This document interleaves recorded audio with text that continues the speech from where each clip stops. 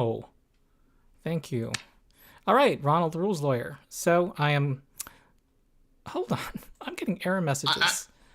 I'm not seeing anything being live. Okay. I'm sure it's making me live without telling me. On my end. How about now? Are we live now? Refreshing the page. Oh, you're live. Okay. All right, Ronald, the rules lawyer. Here, With how much of a delay is SwingRipper. it? I have a channel devoted to Pathfinder 2nd Edition role-playing game, and also doing coverage of Dungeons and Dragons. And my friend SwingRipper is here, who also covers role-playing games. And before I realized I wasn't actually live, we were talking about how, okay, we don't have a huge crowd. I'm not expecting a huge crowd. But apparently reactions to Inscryption are a thing. I am someone who loves Slay the Spire. I like roguelites in general. I like deck builders. And all I know about Inscryption is that it's, well, I could be completely wrong here, is that it's kind of a deck builder, or it's a card playing game, but there's a twist. And I know it kind of has horror elements, I think. And I couldn't help but be reminded at the title screen that of a 1980s, some 1980s computer games that I played. I think one was called Hacker, like that just kind of made you feel like you were in the hacking into some Russian computer or something like that. So, okay, what else? Anything I should do here in the settings? So there are some options that you might want to look at. Like, I'd actually recommend for this game turning text speed down 1 tick for you if you want to read stuff out loud. As sometimes text speed can just appear and then go away with certain things in the game, and if you don't want to miss that type of thing, yeah, and I go ahead and turn that down. Slower reader. There are also options for lowering things like flickering of lights and stuff if you have Oh, I don't care. certain. Yeah, I think the game is better with the flickering on, but I am saying that is an option if you have photosensitivities. And I'm always one to shout out good accessibility effects. Okay, where's text other than speed? that, would it be under the here game it is. controller section? Yeah. So that's the one setting I'd say change. Like for me, I read fast, so I was fine on the default speed, but I know that I read fast for most people, so. Yeah. Okay. All right, continue. Now there was a cutscene that I was missing. The cutscene was just, let's figure out what's on this thing, and then it booted up the main menu. That was the cutscene. Are you telling me it's not worth watching? I'm telling you that's what the cutscene was. Oh, what's this? Yeah. And new game is completely blanked out, which is fun. And stream has about a 30-second delay. Okay. Perhaps you have forgotten how to play. Allow me to remind you. Let me see if I can change the latency. Speed up responsiveness here. Oh, I'm on normal latency. No, that's not right. I should be on ultra low. Oh, man, of course something would go wrong.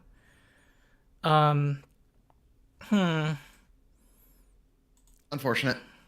I don't know. If I stop the stream, hold on. I say we ball. We just go with it for now. All right. Okay. It'll make it harder for chat to spoil things anyway. Not that we have much that's of chat. good. Hi, Nick.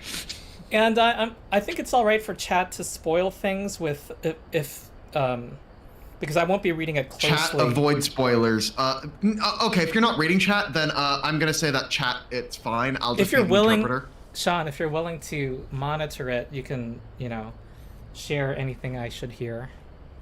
I'm gonna share things that you should hear. Avoid chat mostly.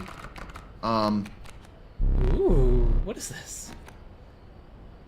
Play the squirrel card, say the eyes. All right, this is like so tutorially. It's not even telling me why to do it. It'll explain why at the next step. What's this WS? Where's my stoat? The WS is how you can view hand versus the board, because like S pulls you back into your hand, W puts you forward onto the board, so you can see one part easy. Stoats cost 1 blood. Sacrifices must be made. And it costs 1 blood. I know that. Why?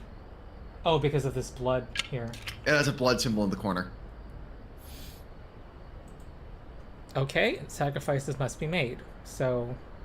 Oh, I must sacrifice this card? An honorable death. Play the Stoat. Okay. So that had something with bigger numbers, I guess. Chat is also agreeing with me that you should be avoiding chat, so... Okay, good. It's one of those games. Yeah. No, and I want chat to be able to, you know, talk to each other and be like, ooh, he's gonna be... Da-da-da. Okay. And I'm reading chat, and if I want to talk about spoilers with chat, I will be typing messages as well, but... Okay, so this requires 2 sacrifices, but I don't have things to sacrifice, enough to sacrifice. So I guess I end my turn, so I ring the bell. Yep. Unopposed, so I'm fighting someone else on the other side, okay? The number on the bottom left is its attack power, 1. Of course Megan's gonna join our game. I mean, it's a beast, you know? It's on theme. Your Stoat dealt me 1 damage. I added to the scale. Okay. Yep. I win if I tip my side all the way down. So that's its health bar, I guess. Yep. Its turn. It's gonna play a coyote. It has attack 2. I guess this is its life. Oh, it stands in the way because they're facing each other, maybe? Also, important note for chat, Ron has not played like Magic, Yu-Gi-Oh! Or any of the traditional CCGs. Yeah, yeah. I have played a little, If you've played traditional CCGs, you'd be like, oh, I understand what's going on, but... Yeah. Yeah. So this is like one of those things of, it's explaining a thing that's with a twist from most CCGs. Okay, so this did 2 damage to the Stoat, but that had only 1 health. Combat doesn't happen all at once. Okay, it's my turn again. Wait, how come it's still there? If it didn't it die? I thought it had only 1 health. Am I wrong? It does only have 1 health. It's just that's not how combat works in this game. Oh. It's end of turn, all your guys deal damage. End of their turn, all their guys. So, end of turn, all your guys fight. Okay. I may draw from my deck or draw a squirrel. Yeah. And that takes people like a decent amount to figure out, and it's something people constantly forget if they've played other CCGs. Okay, drawing from my deck was reckless, apparently. What is this? I need to sacrifice 2 things. Oh no! I can't play any of these then, right? Because I need to sacrifice. So I end my turn? Yeah? What are you do? Why are you silent? Do you hear me, Sean? I hear you. I'm just kind of like, I'm not going to tell you what the good strategies are at this point. I'm not asking about strategy. I'm asking. I'm just trying to confirm yeah, you can't that play them unless you there's have 2 nothing I can do. sacrifices because they each have 2 blood. There's nothing you can do. Yeah. If you had a squirrel, you could have then done more, but... I don't even know. Squirrels have not been explained to me. This demo has just not explained it to me yet. Squirrels are basically just a 0 mana card. Oh. All right. So there's your default This fodder. tutorial sucks. Yeah, because I am learning, I will be easy on you because blah, blah, blah. All right. You've drawn all the creatures from your deck. A squirrel is your only choice. Okay. Okay, squirrel. These are like weak creatures that are meant to be sacrificed, I guess. Okay. So there's that. W. And then I will ring the bell. Wait, what's left? I can't play anything. Oh, I can sacrifice these 2 right now. Oh. River Snapper. Okay. How do I compare these 2 stats? So, River Snapper, 1 attack, 6 health. Wolf, 3 attack, 2 health. I don't have them on my screen, I just know that. How come my Stoat didn't die when damage was dealt? Because your Stoat had 3 health originally. During his turn, Coyote did 2 damage. Oh, this is its current health, the 1? Yeah, the 1 is its current health, and you see how it's red? Its that marks that it's not its max health. It's red. Oh. That's just like another like thing that's never really fully explained. It's just kind of like visual notation of this is what its stats are right now, and the color explains why. Okay. All right. Yeah. I guess that's that. I figured I'd have something high health to just shield me and then build up from there, I guess. I'm hitting nothing. Oh, I'm hitting the guy because that's how magic works. The guy with the eyes. Pass. Huh, okay. I'm gonna draw a squirrel. Can I draw more than one thing? No, just one thing. Okay. I'll play this. And...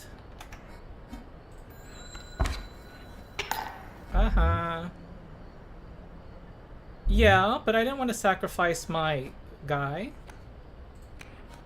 And what? You weren't even threatening me. This tutorial's trying to teach me bad strategy. It's letting you know that you have actions you can take. You don't need to take all your game actions in one turn. Alright, now I got 2 beasts. Alright. Boom! Take 4 damage. Ah, the eyes. You've won this match. They won't all be so easy, I'm sure. Okay, let me recall your story. Oh, yes. Ooh, there's a map. I was lost deep in the forest. A single path. And now you should feel more at home, Slay the Spire, man. Yeah, and totally. And what else? For the King. A lot of games. A single path revealed itself.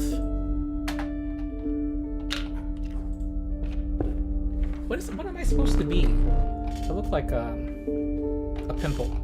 2 denizens of the forest approach you tentatively. With an umbrella. An adder? Ooh, it has some kind of poison symbol. Oh, is this something to add to my deck? You can right-click to read what the symbol does.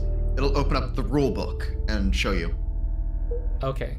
You can always right-click something that's referenced in the rule book. I can sacrifice the cat without killing it. So this is good for, I guess, what's it called? Scaling? In Magic, it would be called ramp. Ramp. Getting more mana, basically. Only one? Well, I can only choose one of these, okay. You can only choose one to add to your deck. So it's like the Slay the Spire. After a combat, you see 3 cards, but now you see 2. Okay. The adder causes something else to perish. Though I'm not aware of things that have high health yet, so I think I'm gonna pick the cat. Okay. That's all logic. My caravan. Some of the creatures of the forest seemed willing to follow you. Oh, a cat. Hey, Megan. Oh, come on, Megan. I have to show Megan. She's right here. Yeah, that's a cat. She has joined the caravan. That cat 9 times. Okay. That cat is worth an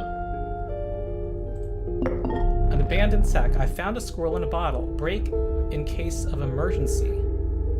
Okay, it's like a consumable. And have a second. Oh, how nice. Another useful implement. I'll allow you to tip the scales with it. Looks like, what is that? Don't mind the rusty pliers. Huh? Don't mind the rusty pliers.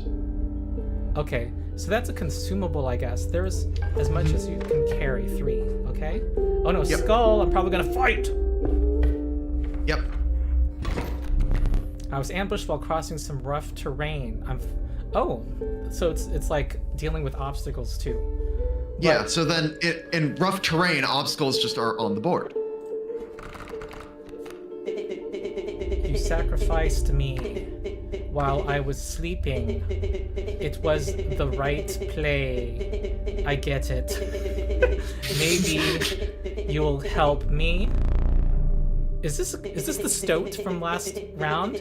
Yeah, that's wow, the stoat I'm already from last being round. haunted by my past decisions. And he actually said, "Wait, stop!" As you sacrificed him, you just missed it. Oh, before? Mm-hmm. Is that a special thing about the stoat? Oh, I'll find out. Okay, River Snapper. Oh, I have like 4 cards already. Now, what is this? Oh, Okay, there's a monster there, and then obstacles right in front of me. How does this play so out? the battlefield is all the things with the paw symbol. The arrows are what Leshy's next, or the bad guy's next move will be. Ooh, you get to find out. Interesting. And that the bad guy's gonna put it in here. Yeah. So it'll be hiding behind that boulder. Huh. I'll figure it out, I guess. Well, I know I want to play cat. Oh, the cat has to be sacrificed. I mean, need to sacrifice. Squirrel. I can play more than one card. I guess I'll place the cat. I'll sacrifice the squirrel for the cat. And then, sacrifice the cat for the stoat. Now, do you finish the chain? I just did a chain. All right, hey. I think, oh, but I can replace the stoat again with the river snapper by sacrificing the cat again, right? But you also gotta remember, this is not Slay the Spire. You don't draw back up to 5. Got it. Draw 1 per turn. And so the cards in stoat hand seems is a spiteful. resource. And okay, I'm gonna save it. Okay. Ding. Fight the stump. And also, spacebar is a hotkey to do the bell. Oh, good. Mind the ambitious wolf cub. It ages swiftly. Huh. Ages. Fledgling. A card bearing this sigil will grow into more powerful form after 1 turn on the board. Okay. Here's a bat coming in. So this is protected. The wolf cub, I guess, is shielding me. But if I want to defend against the wolf cub, I need someone in front of it, right? Because everything is... The boulder's in front of it. Yeah, I guess. I guess just I how want the stump is shielding the bad guy. Okay, this has 1 health, so... I don't need something... Oh, maybe I do want this.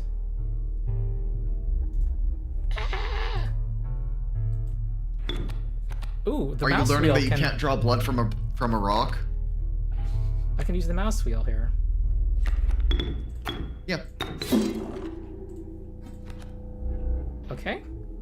But I have an empty hand now, huh? Oh. Maybe I wasted all of that health over here. I don't know. Okay. Stoat. Oh, the wolf grew up. It flies over creatures to attack directly.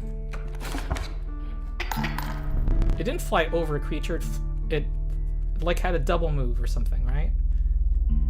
The flying sigil has it attacks me! It attacks Oh my God. you directly. It skips the creatures.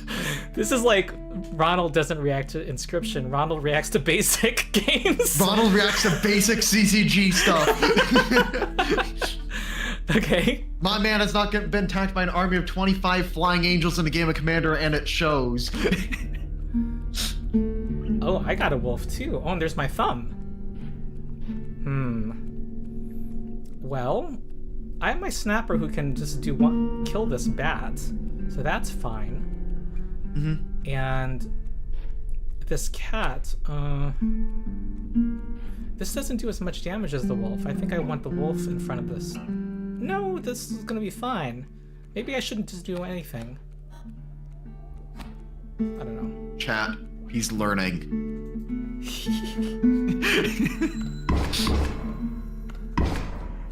Oh, and then I can play my wolf in front of that guy. Wolf versus wolf. And if you remember how the combat step works, at the end of your turn, all your guys deal damage, and he doesn't do damage until his turn. Wait, say it again? Damage happens at the end of each player's turn. So at the end of your turn, all your guys attack. Oh. Good. He does not counterattack until his turn. These are all just his guys squirrels, slide right? forward and then attack. What? These are all just squirrels, all of them. There's the squirrel deck and the normal deck. And what were those consumables I had earlier? 2 squirrels in a bottle, and oh, they're over rusty here. pliers. Pliers. You will place a weight on the scales. Huh, okay. This puts a squirrel in my hand, okay. All right. Well, I can't move these guys at all, huh? So I'm gonna, I guess, sacrifice. Put the wolf here. And yeah, I'll just do that. There's no reason to play the wolf. The other wolf. Oh, except the other wolf could have dealt damage to the dude.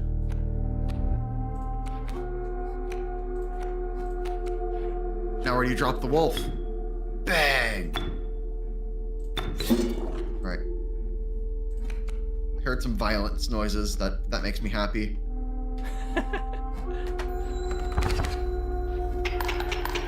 Ooh!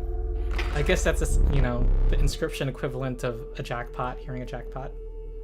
You prevailed and trekked onwards past the now bloodied terrain. Okay. Ronald's first fight. What's a question mark? I'm gonna find out. Oh, this gets to add things to my deck, but I get to see both, right? Sparrow. Inexpensive if feeble, and it can fly over other things, right? Yep. So, I already have a wolf. So, I wonder why I would want something to grow. Like, how this is better the wolf than... cub Oh, only it only costs requires one blood. one blood, yeah. So it can be one blood. If it survives a turn, it's a wolf. Nice. And one blood wolf is pretty dangerous. Yeah, huh. I wonder which is better.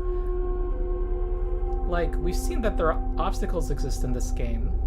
I have read so much nonsense on this game. I cannot give you help on the strategy. Oh, advice I without know. going I'm to just a long thinking tangent. aloud because I know people Yeah. watching a reactor want to hear me. I don't know. I think a wolf cub is better. I just don't know the advantage of hitting the guy directly yet. So I'm gonna take the wolf cub.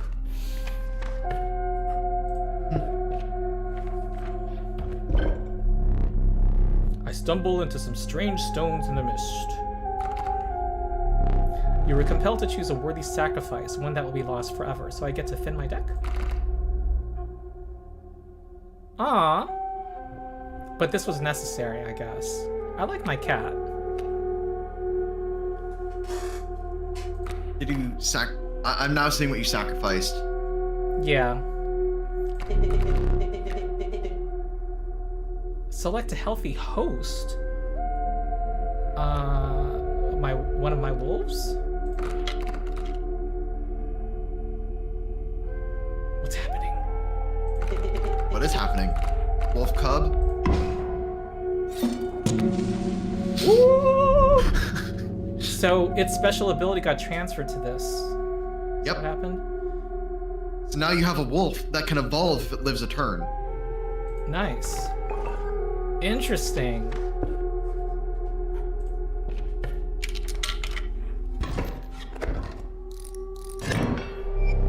Behold my totem. It inscribes my canine cards with the airborne sigil. Ah, so this is another consumable, right? No. Oh, no, this is the totem guy's is special ability. Buff for the bad guy. Oh. What is, Now all of the dogs fly. They can all fly. Huh. All of his dogs. What's my fly. health? Oh, my health is I don't have a health bar. It's just The other part of the scale. yeah. So I need to damage the enemy as more than it damages me, basically. Yeah. Blocking doesn't matter with these guys. Unless I figure something out. Can another flying creature block a flying creature? Nope. But that is how it works in Magic. Down this game. Okay, I'm gonna play my hack. Oh, yeah. Uh-huh. And you do have consumables, reminder. That is true. Okay, this guy will grow. They only have 1 health.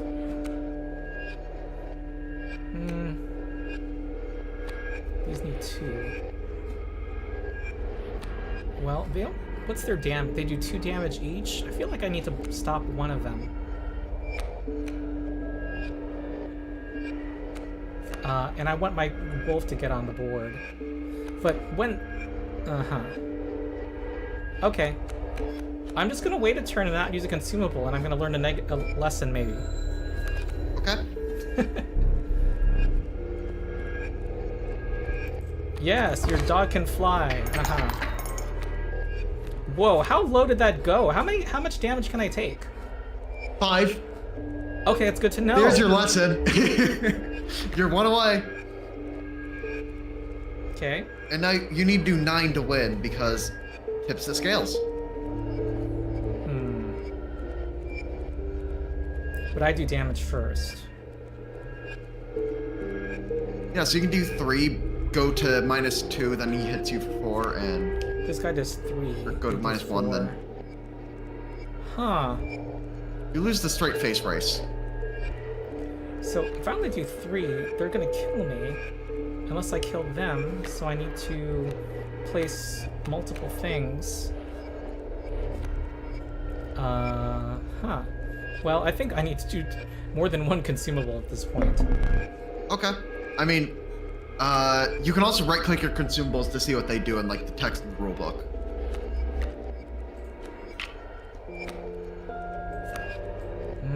Rulebook is great.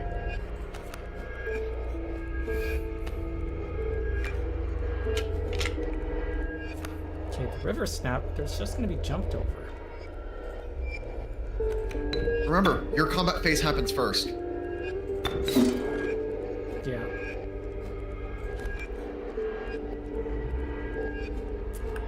And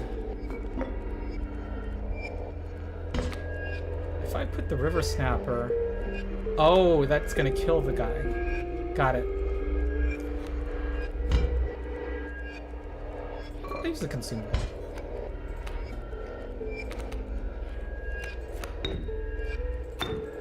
Chug a squirrel.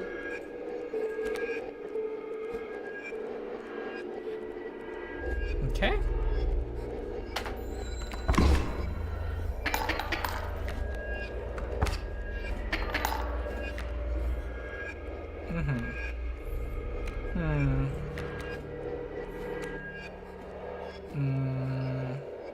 What's coming up? Another flying dog.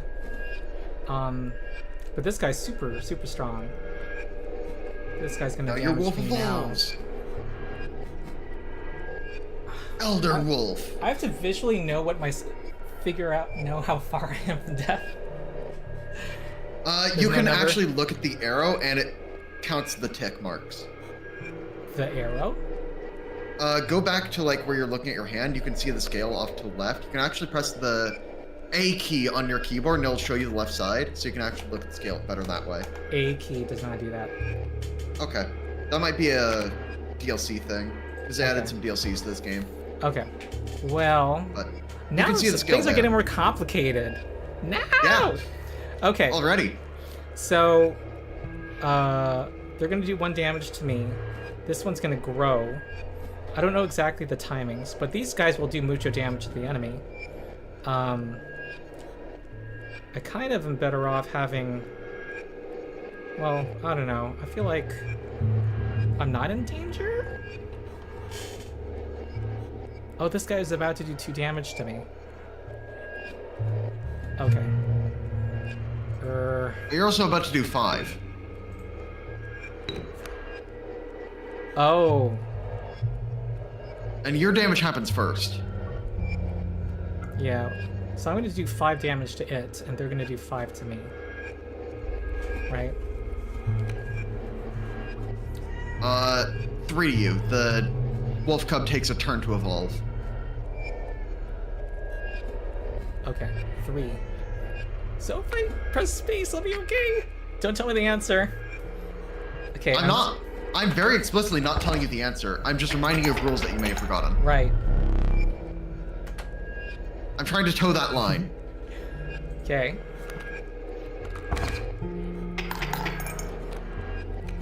Alright, so... I want a squirrel.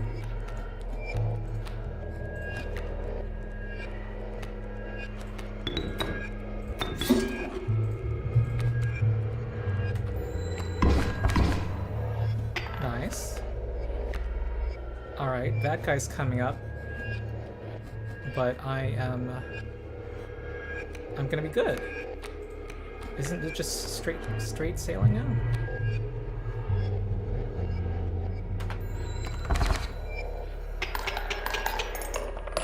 Ah, okay. Ah, okay. Yay! Looks good to me. There you go.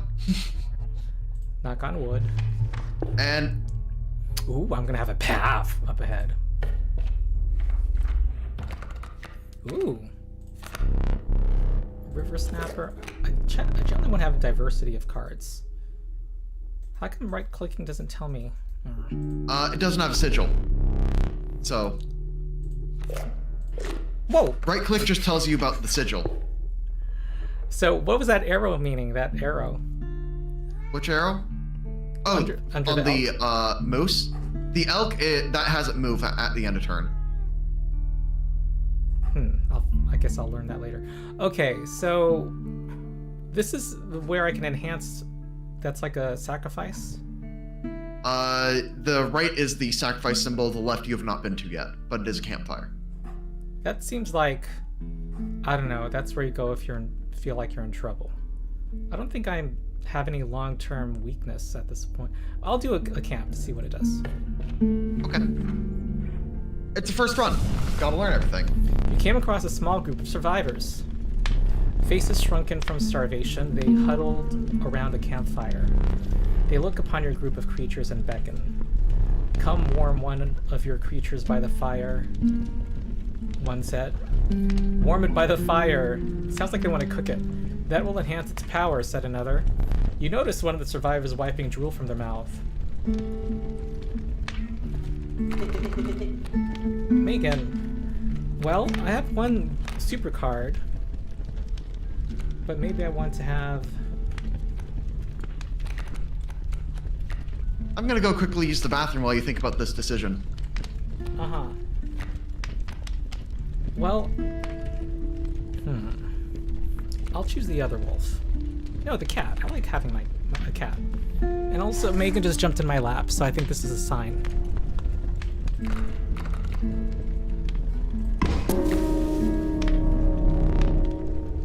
Oh, it has an attack value now.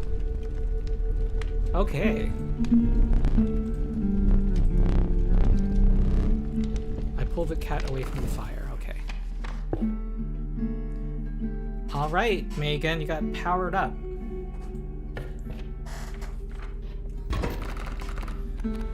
Okay, Grand Fur. Okay. What does this do? Mighty Leap. A card bearing the sigil will block an opposing creature bearing the airborne sigil. So it's super tall. And then we have a sparrow and a grizzly, which does a lot of damage. Huh. It has a lot of health. Okay, so I want to block the grizzly and get rid of the sparrow and charge forward with my own offense. So I want my cat's gonna be there permanently. Uh-oh. The cat's gonna block my own spaces.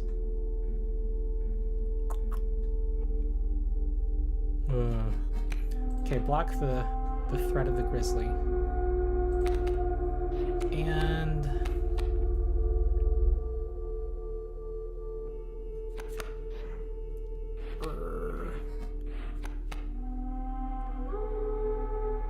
I guess that's what I'll do. Okay, there's another grizzly coming. Oh no, the grizzly attacked me now. Yeah, his guys slide in position, then immediately strike. Okay. Grizzlies are just fucking scary. Well, I'm kind of screwed. Okay, but the thing is, my cat could have died too. Well, the cat's not going to be in danger if the bird is flying over it. Okay, I need another squirrel. Okay, put cat. Oh, I need blah, blah, blah, blah. You got to sacrifice to get the cat.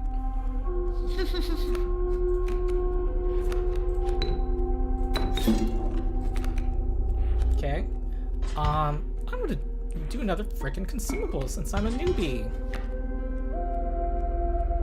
This guy's just gonna get killed by a bear. But it's permanent damage to the grizzly. I guess.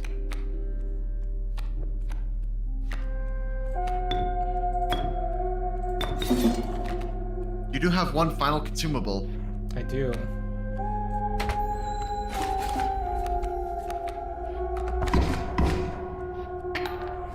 Okay. Alright, this...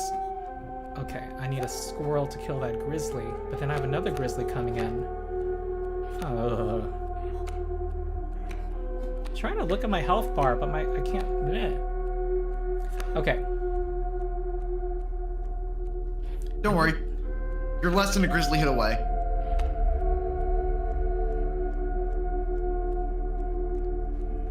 From dying. Yeah. If you enter now, you only get overkilled by 6-ish. You know. How much is this push? How much is what? The pliers. Don't worry about it. 1 point. A well-earned point of damage. Oh no, I think I'm gonna die. Okay, if I kill this grizzly, I don't damage the enemy, and then the grizzly kills me with 4. I think I'm about to die. Don't you love the ripping out the tooth animation? Isn't that great? Very visceral. Nice.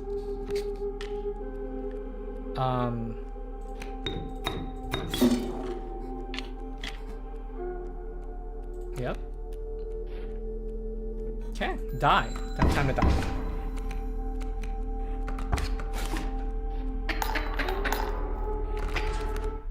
I've lost. Does it actually take me to the beginning? Using this as a learning opportunity may be the only way to mitigate my disappointment. Get up! Get up! Get up from the table! Fetch me the candlestick from atop the barrel beside the door. So and tedious. here's the twist. What am I...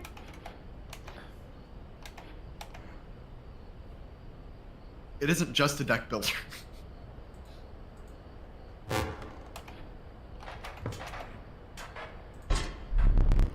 Bring it here. Here?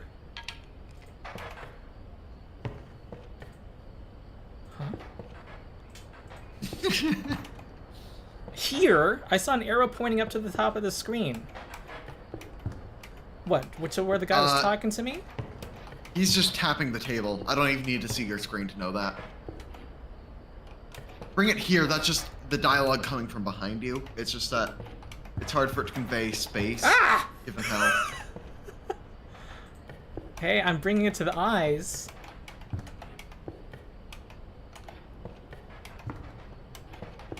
A lot of objects around. Okay, I wish some things were more straightforward. Bring it here.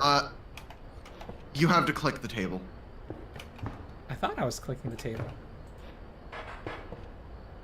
This is a table, right? I have that 30-second delay, so I can't really help you. Oh.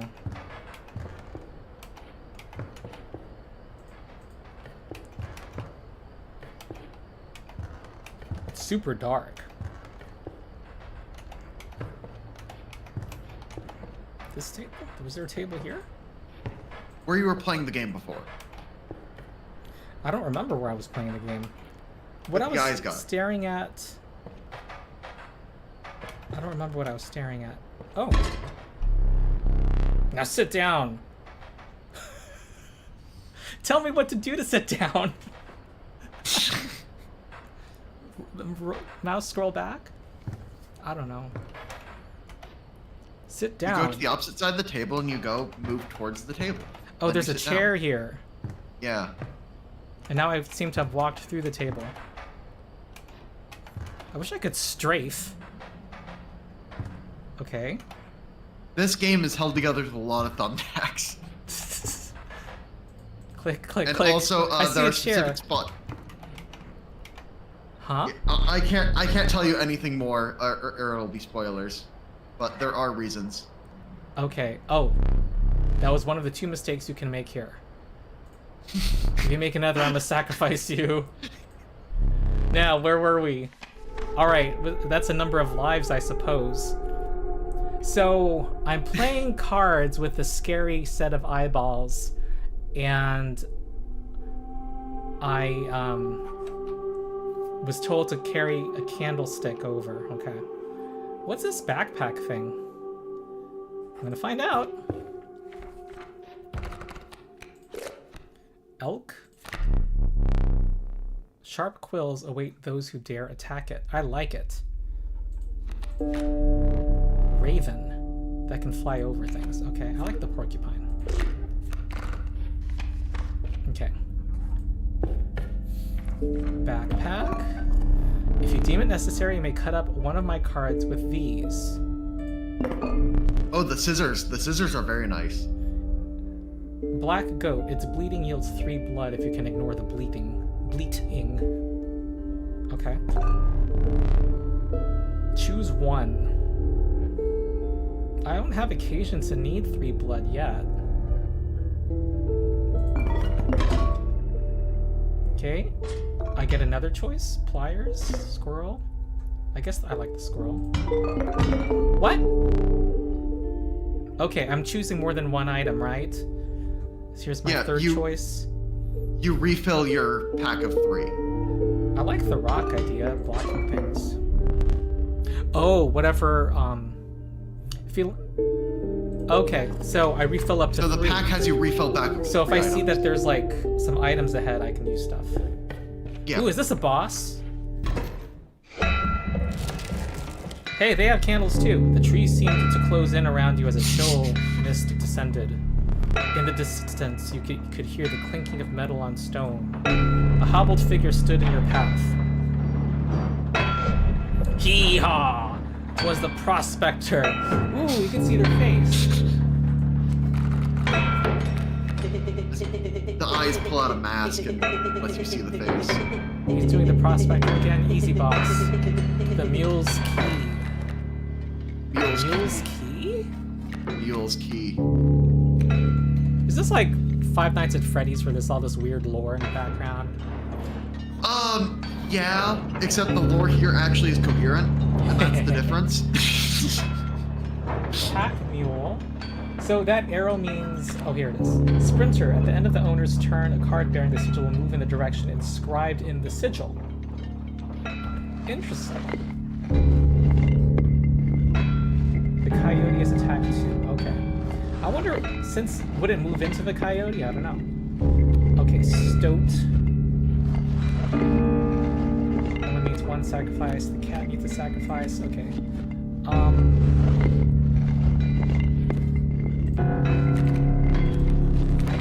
Squirrel. I like my cats.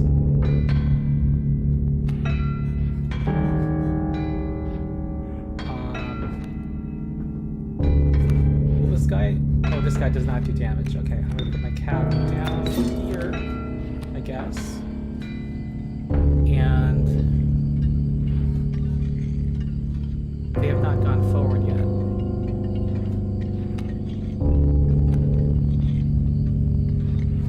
Does 2 damage. But this guy has more health, so I'm not gonna get used to this interface. Back on You the do board. get used to it, funnily enough. Okay.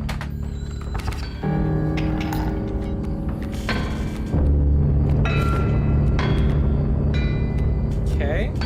Alright, the pack mule just stayed in place because it didn't have room, I see. So it's just gonna be an obstacle, I guess. I wonder where this coyote's gonna go. Is it just gonna be plugged up back there? Yep. It's just in the queue, basically. I guess I'll take a squirrel. And then... Hi, Megan. Bye, Megan. I guess I'll just the background. pass. I mean, I could put the wolf there. But maybe something better will come.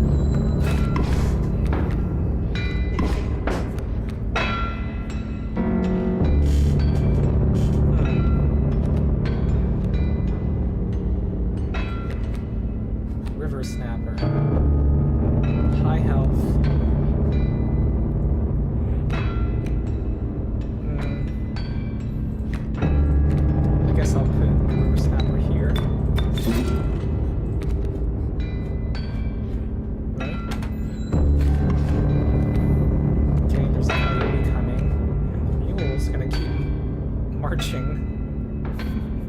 You'll just keep on taking that 1 damage like a truck. Just boom, Weird. boom, boom. It's like it's like limping. Okay, I need a squirrel, I guess.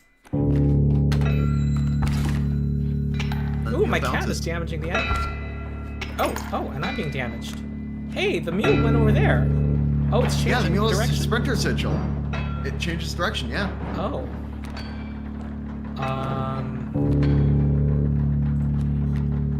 Porcupine. Does 1 damage to them. I kind of want to see how this mechanic works, so I'm going to place this.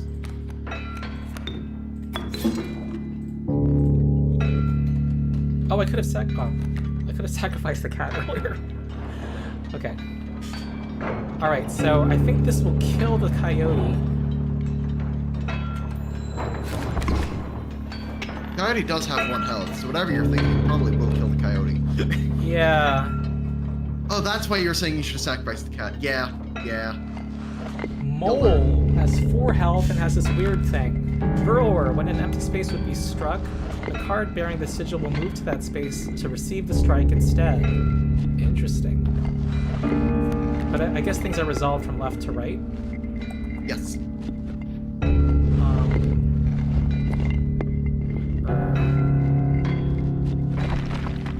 It's not on the field yet. It's still in the queue. Okay.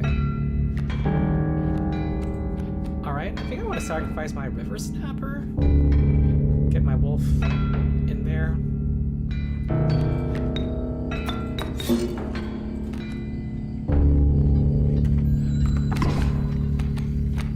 Oh, what? Dagnabbit, my mule. What was that? Is that just a mule thing? I didn't The see mule any symbol was saying on top of a that. pack of cards, so now you know. Oh, interesting. Get the pack. Nice. It's like opening a booster pack. Yes. Stinky, the creature opposing a card bearing the sigil, loses 1 power. It doesn't have any attack though. River Snapper, Porcupine. Huh. Okay, the mole is gonna draw the attack of the cat, and then the wolf and porcupine will attack.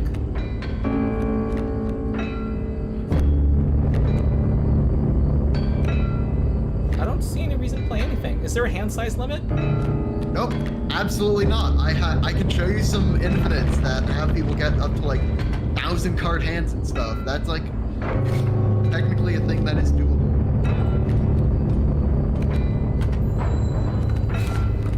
Because this game does not have a hard limit on game actions. I hope you didn't think it would be that easy. There's gold in them cards. What are you doing? Stop taunting me. Just do stuff. What? What? And that is the face of a man that regrets asking the boss to just do stuff.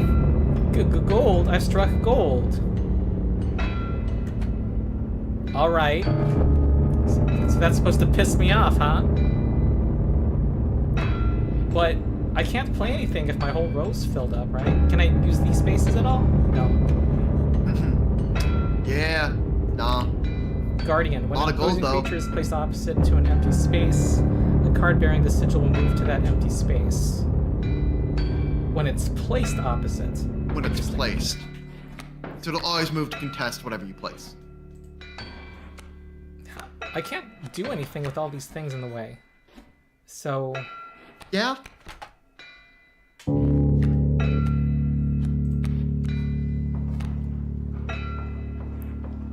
Elk. Okay. Get him! Alright, Bloodhound does 2 damage. Okay, has 3 health. But I don't have much room.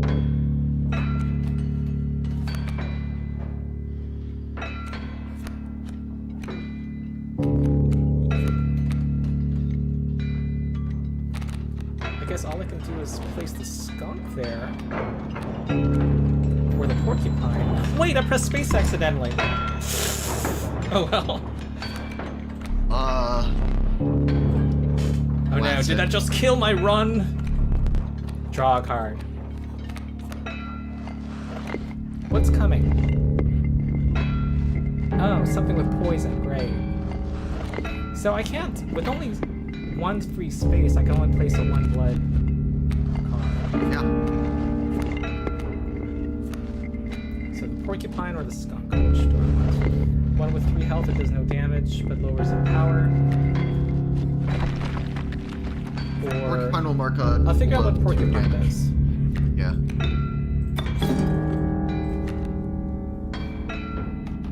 Alright, so I damage it. And then it's gonna kill my porcupine and receive 1 damage. Okay. A thorny rebuke. Alright. I now have an adder. Which I just want to do 1 damage to it. So. Does the poison work if its damp power is reduced to 0? It only cares about dealing damage. Only damage dealt by the creature is lethal. You can read the text of the sigil. So the skunk can stop that. And the bloodhound's gonna get killed by whatever I put up.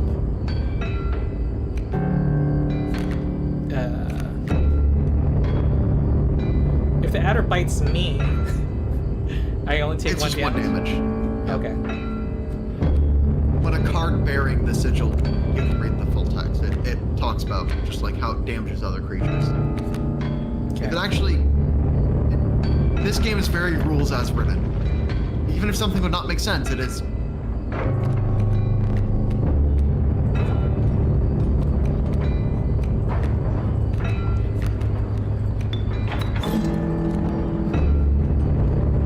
Okay. That's that.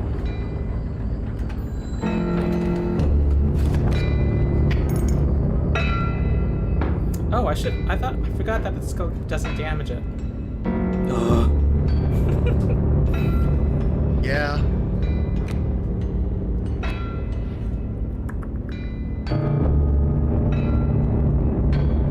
There's a wolf cub coming. Yep. That's gonna evolve. Not much you can do about that one.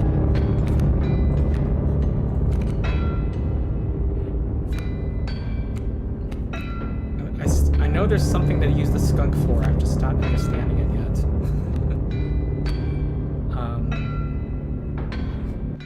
Guess like the wolf to grow. So.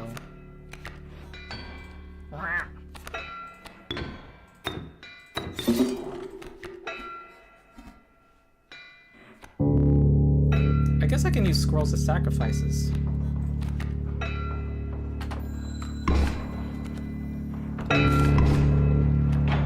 That soundbite is very funny out of context for this game.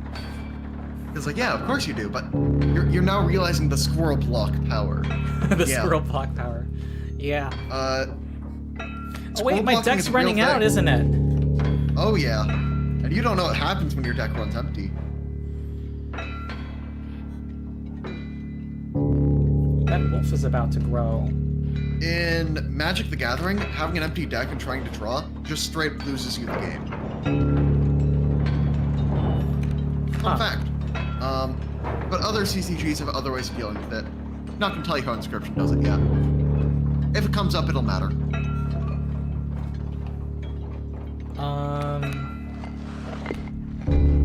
I need squirrels. I think I'm just gonna take damage, but I'm damaging it, so.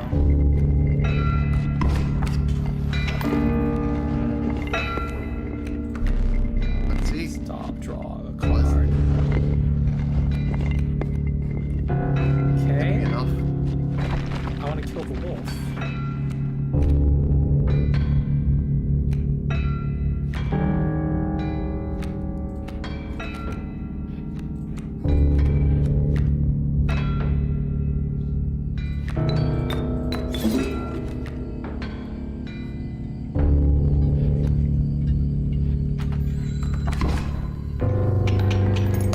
Oh, did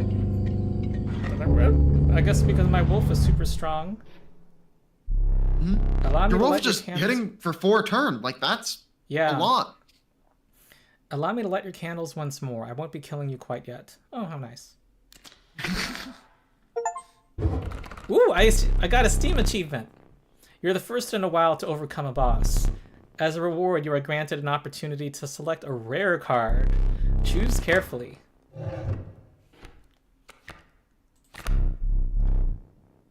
Wow, 7/7? 4 blood?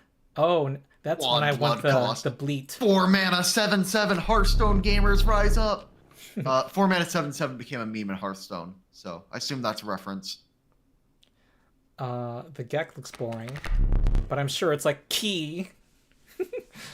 Poor abandoned child, the child 13. It does not die when sacrificed, but do you have the heart to try?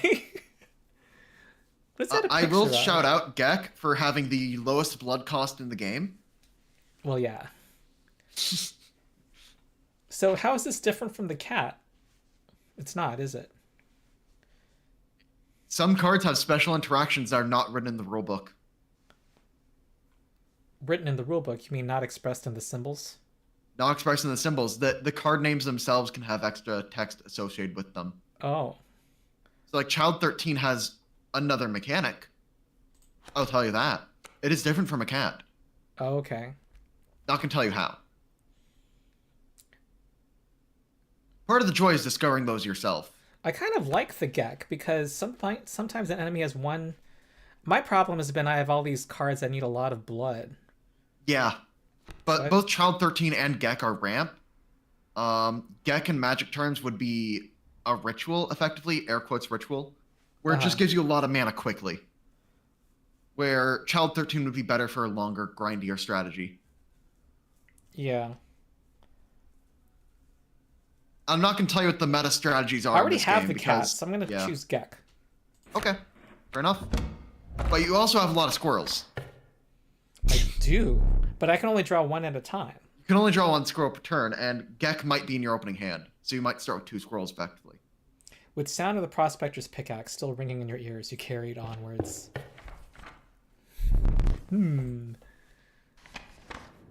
Okay.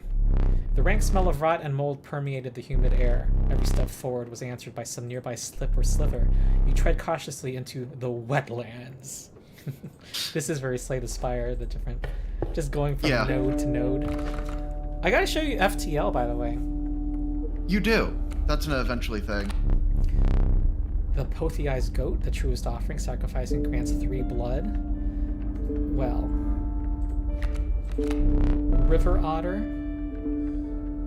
It submerges itself. Interesting.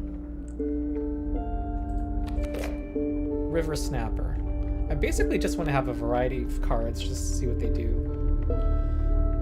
That's a good strategy for early runs. I might make myself some instant cup noodles so that way I can snack it on something. The black goat could get me 2 blood cards into play. The black goat can effectively net you 1 blood for, because like comparing black goat to it's basically a squirrel that only works for your 2 blood cards, but can be in your main deck.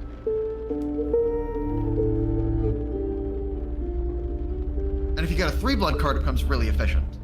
My my main frustration is when my own spaces are taken up. So far. All right, so. Okay, I already have consumables. That's what I would get here, right? Yeah, the pack would give you consumables. It does have a special interaction when you have 3 things, but Sigil Sacrifice is just so fun. This is a Sigil Sacrifice? The Sigil thing, yeah.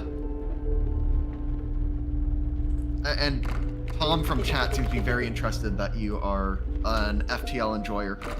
Oh yeah. I mean, the games I want to show SwingRipper are FTL and XCOM. Yeah. So this is a, not the last Swing Ronald stream. Yeah, and I might force you to play Ultra Kill at some point. That would be a wild stream. So yeah, what sigil do you want to have, and on who? Can I put Black Goat on Gek? Yes. Well, you know what might be even spicier? What if you put Cat on Gek? Or, hear me out, what if you put black goat on cat? Okay, now you're giving me tips, Sean. I'm just saying, sigils, you can have multiple sigils on one card. They're not mutually exclusive. But black goat on cat sounds pretty sexy, so I'm gonna do that. Yeah, sigil seems like super useful in this game. This is where you can start getting like some of the game-breaking combos, because there are very few guide rails on this. So is this a game still in early access, or is it like full? No, this game's done? completed. This game's fully done, and it has DLC.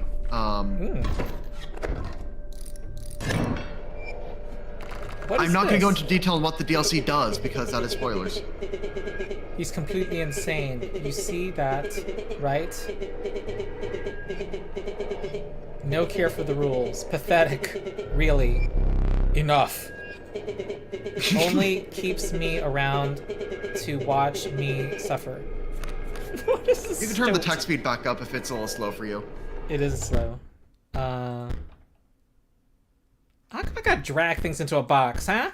Because it's like a card? These sounds take me back. Is this some special ability that... Fledgling. A card bearing the sigil will grow into a more powerful form after one turn on the board. But what is it applying it to? Oh. All insects. The top of the totem describes the tribe. Oh, okay. Or the type, or whatever you want to think of it as. And so a bee. So it's gonna grow. It's gonna become an ultra bee! After a turn, after it attacks, right? Yeah. It comes there, you get a chance to respond, then it upgrades and kills you. 2 bees are coming in. And they are airborne, too.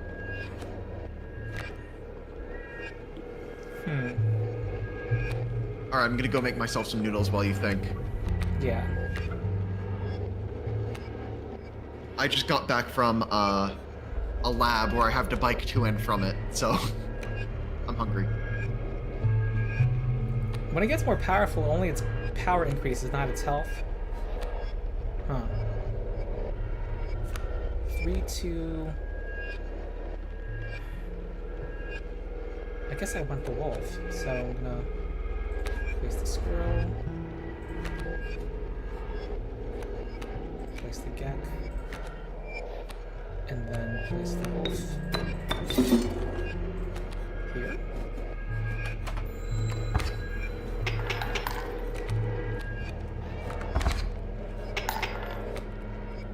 Oh, they flew over and did damage to me. Okay. This is another bee. It's a bunch of bees. Not the bees!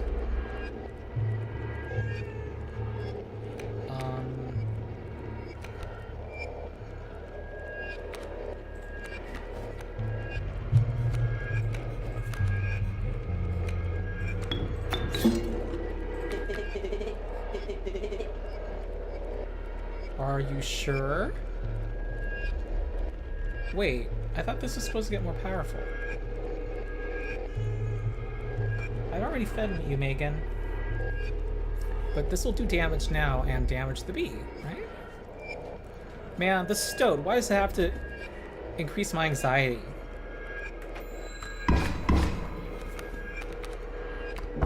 Okay, the bees are just gonna pester me, so I need to do damage.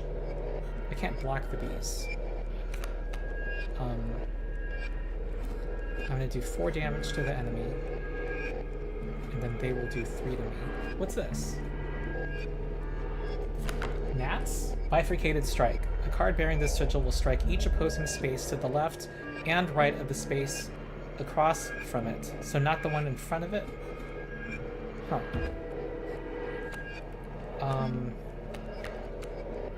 I guess I want the squirrel.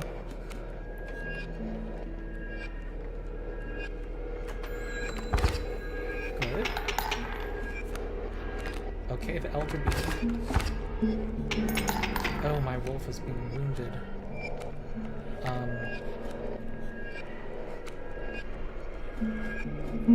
Okay, I want to damage that mantis.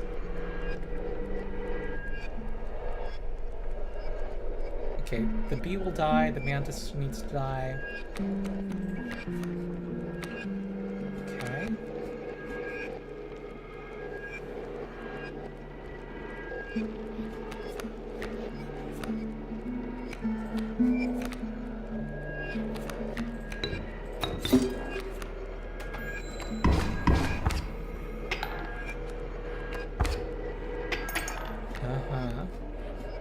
Okay, Elder Bee. What is that?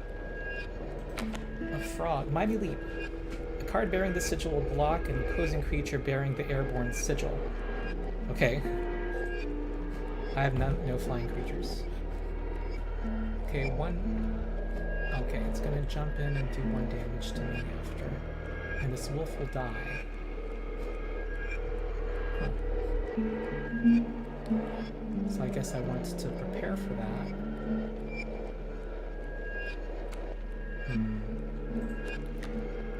River Snapper has high health, but needs to sacrifice 2.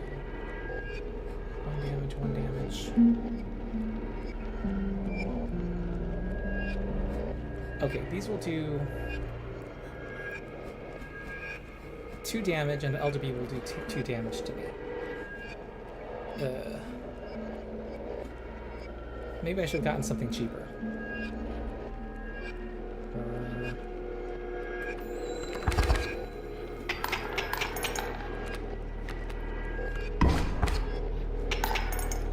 Okay. What is all these insects? Worker ants. Oh no, it's gonna grow.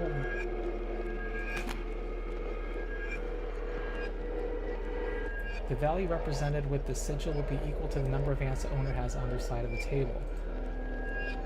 Oh, so they're more powerful than numbers. Okay, bullfrog. Okay. River snapper.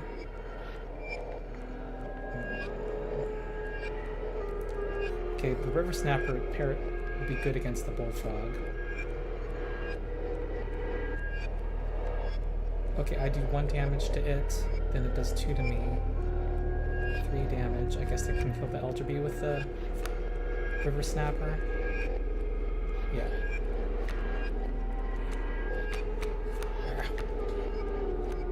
Right, I'm back. Yeah.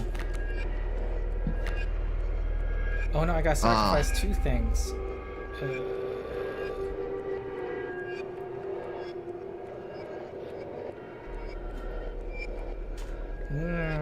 I want my cat and goat to come. Yeah. Can I undo Sadly, something adding I played? cards to your deck in this game is not a May ability. Yeah. Can I placed a squirrel down. Is there a way I can take that back? No. Nope. Okay. That squirrel's there. He's hanging.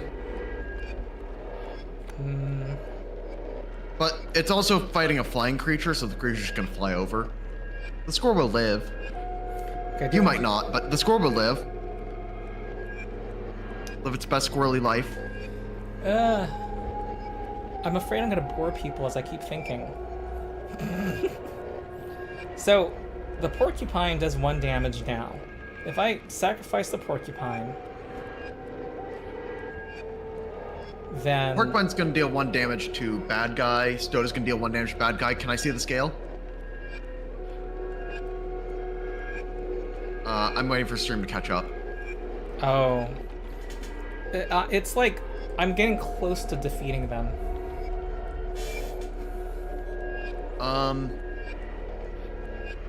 If you can see the scale, you can count the amount of notches left. That's how many points of damage you have to do. Notches? What do you mean by notches? So you need to deal 3 points of damage before the bad guy dies.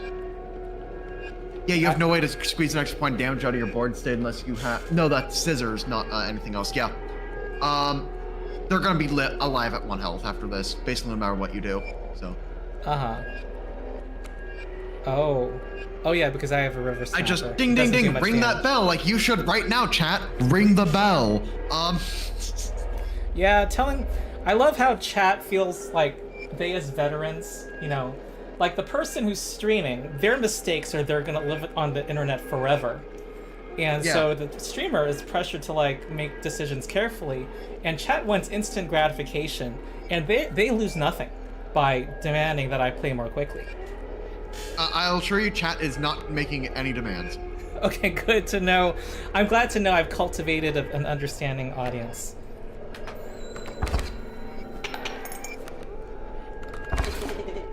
Enough. The stone just is so high maintenance.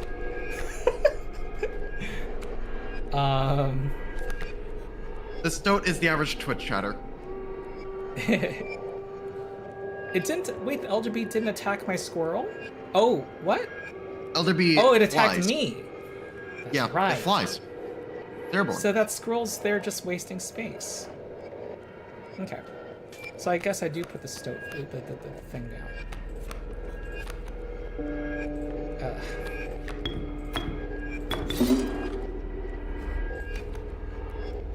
I mean, all your cards, like card on board is just as good as, like, if not better than card in hand. Because you gotta consider. It turned into an There's ant not- queen? Yeah, it evolves. And then there's Ant Queen as a card. But Ant Queen isn't that much better than Ant, thankfully.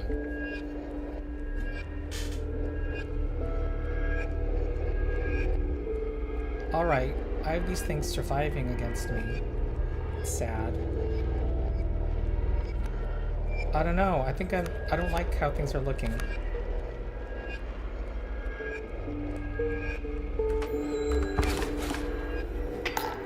True, we are watching a rules lawyer play video games. The goal is learn the rules. So yeah, chat's chilling.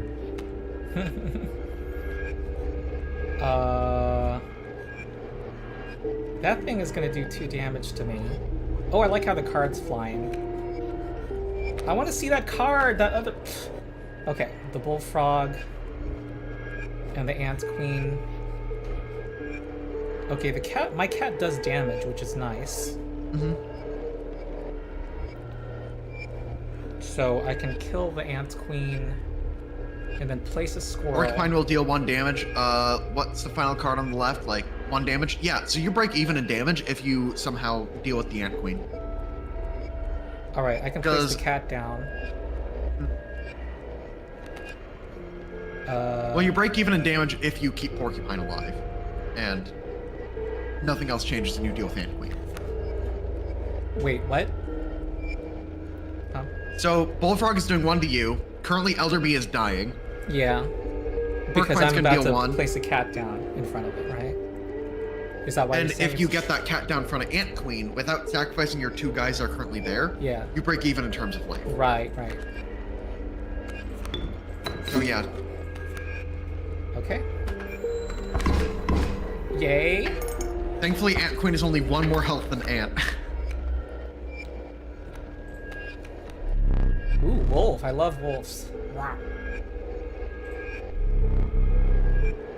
I concede. They concede? You... Or you may finish this match the slow way. I wanna Yeah, get satisfaction. If a hallway fight goes on for too many turns, it's just, the game's kind of like, okay, this might be going nowhere, let's just get this over with.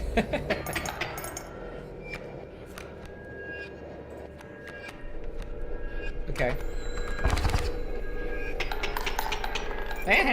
Yay, I won. Alright. So, doing that mental math in my head while on stream is a challenge. To be precise, a tooth to keep for each extra damage dealt. Huh? The trapper may be interested in your spoils. I don't know what teeth are, I don't know what the trapper is. Every time you've overkilled somebody, the bad guy's been keeping track of how much overkill you've done. Oh. The trapper keeps. Okay. The teeth are basically coins. Okay. So your Stop overkill the- damage gets converted to currency. My what damage? Overkill. Oh, currency. Okay. You were stopped along So- the way by a trapper looking to liquidate his pelts. Oh, it's a good guy? There was something uncanny about his appearance, but you were quickly distracted by his wares. Okay. Care to look at me pelts? Sure. Ooh. Take a pelt, free of charge. See the quality? What? You're leaving already? I clicked the bottom one. Please consider the pelt. Is this what I currently have? The rabbit pelt? You're currently buying 1 rabbit pelt, and you click your pile to just buy it and leave. You can How come organize clicking your the teeth pelt by clicking them on the left. Him think I was leaving? What? You have to... Yeah, you gotta click on one of the ones with the price tag. If you want to buy it. Wait, is it too late now? I didn't know how the interface worked. When I first clicked the pelt and thought I was leaving, so I was just like confirming that that's the was going. Okay, whatever. So what happened? I have a new card? You added the 1 pelt that was free to your deck. You added the free sample pelt to your deck. And did I have money? You had all your teeth. You had like 10 teeth. Oh, okay. All right, Buddy mentioned that the trader further down the path would reward you for what? Oh, I didn't read that. Okay. So basically, you get the pelts that are not very good, and then you can trade them in later on down the road to get cards that are really good. Oh, okay. So there's a reason one might get the bad pelt. Hmm. Okay, campfire. Okay, I get to power up a card here. Okay. This will add 2 health to something. Ooh, interesting. I like that. Adding things to the deck aspect. I wish I could see. Like, how am I supposed to read that? You can hover over a card, and I think that it goes to the top of the list, or like it floats above the rest. Hover over it, like I am right now. Like, yeah, like, oh yeah, you're just. Oh, you don't see my I have all the screen. stats of your cards memorized, so... I wonder if I should share my screen with you, and then you can get more instantaneous commentary. Sure. Yeah, hold on. Do.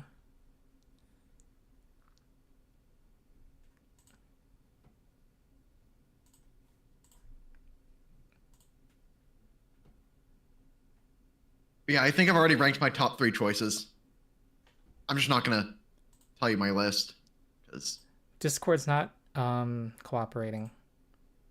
It's fine. Just pick whatever you want. No. Like, if I'm trying to figure out the interface, like I accidentally clicked something I didn't want to do, so I need you to tell me. All right. So, all right. Oh.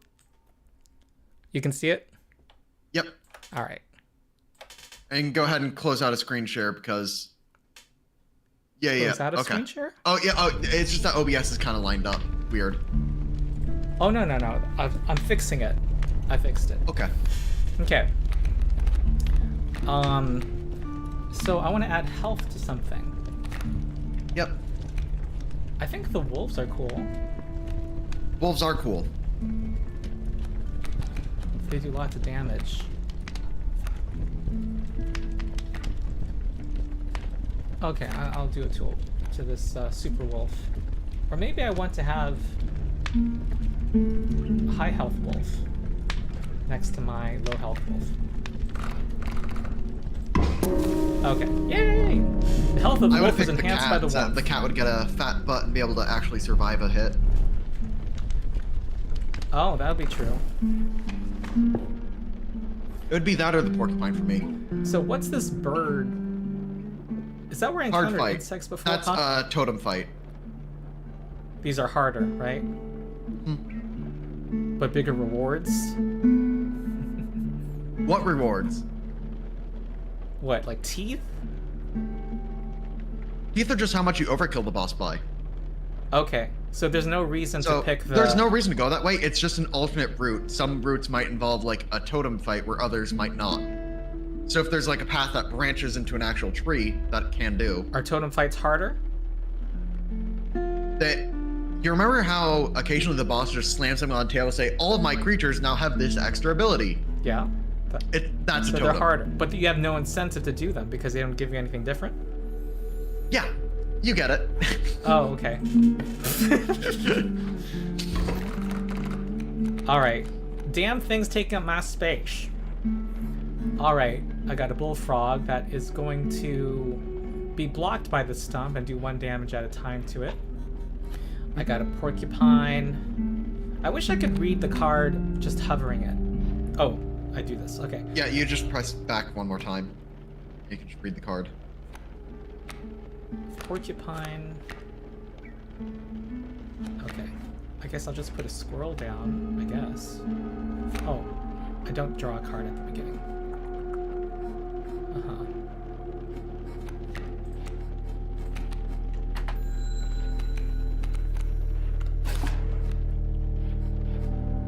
Okay, we got snakes who are gonna come. I just need them to do 1 damage against them. So I'll... Porcupine and river snapper will deal with those.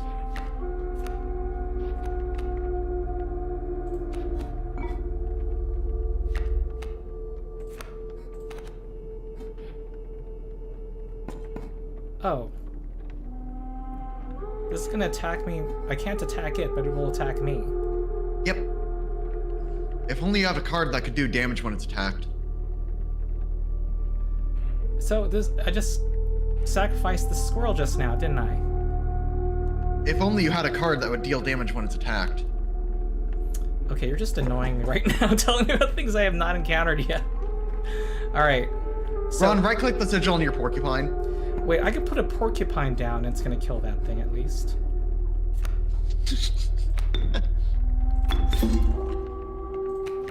I was trying to allude to it, but yeah. Oh, I misheard you. I thought of, you were saying something different. You were referring to the porcupine? I was referring to the porcupine's butt the entire time. Oh, okay. It's butt. The timing is so... I have to get used to the timing. Hmm. Rattler. 3 attack. Oh, that sucks.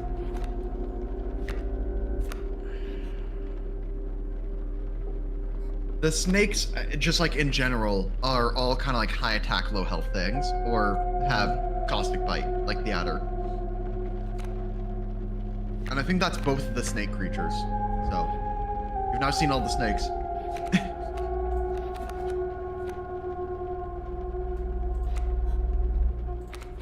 Oh, what am I didn't really need to do that. Oh, except I do. Well, I mean, you need 2 blood to do anything.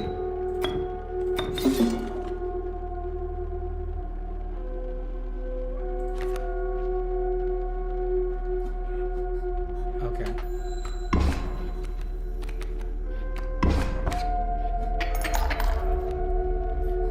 Okay, that snake's about to kill the river snapper, my high health river snapper. Mm-hmm. I hate this round. Yeah. No, you have the tutorial deck cards instead of like, Yeah. I don't know, good cards. To put it lightly. Oh my god.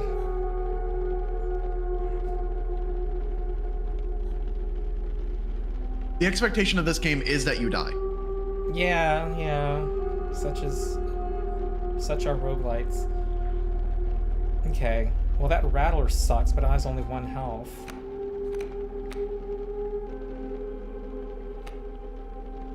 I don't know if I have consumables. Okay. I'm gonna learn these keyboard shortcuts. W is like mouse up. S is mouse down. W takes me to the left. D. Okay, what takes me to my consumables? How do I access those and see what I have? I think that you need to draw a card before you let do anything else. Oh. But I want to know what they are before I choose which attack. You have a squirrel in a bottle, which gives you a 0/1 squirrel to your hand. You have a boulder in a bottle, which gives you a 0/5 boulder in your hand. That can't be sacrificed. And then the scissors, which lets you cut up any card on the board. Okay, the boulder would be useful, I guess. And then... And I should mention, the boulder also dies to poison.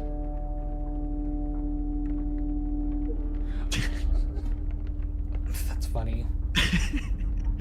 Okay, the river snapper's useless now. It's about to die, so I can sacrifice it. I just had another revelation, didn't I? Right?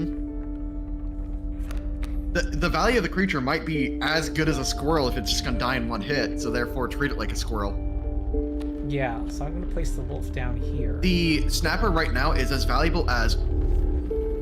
Snapper. No, it's like literally a squirrel's worth of value. It's a squirrel plus 1 point of damage. That's all its value is giving you. But the snake is gonna kill the wolf next. Oh, it has 4 health because I just upgraded it. Oh my god, there's a lot of... It's like chess. It's like I gotta think 2 moves ahead, 3 moves ahead. And then eventually you build the Giga Queen that just annihilates the entire board. Yeah. Because you just stacked up all the campfires and sigil things, and you then lose your Giga Queen, the 18th card of your 20 card deck, and that's the game.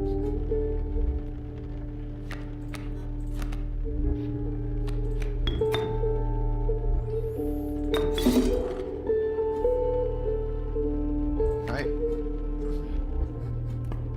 And you are about to die if you don't boulder something. Yeah. There you go.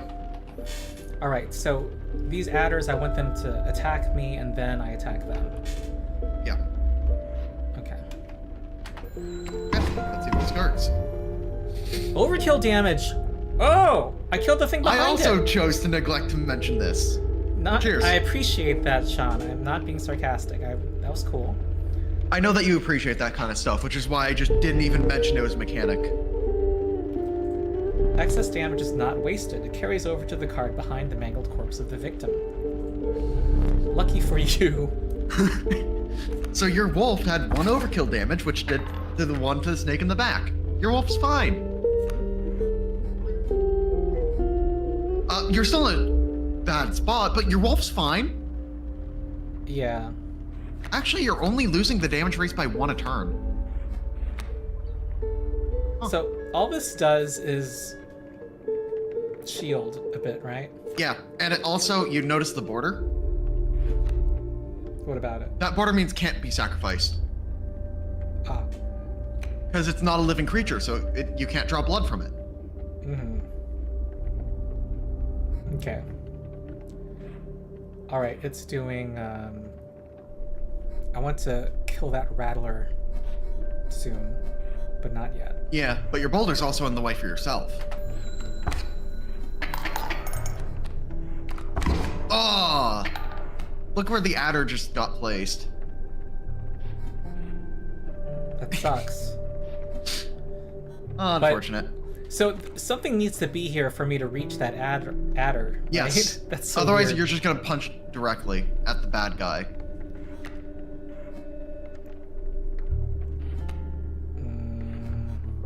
I think that rabbit pelt cannot be sacrificed. It can be thrown in front of something to block, so it can save you 3 health. Yeah. But is there a point when we just say, it's not worth the consumables and you give up candle? Ah, interesting. So you keep your consumables after losing a life. Yeah. Okay. That's another strategic choice where you can just say, I give up, Bell. And you just accept that you're losing a candle. I just want because both candles get relit after a boss. I want one of my good ramp cards. Oh. Hey! You ask and you shall receive. Gek is 1 damage and a 0 cost. That is like the best draw in your deck. Like actually. So I can kill the adder now. Yeah. I mean, not the rattler. You can kill the rattler. You can kill either of them. But yeah, adder is probably scarier for you. Because rattler is basically one-shotting all your guys anyway that cost 1. Yeah. And it's also gonna kill you pretty quickly. But yeah, now you're back to only losing the face race by 1, and Bullfrog appears. Bullfrog's gonna eat your Gek. Okay, celebrated a little too soon. Well.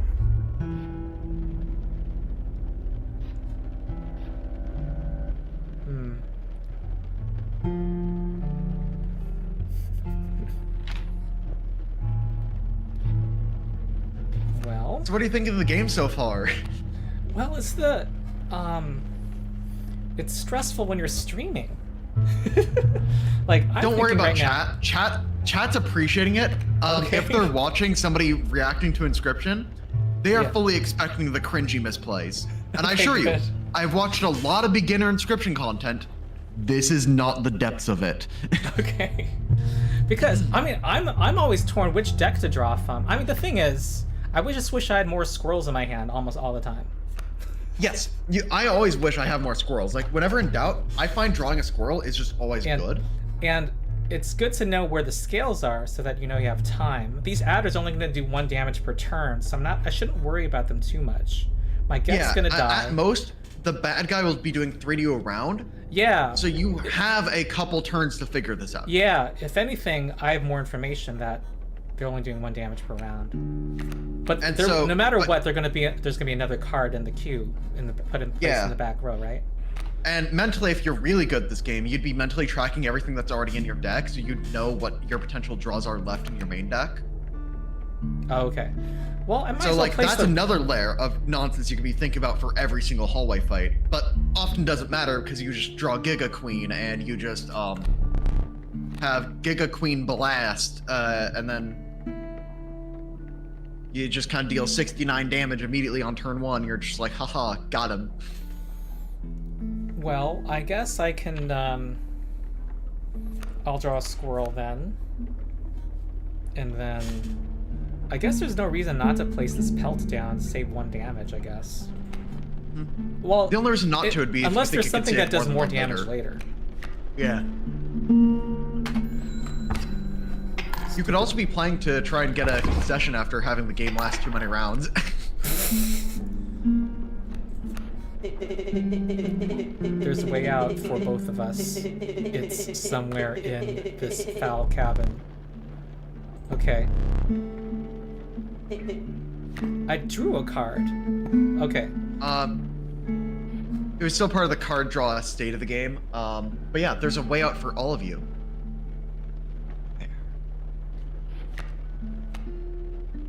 Okay, I'm gonna place this. Sacrifice that in order to kill the adder. And yes. Or it's his turn. Oh no, I'm gonna die 2 soon. life remaining. How much? You have 2 remaining. You're So gonna I deal have to use 1, the so you'll wrapped live this pelt turn. now. You'll live this turn even if you just pass immediately. You're not gonna win by passing, but you do live. Important Okay. distinction. I know for a fact that every card left in your main deck has a cost of 1 or more. Uh-huh. Well, I don't see them putting another card down. Are they done with their cards? The bad guy does eventually run out of cards in an encounter. So they did run out, right? So Potentially.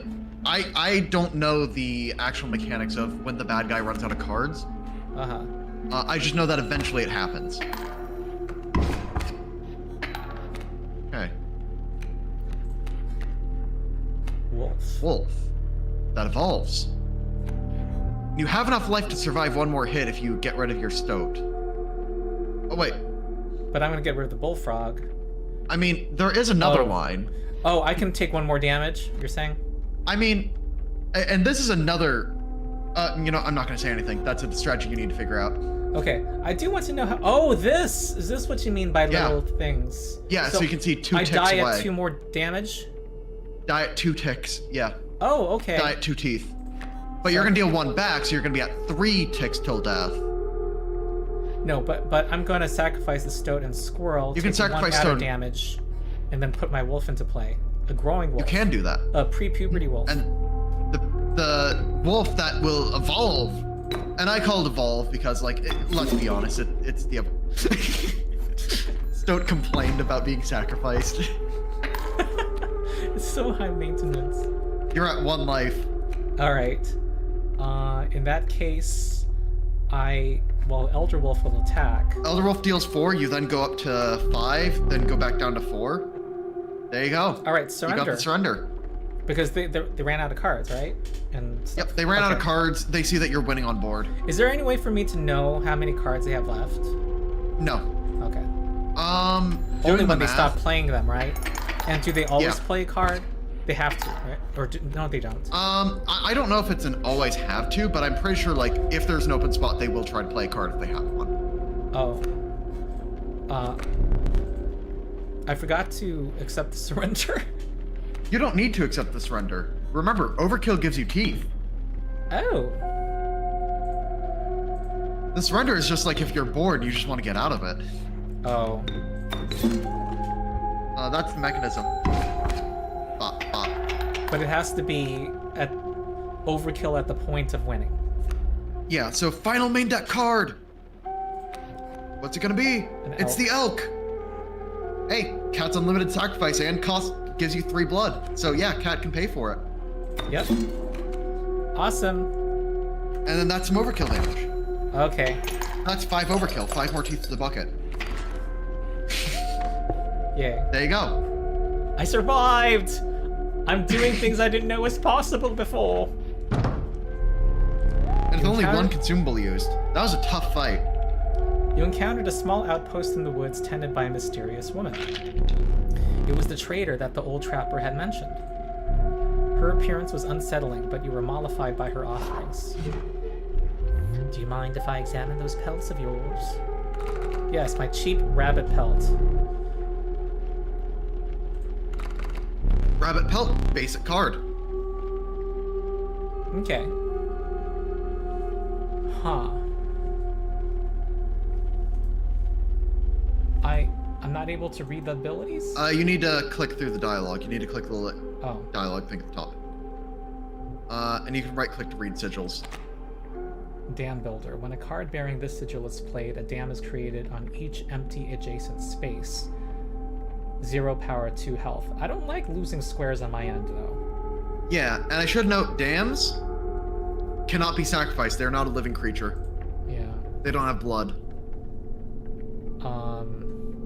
River Otter. Submerges itself during its opponent's turn. Opposing creatures attack the owner directly.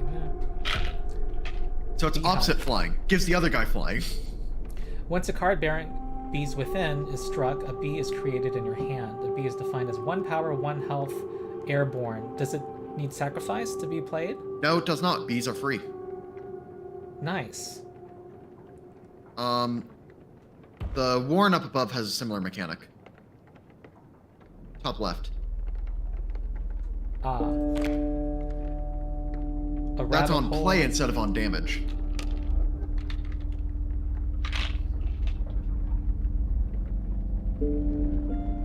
Okay.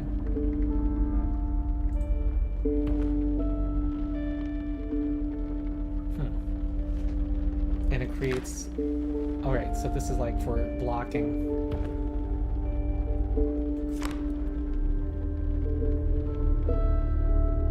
Oh, the mole. I kind of like the mole. It just goes into this adjacent space to block. Whoa, what did I just do? I did a mouse up. Oh, that's to see You my press deck. W to go see your current deck. Yeah. I don't know. I'm gonna pick the mole just because Okay. I like being things that are mobile. These pelts are most excellent, my thanks. Okay, consumable, power up a card. You're only missing 1 consumable, so Yeah, I like, this is the up, sigils. that's the thinning your deck and upgrading a card at the same time. And as a Slay the Spire player, there's nothing you love more than deck thinning. Yes. So it randomly chooses. Oh, you know what could be which- funny? What happens if the mole gets the porcupine sigil? That would be cool, though you're giving me tips. Yeah, I don't know, it's just like neat. I like the combination of that. That's something that I don't see often. I tend to not pick both those cards. I don't know what to do with Elk's ability, so I can give Yeah, nobody porcupine does. or a mole. That's assuring. I can give porcupine or mole to something else. Your deck is very expensive, very top heavy. But it combines the abilities. Huh.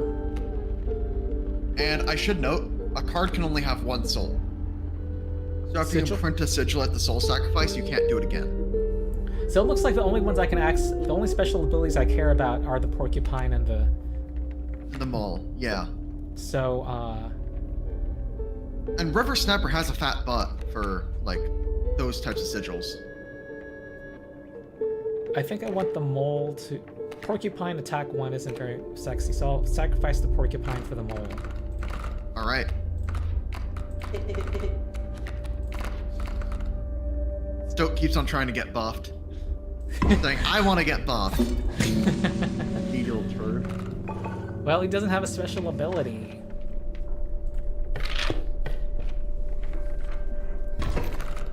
Oh, Tom mentions that if you have the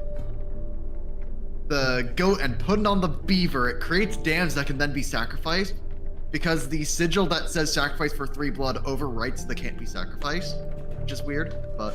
Oh, interesting. That's a niche use. I don't think that justifies taking beaver, but, you know, it's very cool. Oh my god, something with I'm more shouting than that out one because, like, we're ability? never going to see beaver again. Oh, a card with 2 sigils baseline. A card bearing the sigil submerged. Okay.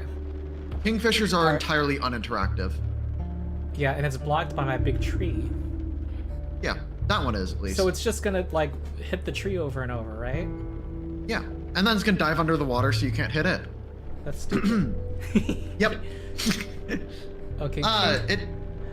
Kingfisher's gonna fly over me and then be annoying. It now says I have an excellent connection, and I'm waving.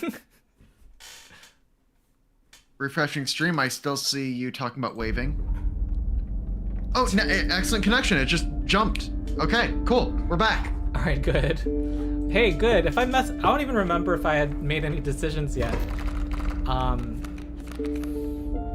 Okay, I have the geck, the mole, the wolf, the squirrel.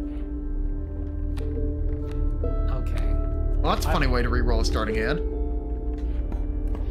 Did my starting hand get re-rolled? I don't remember your exact starting hand.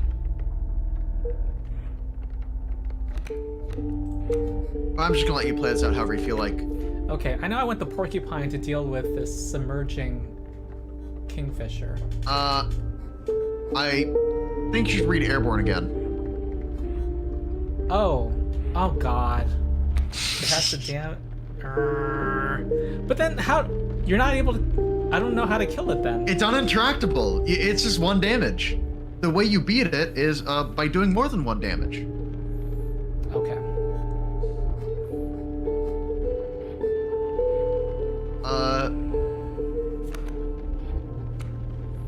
Kingfisher is a silly little guy. That's all I would say about that front.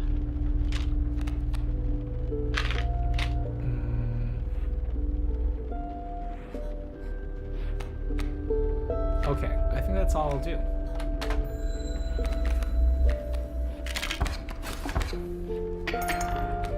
That sparrow is never coming forward. And I can't do any overkill to this guy, the sparrow. Well, yeah, you can't hit the guy in front of it, so no overkill happens. So the sparrow's blocked too. The sparrow just can't exist anymore. Thank you, Waterborne Sigil. Very cool. Okay, do I want to place the mole down or the wolf? Well, the mole only requires 1 sacrifice. I think you need to draw a card. I know. I could do a little bit of trolling. But, Little bit. okay, if I have a wolf in this spot, am I able to damage the other guy? You attack the bad guy, yeah. Oh, that's good. You should attack directly. I think I You like say, that okay, better. Kingfisher, you deal 1, I deal 3. Let's see who wins. So I think I want to place the wolf there, Okay. and then place the mole here. So I'm gonna, I guess, oh. Ah. Squirrel time.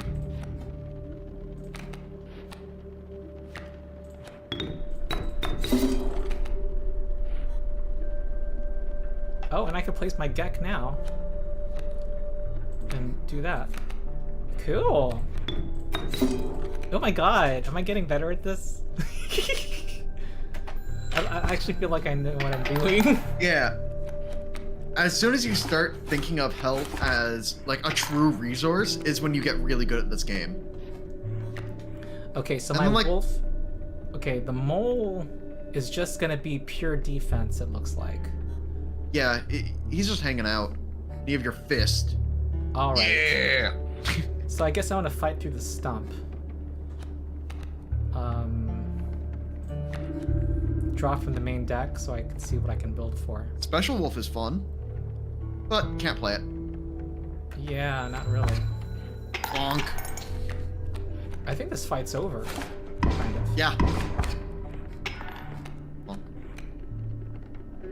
I mean, you could grab a squirrel and then go for the overkill.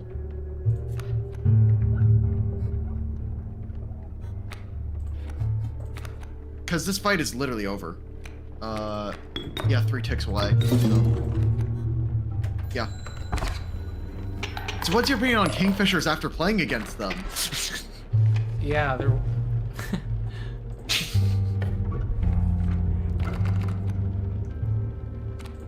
They're really not that good. Why do these things start face down? Why do I have to... Because dramatic reveal. Wolf cub. What is this? Is this a tooth? It's a mushroom. Is that just decorative? I will choose not to answer that. Oh, okay. It's like the secret. It's like the ultimate secret of the game: how to beat the boss. I think Beehive, the idea is cool, so I'm gonna pick it. Beehive is a very cool idea. I will agree. Ooh, I like One these consumable or spaces. another sacrifice. Elk and Beehive. Interesting. What does the Beehive do again? When it's attacked, it gives you a bee. So I But I want should something also with mention high health. this is a deck thinning chance. True. So you can get rid of either elk or beehive. Okay, how do I...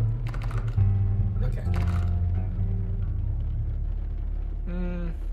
But 2/4s are still like fine, you know? 0-2.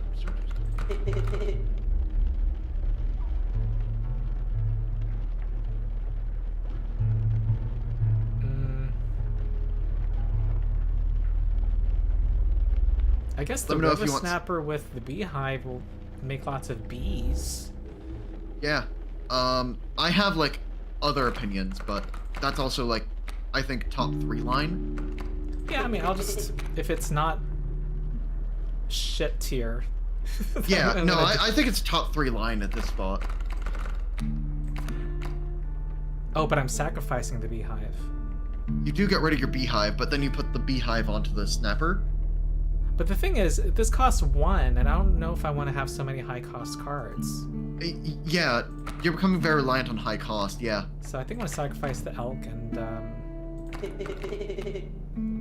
And now, which card do you want to, like... Because whatever you put this on, it's will gonna be become... a moving space.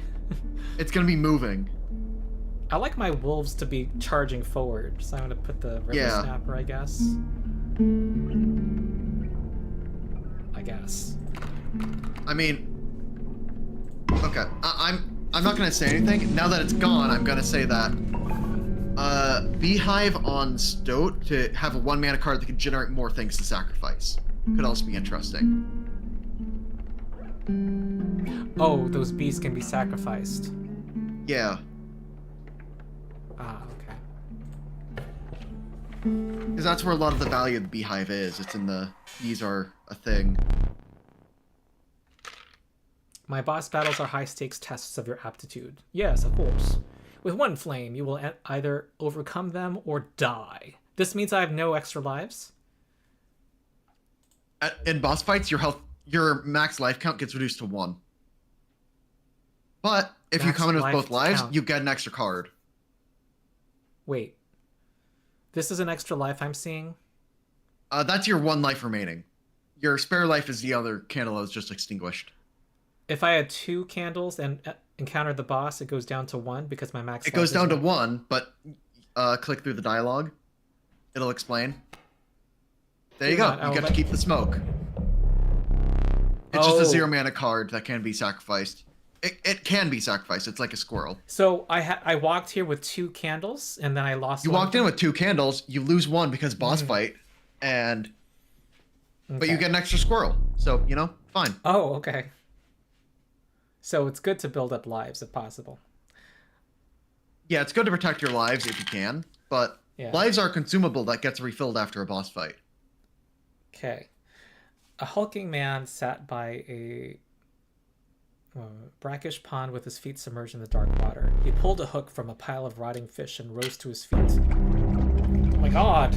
I am the angler. Go fish. All right.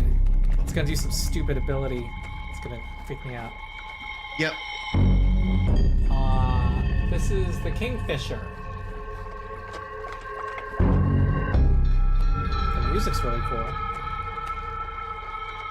I think I want a wolf in front of the kingfisher.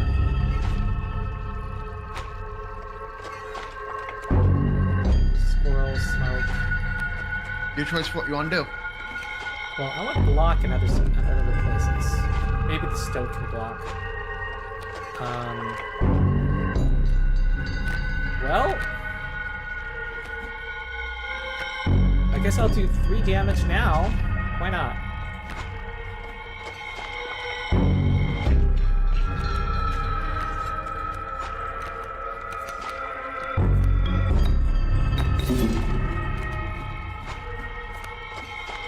And my deck could put my stoat on the board, but I want to see what my deck will do. Chad and I are having fun. We know what the gimmick is. Which fish? Hard to choose.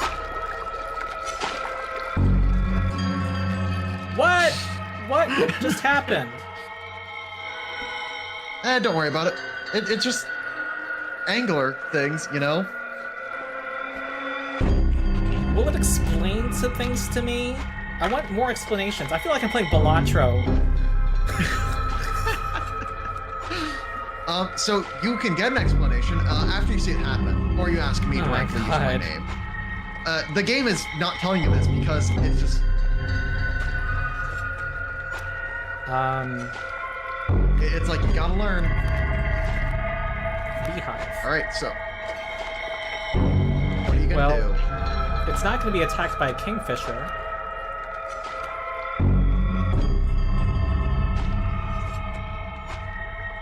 It's not gonna be attacked by anything.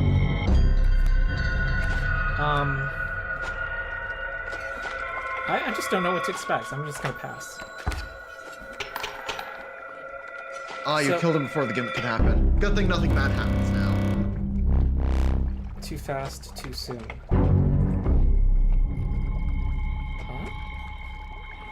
Huh? Don't worry about it. What the hell? Yeah, you got too far too soon, so the DM got mad. So I'm gonna have get 16 damage in? This is what is known as the It prevents me to fly over. Oh, you know, just in case you had any ideas about killing. Okay, so I need block, I guess. Yeah, I mean, I guess blocking could let you survive a turn. My wolf is gonna die, that's sad.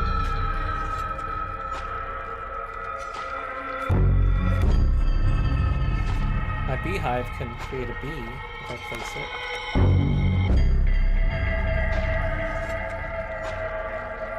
Huh. Mole. Hey, it can survive 4 damage. Oh, wait, that's only 1 bear. Oh. Okay, where's... So what's going on with the scale? So I win, but I have to win again? Yeah, boss fights have 2 lives.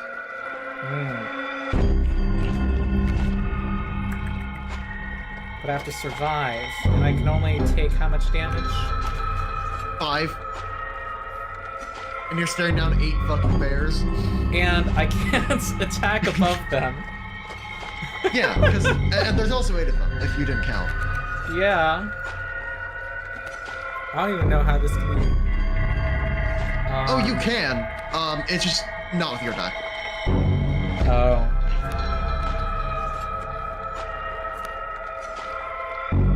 So I just want to think about all the possibilities and be totally convinced that I'm screwed. So if I place the Gek down, I will tell you right now, 100% you're dead. Yeah, it seems so. I can name the 3 setups that can beat this, all involving cards you have not seen. Yeah. Well, I guess that's it. Yeah. Bear.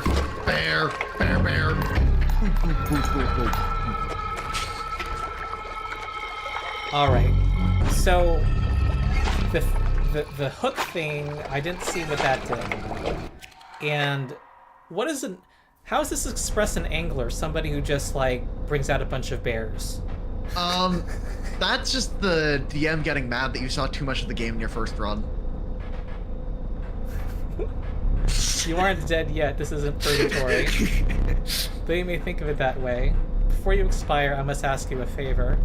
I would like a memento. Your very own death card. It's quite plain at the moment, isn't it? We will work together to amend that. I want this to be the perfect memento of you. Here are some cards from your mediocre deck. Uh-huh. We can put them to good use. Please choose a card to draw the cost from. Cost? To do what? Sacrifice cost? Yeah. 1 cost or 1 cost. So it doesn't matter here, right? Guys, it's the illusion of choice. We found it. Illusion of choice. We got it. Wait. This card will require no sacrifice in the future? In a future play? You're picking the cost of one of the 2 guys that you have offered. So, yeah. I'm not changing that card for a future play. I'm just drawing blood for some unexplained reason. Yes. Okay. Cost of 1 blood from Cat. Uh-huh. And another. Power and health, the numbers. Power and health, the numbers. So this one has the most. I'll choose. No, this one. That one has the most, yeah. The big butt. 1 blood, 3/4, and then choose sigils. Building a card? Ooh, I like one of those sigils way more than the other. I hate this one moving thing. Yeah, so then pick the other bundle. Oh, both sigils. Both sigils, Both right? sigils. Yeah. So you get the entire combo. Cool. Boom. I never did ask you your name. I'm gonna call this... I don't know. Since I'm about to do a stream on The Guardian, I'm gonna call it The Guardian. That's fair.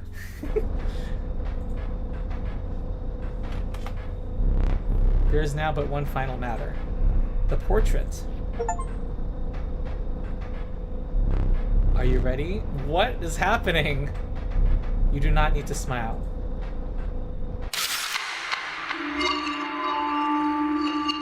I don't know what's going on. Here we go again. Another challenger. Perhaps it is time. Perhaps you can understand bones. The resourceful opossum costs 2 bones. You gain a bone when one of your creatures perishes for any reason. Interesting. Okay, so it's like a rubber band thing. Opossum, but it only has 1 health and 1 power. Okay. Okay, there's a raver coming in. That'll do 3 damage. It has only 1 health. My stoat will kill it next turn. I guess I'll draw a squid for now. Tutorial mode. I'm in the tutorial. Now you're back in a little bit of tutorial mode. Yeah. Oh, I'm not drawing any cards. Okay. Do I want to play anything now? No. Rattler goes bonk. Yep. And there's no other cards. Oh my god, this is super...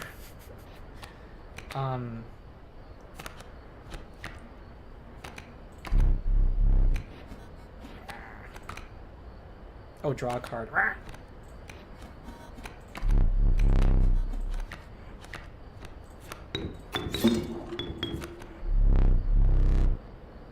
Oh, sacrificing gives you a bone. Interesting. Perish for any reason. Perish is sacrifice and killed in combat. You will not lose this until it is spent or the battle ends. Okay. Another rattler.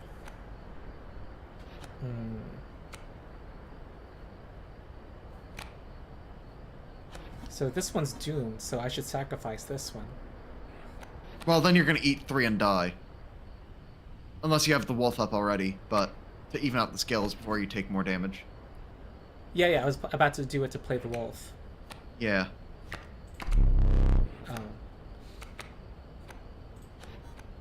Oh, I'm down to like a super thin, silly, small deck. Yep, you're now back to a basic starting deck.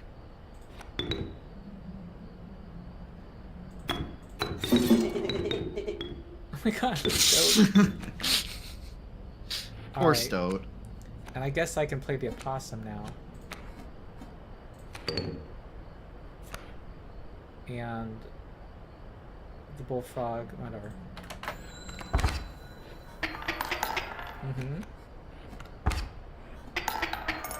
Okay, the bullfrog can kill the adler.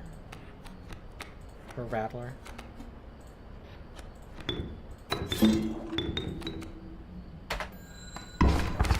Ooh, okay. My brain is starting to reform itself around this game. Now you're starting to get used to all the stuff and you're able to go quicker. Yeah. Cool. And couple overkill for teeth in the bucket. Oh. Huh? I forgot your figurine. Get up and fetch it for me. Man, this guy's bossy.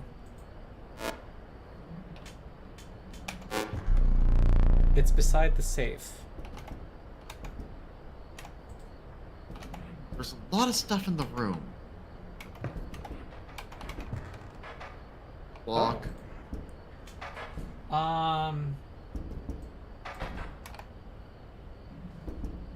can only pick the first one. Huh? Okay. I'm like in an adventure game. Okay. Pick a card. Coyote. 4 bones. So, like, it's introducing new mechanics in my second play. Yeah. Huh. This returns to your hand after dying, but it needs bones again. These require a lot of bones. Although I should mention one other thing about the cockroach. It is a sigil. Good point.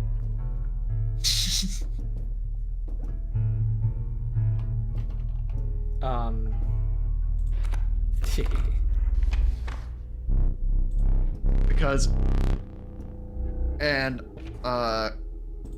there are some silly things that can happen now.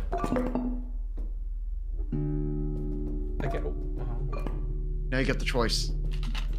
You know what a lot of the items do now, so he's not going to keep on explaining them every time they show up. Scissors. I can cut up something that's been played. Just eliminate it. I like that. Plays the little animation, then kills the card off the board. Can even kill a bear.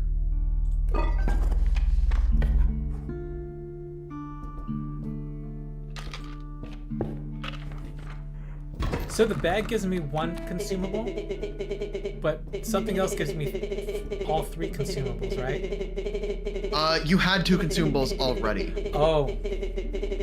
And so there can be tactics of, oh, I see that one of those coming up. I'm going to use all my crappy consumables to try and roll better ones. Okay, I don't know what Stoat just said, but... Stoat just said that there's a way out. Remembered seeing somebody write down a code in the rulebook.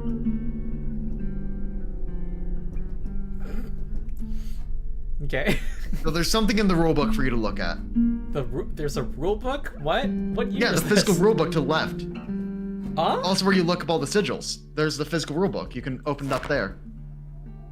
So I just was told there's a code, but I don't even know what a code. There's a code somewhere in the rulebook. Oh my god, it's just Yeah. another mystery. This game is one part escape room. Okay. The goal of Inscryption is to stop playing Inscryption. Okay. Okay, escape room. Is that the big secret? Okay, That's one of them. Stoat. There's a genre change. Okay, I'm gonna play the coyote next turn.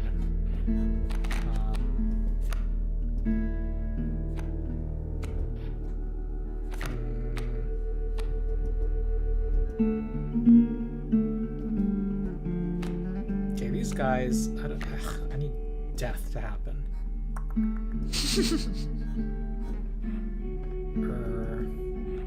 I guess I'll get a squirrel next.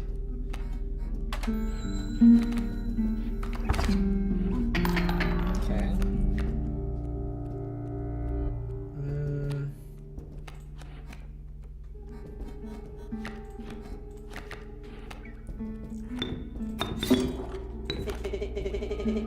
Total misplay. Okay.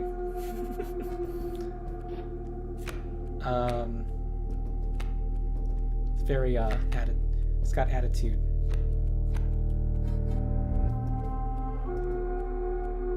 Huh. Can I play the squirrel and sacrifice it and use the bones for the opossum? You have to sacrifice it to pay for some kind of cost.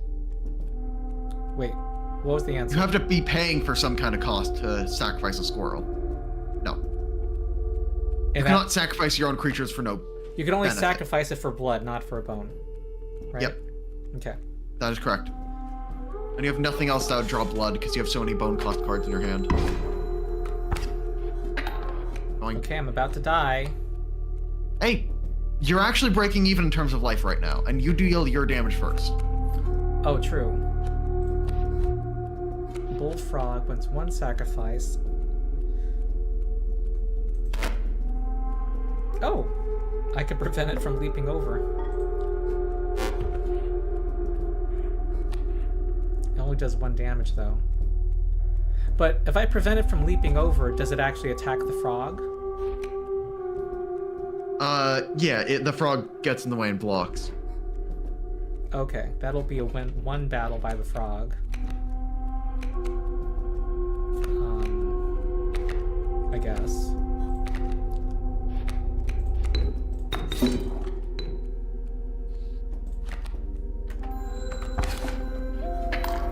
And they have no more cards, I don't think.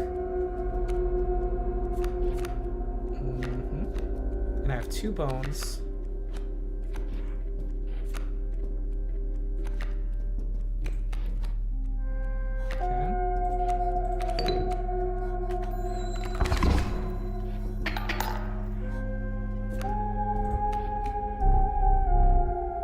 Okay.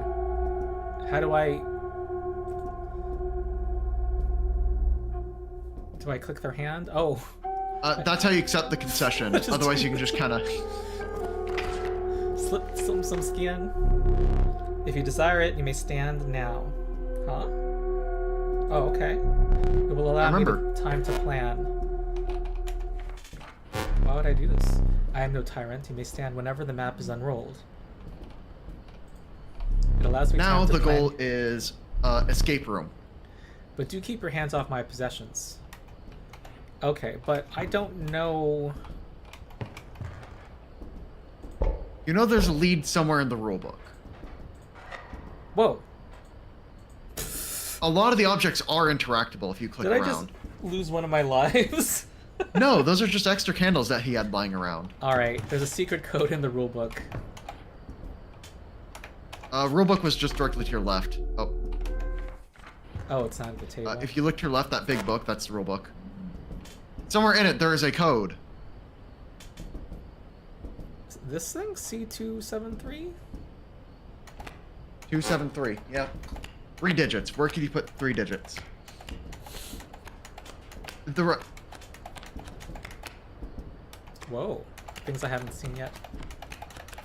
So it just a took lot me of to things the you haven't page. seen yet in the book, but you can read the book and read like all the mechanical text of all the things. Yeah.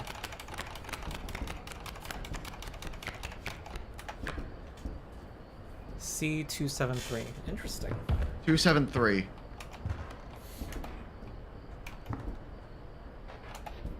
Well, there's a safe. Now, what around could take a 3?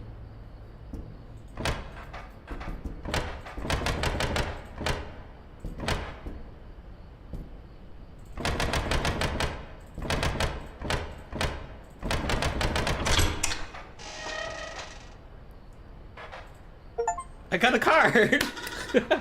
Oh, hello. What, is this the shit sigil? What is it? It's That stinky, like the skunk. Iron Crypt is... Is the stoat around? The stunted wolf? This madness must end. Put that away. Huh? What's happening? What happened to the thing that I just got? I'm gonna go back to the table. You're not holding a key. Where are you gonna put the key? I have a key. That was a key? You can see you're holding a key. Key. Physical, giant, old-style Okay, key. and that card, I don't know what the fate of the card was. It's in your deck now. For this particular game? Like this run? I wonder what this is. I'm not gonna explain any further, but... Sure, you don't have to.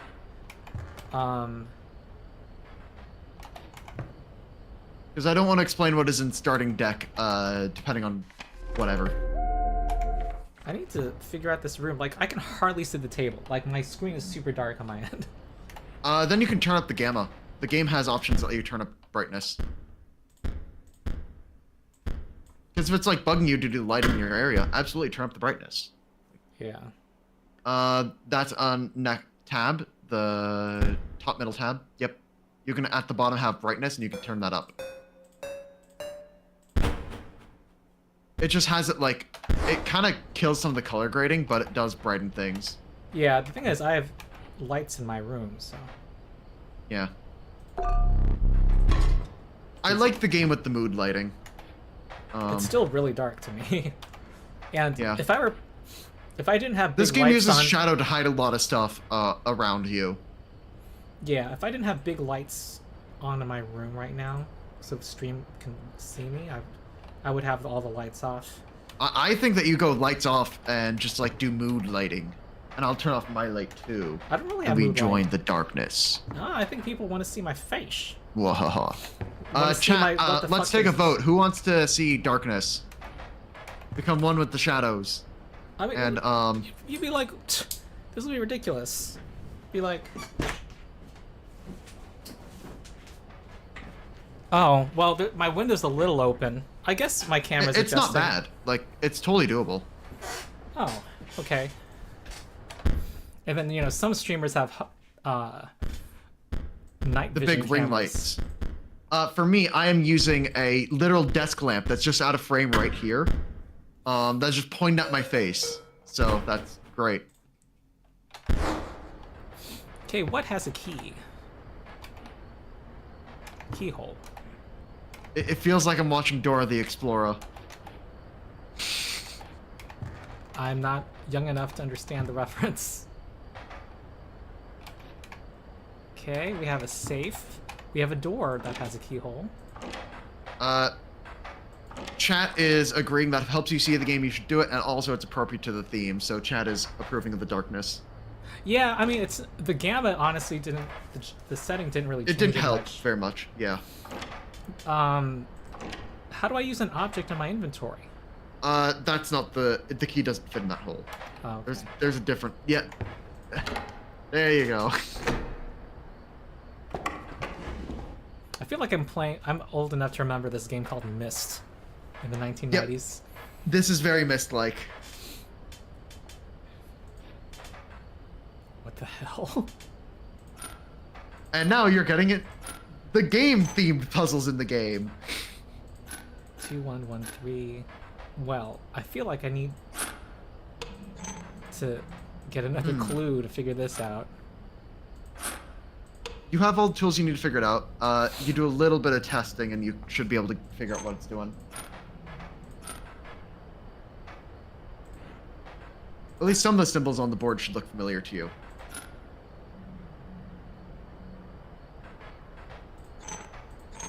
Yeah, I mean, it's like one of those battles that we've gone through. Yeah. This can't move. This can move up there. Huh? This doesn't move at all. You're moving it, trying to move backwards. Hovering at different sides of it will have it move different directions, so that'll let you move forward. There's so many things I would miss because I'm just wildly clicking. Yeah.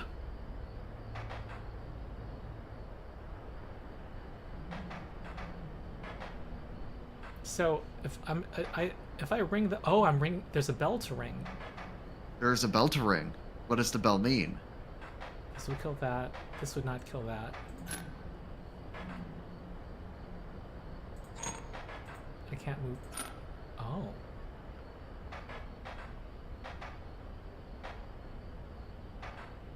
This would kill that. This would kill that. I want this. I can. Ugh. I'd recommend starting with the puzzle on the left. There's less moving parts. Well, it's just my side winning, right? Yeah. Yes, it is. And then you click bell, commence combat, get lethal. Very well, you may add it to your deck, and I'll deal you one every so often. And then you get a 1/2 with a sigil. Nice. And that gets into your deck. Now there's another puzzle. Huh, where have I seen that sigil before? It was the card that's just added to your deck.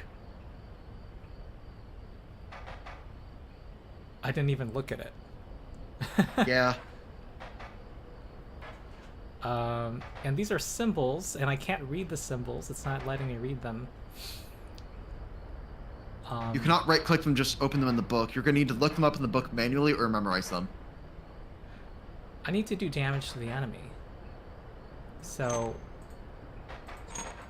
this... And you can see if you look at closely, that one's like encased in like a little metal box. Right. So you can't move it. So this would mean I do 3 to the enemy. This would mean I do 1 to the enemy. And Yeah, this looks winning, right? Even here, this would win. No, this blocks. This is the high jump one, isn't it? Okay. Yeah, that's blocking flying. That's fly block. And chat does want me to remind you that you can use the rulebook. Use the rulebook? So you can go walk over to the part of the room where the rulebook is and flip through it to read the sigil. That is technically a thing you can do. Yeah, but there are like 100 entries in there. And you do know you just got to add to your deck, so you can just see how it works in the game, and then you can know why it's not doing the damage. Add to my deck? What do you mean? It added you opened up the previous box, it added a card to your deck. So I want to look at my deck, not the rulebook, right? To see what just got added? You can go look in your deck as well, by sitting back down at the table, pressing forward, and it shows you your deck. And I'm just going to help you with UI stuff, rather than anything like puzzle solving. Yeah, because the UI to like is cut down the super... frustration. Because if you're not engrossed in puzzle game, it could be a little bit harder. Just press W again. And press W again. Oh my god, there that was like, that required like reading its mind. It required knowledge. Yeah. You can then right click to look up the sigil. When a card bearing the sigil would be struck, a tail is created in its place, and a card bearing the sigil moves to the right. Moves to the right. A tail is created in its place. It's a lizard. So it's another card. Mm-hmm. So it creates a little chunk of meat there and then runs. Okay.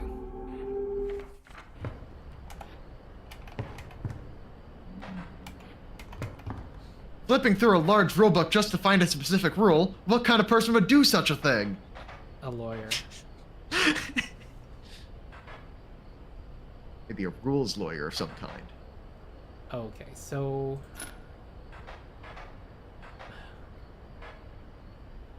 I And don't feel want free to that move any of the target. things around, just test things. I can only move things up and down, apparently. Yep. Okay, this guy goes here, kills this. That kills guy's the tail, locked there. But then it dies, right? Because I would do 2 damage to it. Before it is attacked, it skitters away. Oh, and leaves the tail. Okay, and then this would kill that, but then it skitters away again, right? It only has one tail. Oh, okay.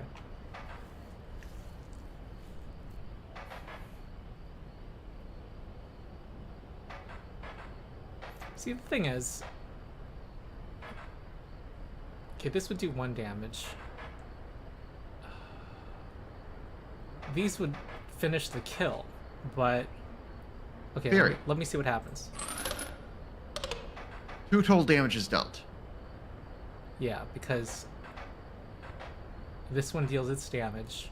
This one skitters to the right, gets killed, and then this one does its damage. Okay. Except it won't skitter to the right if I do this. Right? But then you're still having the same issue. The wolf is not getting through.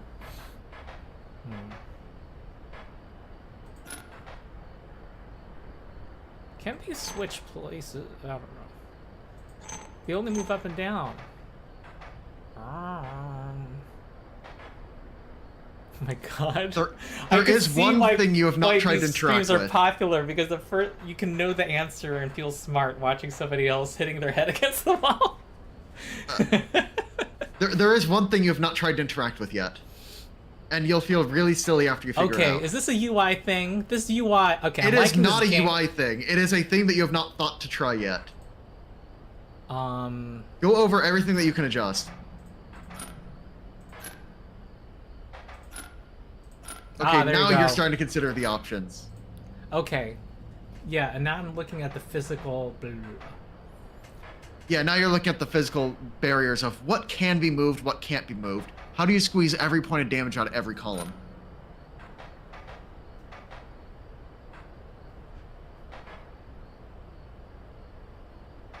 I don't want to interact with this at all. So this will do 3 damage. Oh, okay, cool. You didn't attack the skink that time, so it didn't skitter. Say it again? Oh, because I didn't attack it. You didn't attack it, you didn't threaten to attack it, so it never had the reason to run. Formidable creatures, those ants. Very well. I will add them to your deck and make them available for future challengers. Ah, yeah, now there are ants. So ants were just added to your deck. Are these being added to my deck for this run? Yeah. Okay. And make them available for future challengers. Does that mean I'm unlocking cards for future runs too? Yes. All this is unlocking future content. Okay. Cool. And more puzzles! God! And now with ants! Ants, flying blockers, skiing, all of it. All the mechanics, all at once. Okay, I'm trying to remember. Okay, ants have the number of damage of the number of ants in play. So these would all do 4 damage? They would each do 4, but a lot of them are blocked now.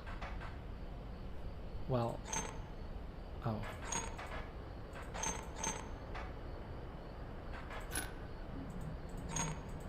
Huh. The question is, how do you eke out the maximum amount of damage?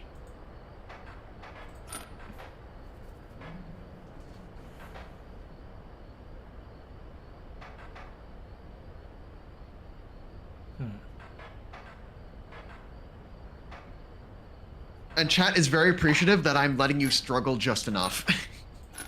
Oh, yeah, yeah. I mean, when things are like, oh, like when you're tripping over the table, I'll tell you what to do. But yeah, like, because I didn't when it comes to you have a puzzle, you know what you need to do. Yeah, yeah. I appreciate I'm those gonna keep my mouth shut. Well, this would block itself if I went down. This would skitter to the right if I attacked it. I'm only going to give one more piece of advice, and that's pressing the bell is free. If you want to just test something, you can click the bell. Yeah, but that's less fun. Okay, that's fair. No judgment from me. Okay, this 3 goes through. Does not go through. 1 goes through. 3. No. Oh, this guy's stuck. But this guy's gonna skitter to the right and leave a tail. Yeah. Everything resolves left to right, right? Everything resolves left to right in this game. Yep. That's if it can move there. But then it's already blocked anyway, and, like, whatever. Yeah. But then I'm actually really enjoying going through this game with you. I know this might be frustrating, but I assure you, chat is enjoying watching you work through this. Okay? Don't worry about making good content. Am I at least in the middle third of people playing for the first time? I would say that you are, like... I would definitely say middle third. Okay. Definitely. Like, I'd say that for all the people that have not played puzzle games or CCGs, you're way above them. And you're way below the people that have played extensive amounts of puzzle games and Magic the Gathering. Yeah, I have not played CCGs, and because I'm not really Magic player, I don't really do puzzle games either. Yeah, so like when a Magic player steps down, they see these mechanics, they're like, "Oh, I know what's going on now," and they just kind of smork through the entire card game part. And then the puzzle gamers see the escape room and they have it solved in like 15 minutes. Yeah. So you're kind of like the. I'd kind of describe your gaming skills as in terms of this game as the everyman. Where I kind of came in here from the CCG player perspective, went like, "Ooh, this is like card," and then I like kind of. I think forced a little bit. I think my dealing with a new situation skills are. That's what I have to rely on now. Yes. Well, this is. And chat wants to let you know that you're doing great and that most people die to prospector in first run. Oh, the first boss. Oh, okay. Yeah, cool. Most people die prospector. Like, I think even I died to prospector in my first run. Okay, what if I just, not have no opponents here? Okay, but this guy's gonna skitter to the right. Oh, and chat is mentioning they're just swapping between the stream and Path Builder, so you can take your time. Oh, cool. Chat is being very supportive, and we're having fun having our spoilery conversations in there. Yeah. I wanted you guys to have your spoilery convos. See, and now we're all talking about our reaction to the prospector killing all our cards for the first time. It's iconic. It's a moment in the game. Like, that's a thing you need to get hit by. I'm not even remembering the prospector's boss ability. What happened again? There be gold in them cards. Oh, okay. You remember the gold in them cards. I remember. Thing is, I think the solution involves having more ants in play, but... It doesn't. I'm not going to say anything. It is possible to solve with everything you know. Well, yeah. I don't care if it attacks me. So... I can tell you, like, the engineering approach to this type of thing, because this is an optimization of how much damage you can get out of each lane. Say it again? It's an optimization problem of how much damage can you get out of each lane. I guess you can think of it that way. But this... I can't move this at all, correct? This thing. It stays there. Yeah. So... And having an ant in that lane is +1. Because it has the ant on the right get +1 damage. Okay. So that lane's representing 1 damage. This is better on my side than obviously, it's better to have an attacker than not have an attacker. That's just obvious. That's correct. Okay. So the different options here, there's this one, this one, this one, and this one. And assign a numerical value to each possible position. So... Yeah. See, the thing that complicates things is that this is going to shift to the... Oh, whatever. Okay, yep. This is not going to get through. This is currently a 0 value position. This is also 0 value position because it'll skitter. This is also 0 value. And This is the highest value. And that's +1 value. Okay, but then all of these damages will get blocked. And Yeah, but they're still buffing the right guy by 1. Well, so you can't really skitter. So you're currently... Yeah. So... And you're currently threatening 4 damage from all the ants, so... Now you're threatening 3 damage. 4. 4 is not 5, though. So how can you get 1 more damage? Okay, I'm doing 4 with this one.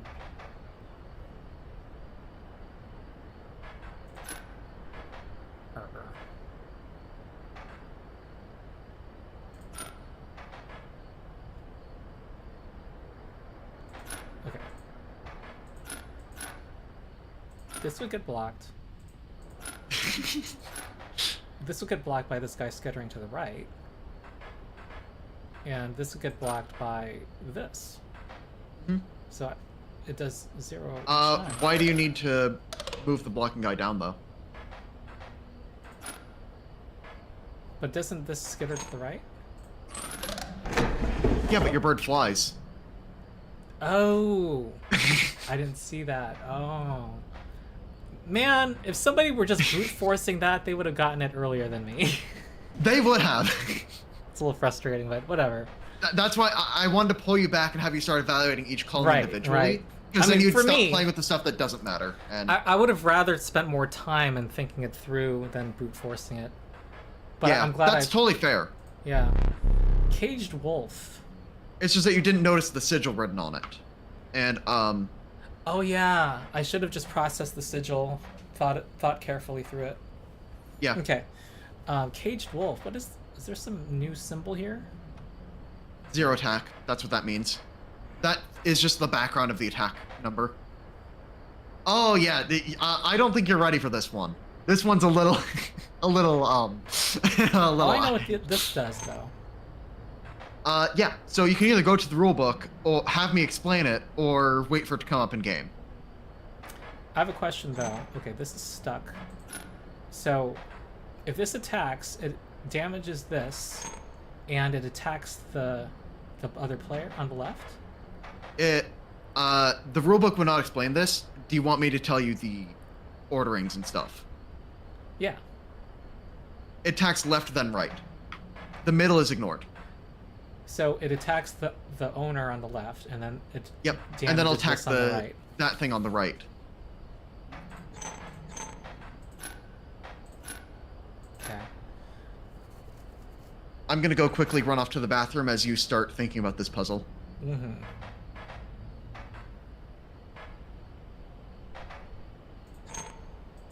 This is stuck. Oh.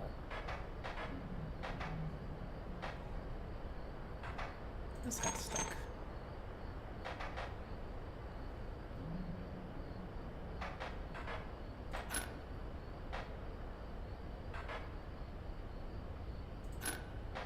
Alright, just giving you an update. My roommate is currently taking a shower, so I'm gonna go walk down to the office of my apartment area to go to the bathroom. So it'll be like 5 minutes. Okay, this does 1 damage. Know that I'm not stuck in the bathroom. I'm not having a medical issue. It's just I'm walking. Okay. 2 damage. This skitters to the right, and then... Oh, and then this goes here.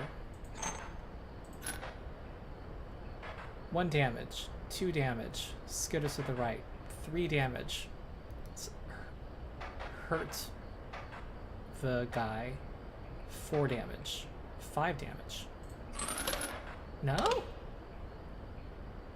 Okay. It says 1 power. If the guy fails to skitter to the right, he'll skitter to the left. Oh.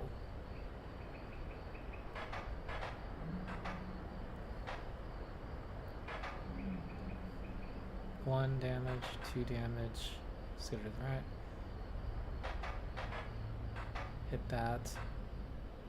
Ah.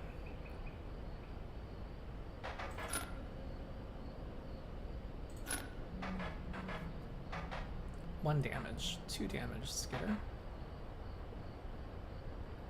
Harm. 3 damage, 6 damage.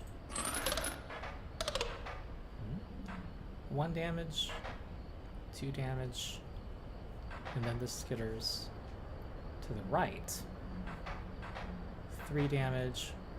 Boom, hits. Actually wounds at 1.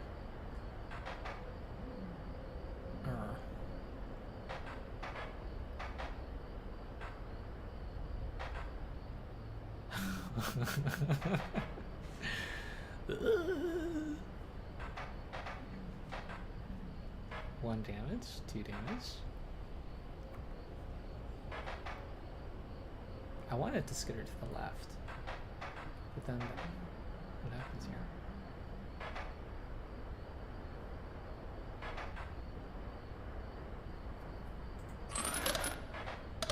Okay, 1, 2, skitters to the right, 3, takes the damage, block.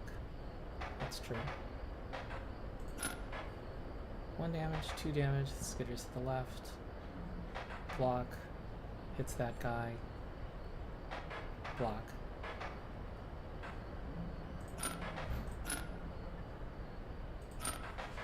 One damage, 2 damage, gets blocked. 3, 4. Why is it 2? I want to figure out why that's 2. 1 damage, 2 damage, skitter to the left, block. No, 1 damage, 2 damage, block, block. And then this does 0 damage for some reason.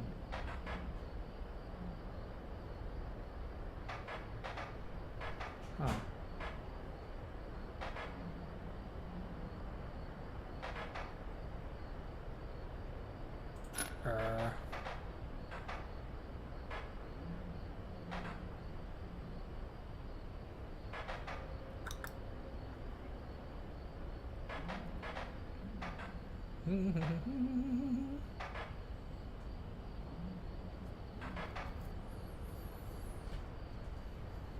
This may be too much for my brain.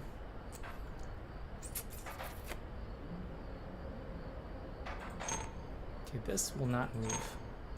Let's move everything back.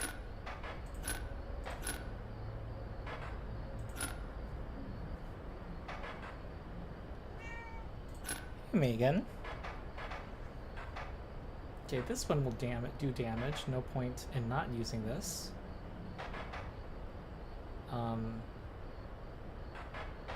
This will get 1 damage through, and I can't move it anyway.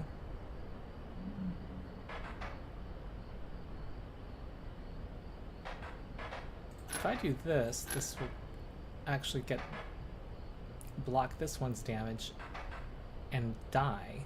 There's no point in that, I don't think. This does a damage and this makes it skitter to the right. Man, I wonder, chat, it's gonna be a different puzzle every time I do a run through.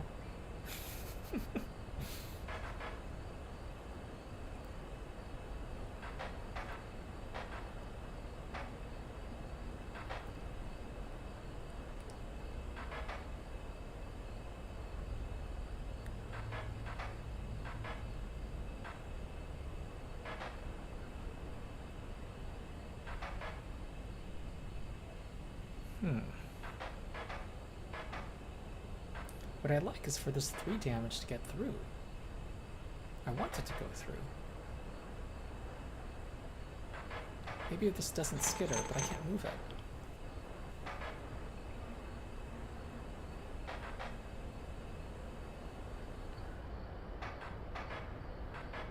And this has 2 health, I can't get rid of it.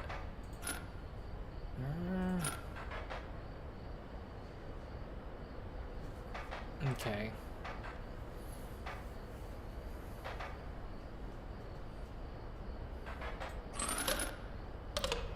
Okay, 1 damage.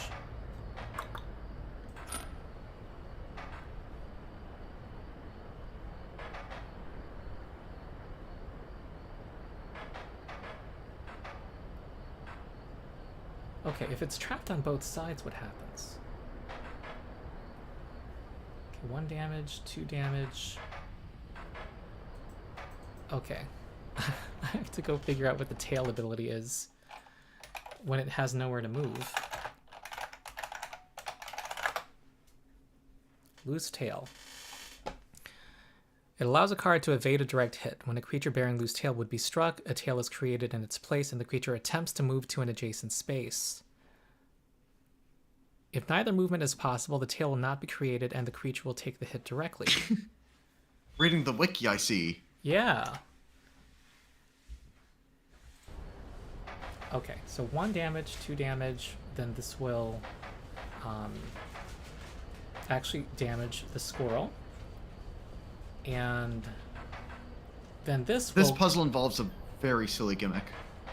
And then this will get killed by this and then die. And then this... Oh god. I think this one's too hard for my brain. Silly gimmick? I can tell you, like... But I don't have to do this, right? Can I just...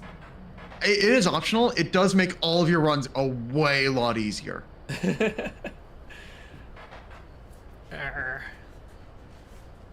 And in future runs, this is just to empower future runs, right? Basically.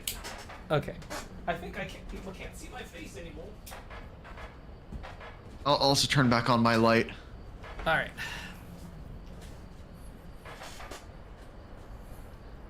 Well, there's something I don't understand in these rules. So it attacks the left, attacks the right. It ignores what's in front of it, right?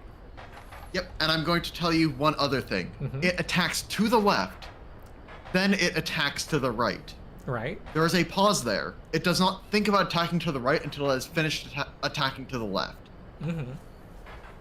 Okay. Okay, let me tell you my thought process. I see no reason for this not to be forward. Because then it's free damage, it looks like. And that's just a question of, do these go forward?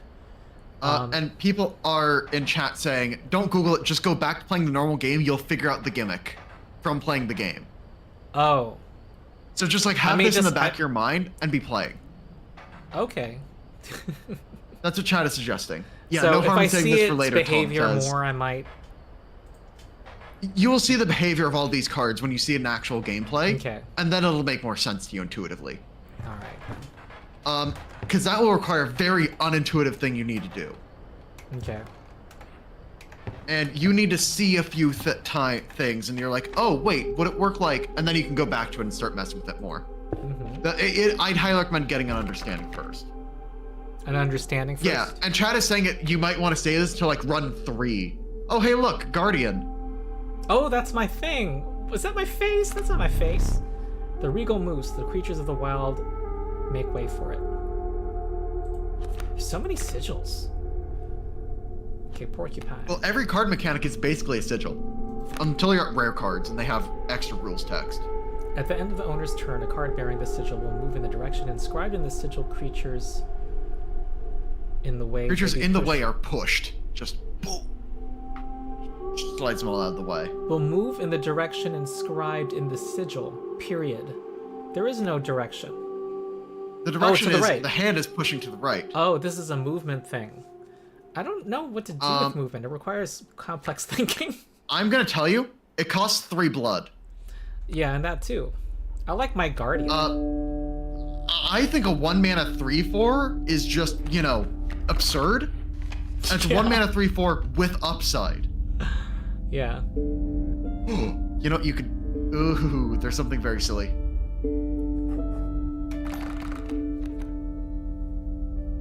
You have some fun sigils. This shit sigil. Have shit sigil on a 2-bone card.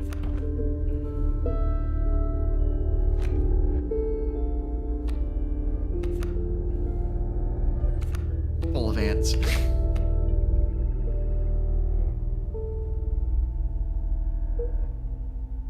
A copy of the card that died is created in my hand. Yeah, so if Cockroach dies, Cockroach comes back.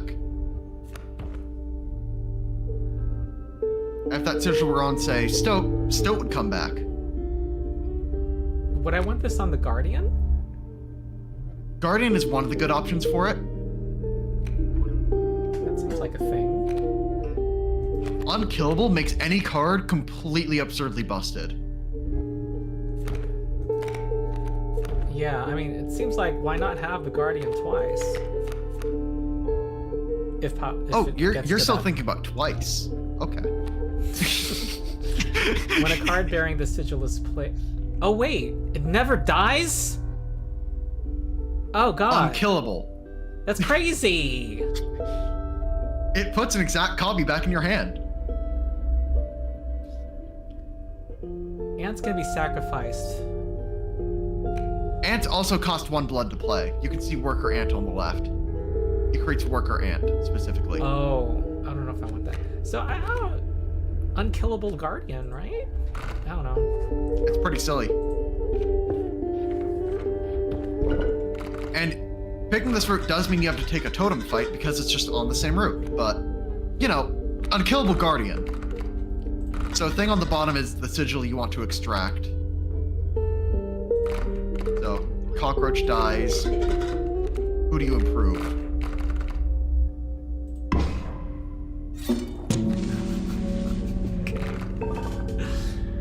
Guardian class is OP. Oh yeah, viewers, the two of us plan to do a live stream reacting to the Battlecry playtest. To the Guardian and Commander day of release. We're both gonna read it like a couple hours beforehand, so it'll still be first impressions. Just it won't be as clumsily trying to reread rules to understand them. It'll be more. Will we read it beforehand? I don't know about that. I think people want to get. I plan to do a. I know that whenever I'm on stream and I have not read it ahead of time, it's always very stressful for me, and I'm always just like trying to read mechanics instead of actually discuss anything. Oh well, the thing is, I plan to do an edited. Oh my God, Stoat's talking. Hold on. I suppose we have another friend here. Whoa, there was some whole touching. Stoat has a friend that he does not like, and they're like, "Oh God, we're gonna need to talk to that guy, aren't we?" So there's a third talking card. All right. You need to assemble the super friends. Oh, now all the birds move. All right. They have movement. At what point do they move? At the end of the turn. After they're done attacking, they then slide. And everything resolves in order from left to right. So bird on left will move right, then bird on right will get stuck. After the attack. After they attack. Stink bug. Requires 2 bones. Squirrel. Stoat. Stink bug is so good. It has... Costs only 2 bones, and has a 1/2 with upside. That's so good. Doesn't matter what the upside is. It's 1/2 with upside that has a low cost. It's great. I think I need a squirrel. Oh, but I can't draw. It's turn 1. Alright, I keep thinking I can draw at the beginning. Well, if the Stoat dies, then I can bring in Stinkbug, who makes them lose 1 power. These things have 2 health, though. And also they fly.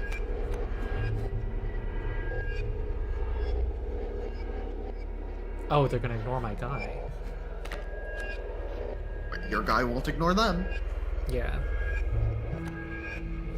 I wish I had...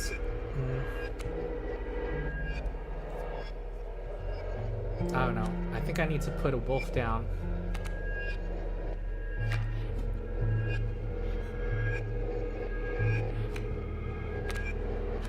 And these will eventually get into these 2 spots and attack me. Peck, peck, peck, peck. But, yeah. I guess I pass. I guess. They're only doing 1 damage. Okay, and then this sparrow blocks this porcupine. Oh, they changed their directions? They changed the directions after colliding with a wall. Interesting. So if they try to move one direction and fail, they'll swap their sigil and try to move the other way.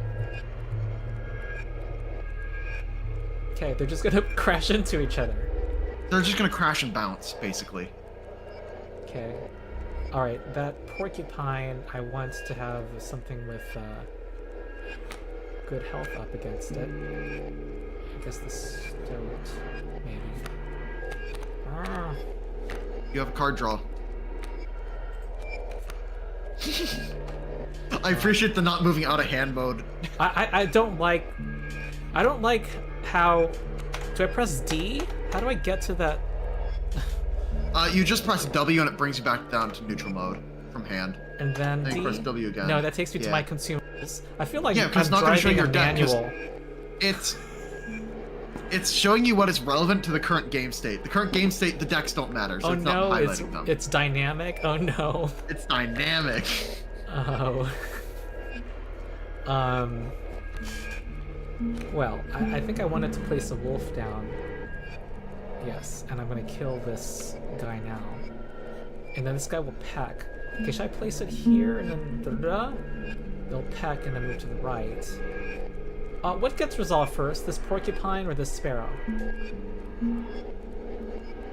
So the porcupine. The sparrow will attack first because what happens is there's the stage of the game where all the creatures try to move down. Then there's the stage of the game with damage. Then after combat triggers such as movement. Okay. All right. I'm just trying to figure out where to place my wolf, I guess.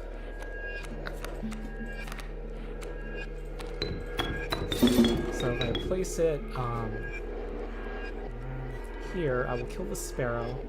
Then the sparrow does 1 damage and flies over. And then flies into the face of your wolf, and then the wolf kills that one. Yeah, so it kills 2 sparrows with 1 wolf. I place it here, I kill this sparrow, this guy goes forward, and... Deals 1 damage to porcupine. Porcupine... No, the porcupine will attack my wolf first, right? Well, overkill damage. What? Overkill damage, remember? Damage carries over to the... yes. Again, I'm only here to remind you about mechanics that you may have forgotten. Yeah.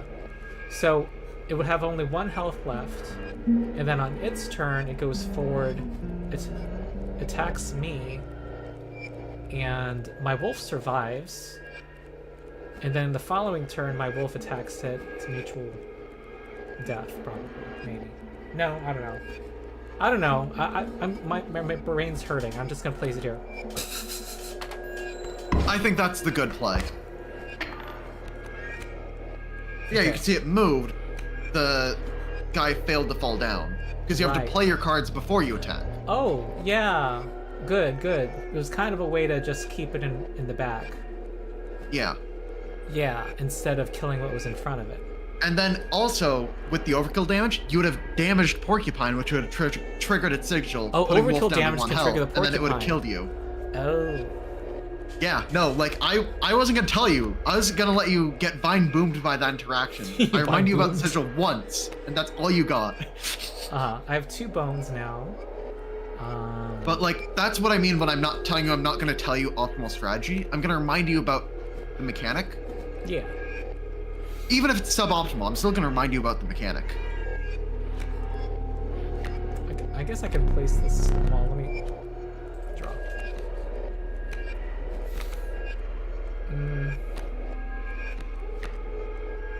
Stinky. The opossum is just plain worse than stink bug. It is. I guess I'll place stink bug here. Alright, stink bug is behind a tree, and it'll take a few turns to knock down that tree. Yep. And the stoat has 3 health, yeah? We'll do 1 damage to it. That's 3 health. And it will be mutual destruction from the porcupine. Mutual destruction, yep. And still requires sacrifice. Yeah, but you don't have any cards you can play this. And my wolf will move the scale, so I guess I want squirrel for later. And then you have a concession, because he's out of cards and sees that you are winning on board. Cool. Nice. I should note that taking concessions... That playing defense led to a concession. It's kind of interesting. I think that taking concession is just wrong, because it lets you not get teeth. You don't get any teeth from because you went overkill teeth from overkill. Yep. Yeah. So surrender is just like, this is clearly going nowhere. You should just like, no, it is not. In speedruns, you kill them turn 1 every round, and you reset if you don't. So Like, you never want to concede. The accept a speedrun concession. strat is to just be as aggro as possible and not care. All right. So why does the game give you the option? If you just want to get to the end. Because that way, if people are frustrated that a fight is taking forever, they can just click the button. Okay. You come across a hobbled man standing beside some boulders. You caught me off guard. Not supposed to see me till further down the road. Say, I like me a gamble. Wait, you caught him off guard? Pathfinder keyboard? If you can pick a boulder that has gold in it, you can keep it. Are we gonna play a shell game here? Show me where to strike. I'm gonna roll a die. Alright, D6. Oh my god, my RNG thing failed me twice. Okay, here we go. Think. Dagnabbit. Not a gold, but What just that's happened? probably the worst sigil for your beehive.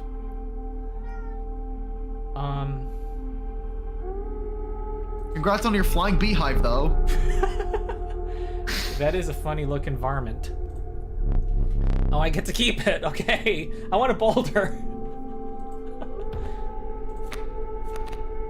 Wait, could I have chosen a boulder instead? No. Okay. It gives you either a random insect with a random soul or a golden fleece. Okay. You can only put one sigil on a thing, right? One glowing sigil. You can only put one soul inside a thing. Okay, I got this cage. As you can see, a card can have more than one sigil, but can only have one soul. Like one additional soul. Mm. And that's what the glowy blue is. That's the...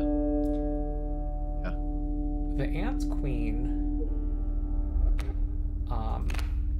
Okay, chat is saying that...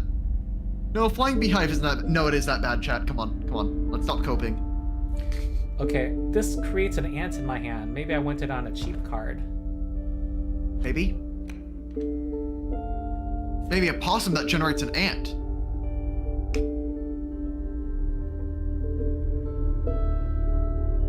I guess, yeah. Or maybe your ant generates an ant, so that you can always have 2 ants on board when you draw your ant. Huh? You know, if worker ant generated ants, you could play worker ant, have another ant in your hand, then play another ant. Doesn't I require think you have 2 ants sacrifice to and then play? have 2 attacks. It does require sacrifices to play, but you know, So what did you say again? you sacrifice ant queen, put it on worker ant. Now worker ant, when you play it, it generates an ant in your hand. Sacrifice an ant and put it on your worker ant? Oh, sacrifice this ant and put it on the worker ant. Yeah. So that when I play the ant, I get another ant. And because ants scale with the amount of ants, you can then have all your ants kind of shoved into one card. I forgot about that aspect. Ant synergy. I guess, though it's just 2 health at this point. It's pretty I mean, 2 awful. damage. Like, ants are just not good, is the issue. Yeah, I don't know what sigil, soul, whatever I might want to do. Maybe the shit sigil on... I should mention, whatever sigil you put on the skink actually also goes onto its tail. Oh, that's so funny.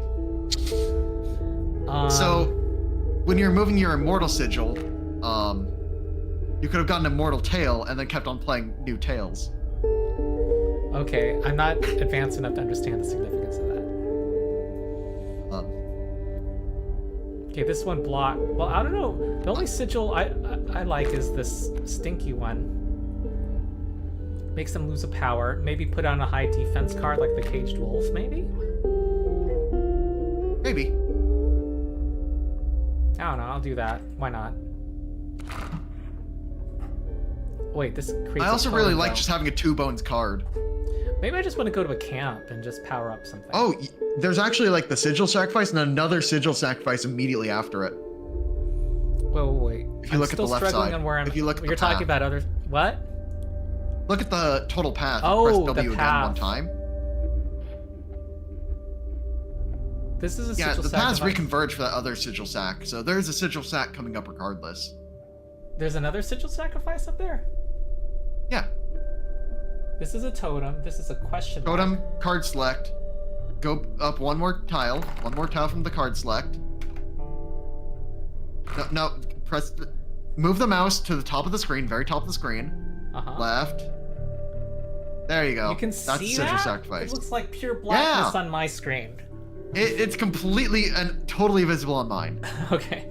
How about go into a camp and just improving a card? That works too. Okay.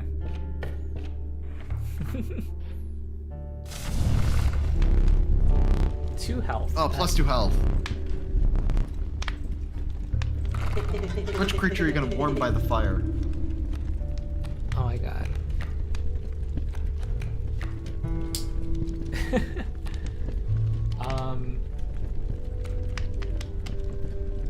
Alright, I've done my ranked order list of my top 5.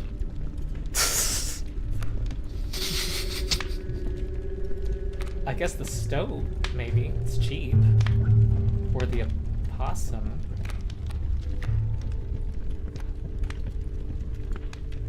Ooh. This would be, Chat is saying turn up your monitor brightness. Like in your monitor settings. I'm gonna do my gamma first because I don't wanna... The gamma just kind of like turns the black into gray. But like the monitor actually has settings to like make it brighter. So change my setup that I've had for the past year and a half. Exactly, you get it. Oh, whatever. I don't know if it's worth it. I mean, fair enough. Because I don't even know how to deal with the interface here. I press a button and it says G123. It's like this game. It's like it's hard to understand what pressing a button will do. All right, the shit card looks like is a good candidate for high hit points. It is. Bullfrog and Beehive are also good candidates. Ooh, They'll have Beehive. sigils that get better with defense. The bee, does it need to Bee is 0 blood. It can be sacrificed. I think I like the Beehive then. So Beehive can be a mana generator effectively.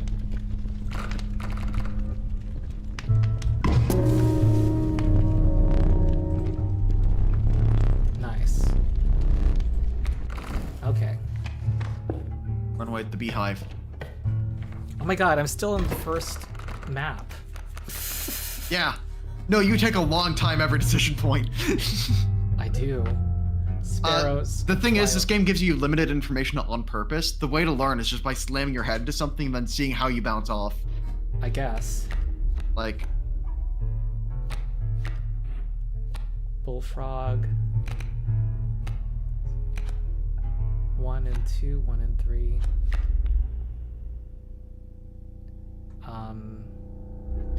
This blocks flying. And they do 1 damage. Huh, I guess just play it now. I guess.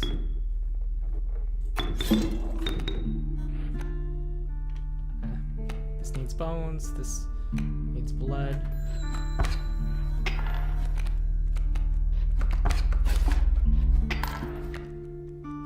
Oh god.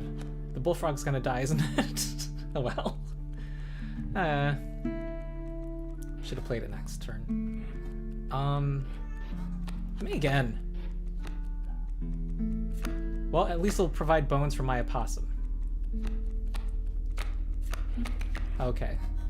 Well, I think I'm gonna only go through this first boss because I think my brain is becoming less efficient. I say go until you die this run.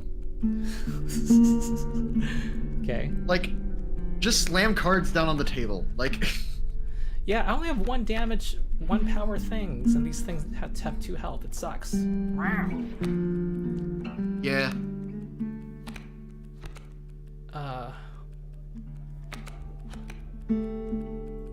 Oh, but I can sacrifice the bullfrog. Yes. Can. Okay. And that'll also give me bones. Yep. And the sparrows will not attack the possum. Oh, I draw a new card. You still need to draw a card. Yeah. I can... How many draws in your main deck are actually good here? I was gonna say, that's the one good draw in your main deck. I'm gonna sacrifice my bullfrog.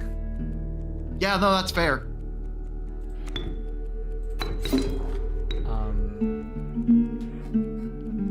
Oh, it resolves left to right, so this will block the second sparrow, and it has it porcupine. won't block sparrows. It can't block airborne. Oh, right. Okay. Bonk, and then bonk, and then the spikes damage each other. Maximum spikeage. Because you damage each other. It's like mutual grapple. True. Okay, these sparrows are just gonna fly over, so they're a little easier to think about. And I have an opossum now. Oh yeah, it's not... The sparrow wouldn't have attacked my bullfrog. See, my brain's melting. No, the sparrow would have attacked your bullfrog. Your bullfrog had because it had the jumping thing. Bullfrog is the main card with flying leap, or the giant leap. Okay. This will be a slow win, but I see the way forward. I think. Okay. Somebody's calling me.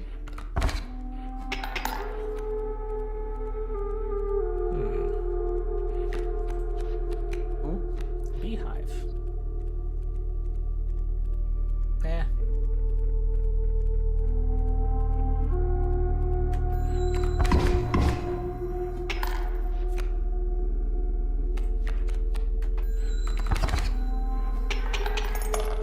Yay! We get teeth.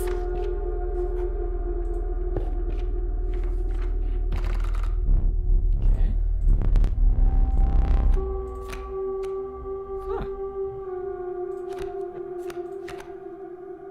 Huh? What? Monstrous grizzly. Oh my god! I thought 3 blood meant it was better. It was gonna give me blood. Now I got a more expensive card that I don't want. Okay. What were you expecting? Huh? Yeah, you were hiding information from me deliberately. Fuck you, Inscription!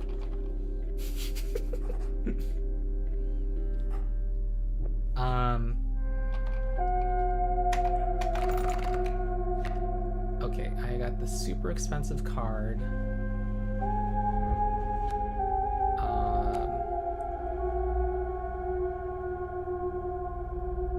Alright, I don't want to think about combining Stinky with Loose Tail. That will hurt my brain.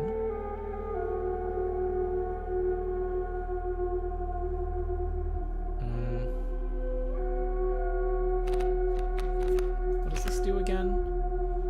An ant is created in your hand. Yeah, everything's expensive. Ugh. I don't know. Figure make what I have more powerful. More health. Okay. Alright, I'm back now. I don't think I've drawn my skink once. So I got a card draw that... you saw that happen? It said, what cost do you want to play? And then I saw you click 3 and I just kind of there was a word at the... It said something at the top? Yeah, it said choose, instead of an exact card, choose the cost you wish to pay. Oh. Okay. And then it showed the 2 blood, 3 blood, and bone as the category buckets. Okay. You clicked 3 blood with barely any hesitation. So I just assumed you knew what was going on, and you just wanted to have a big boy. I thought it was like, you know, I didn't read the top words, so. Okay. I don't think I've drawn my wolf once. Yeah, you kind of been not drawing any of your cards that have more than 1 power, but you have a decent amount of them, I guess, technically. Yeah, they just never come up. I haven't had a problem with anything dying from low health. Also, your opponent's been throwing out mostly flying guys, and the way you beat flying is by simply just having more efficient creatures. So, drawing only your inefficient creatures has been really hurtful. Yeah, I want to do more damage.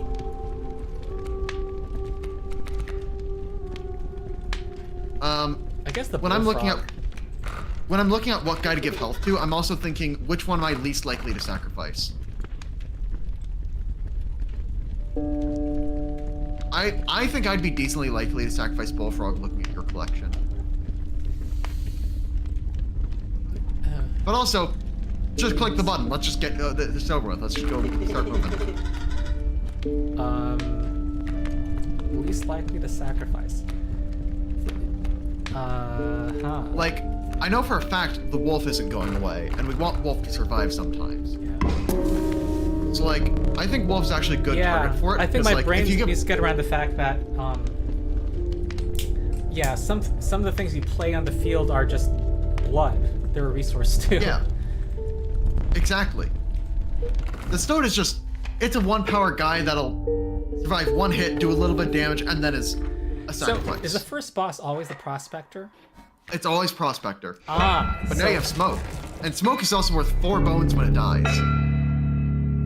Oh, it is. So that second boss will always be that bullshit that happened. No. Now it won't be too far too soon. Too far too soon? What? That's the line that was said right as the 8 bears were summoned. It's just because you got there run 1. That was purely punishing me for doing well? Is that all that was? Spiteful DM bullshit, you know. Oh no, I didn't compute that. It's spiteful DM bullshit. Oh my god. It's because they planned their tutorial in a certain way that I couldn't, I guess. Because you are locked off from a lot of content of the game until you die once. Oh, too fast, too soon. Chad is correcting me on the line. Okay, I didn't understand that, but okay, I'm gonna focus my little brain power on playing this hand. Prospector boss, again. Yeah. I like my Guardian. Oh, you have Guardian. Easy. Okay, if Megan, you lose after quiet. drawing Guardian, I have to lock Megan out. She's distracting me in a stressful time.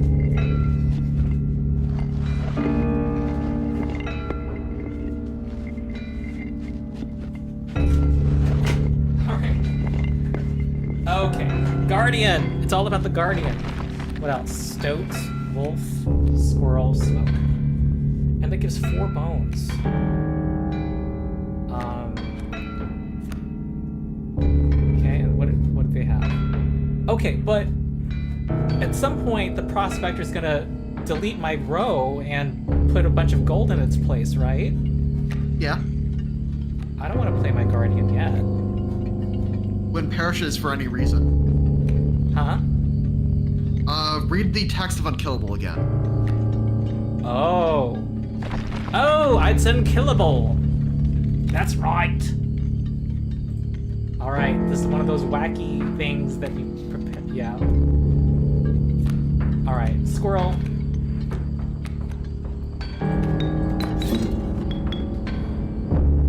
Pack mule. Does it move? And then it's gonna block the coyote. Yeah.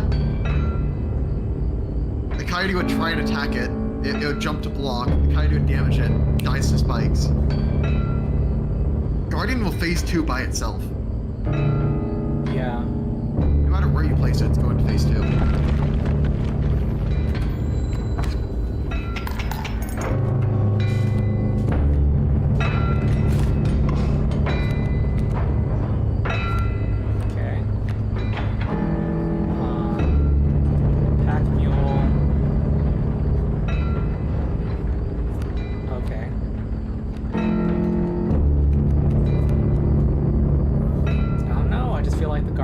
Well, it only has 2 health now.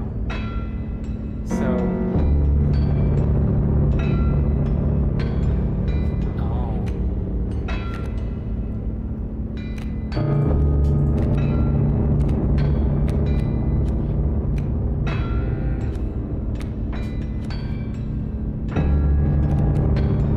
I guess. Okay, so technically, slight optimization. Wait, oh, if you sacrificed Guardian, it would have come back anyway, and it would have given you a health refresh. Health refresh. So, like, the Guardian is currently at 2 health, but if you kill it, it comes back to hand at 4 health. So you just replay it at full health. For a future play, right? Well, you would, to play Wolf, you would have sacrificed Squirrel Guardian. Guardian would be back in hand. You could then play Smoke sacrifice and play Guardian. Oh, and then use the smoke to play the Guardian. Yeah. So there are a lot of weird optimization lines as soon as Unkillable gets involved. Okay. Because the card is both a body and a resource. Yes. But anyway, now there's gold in them cards.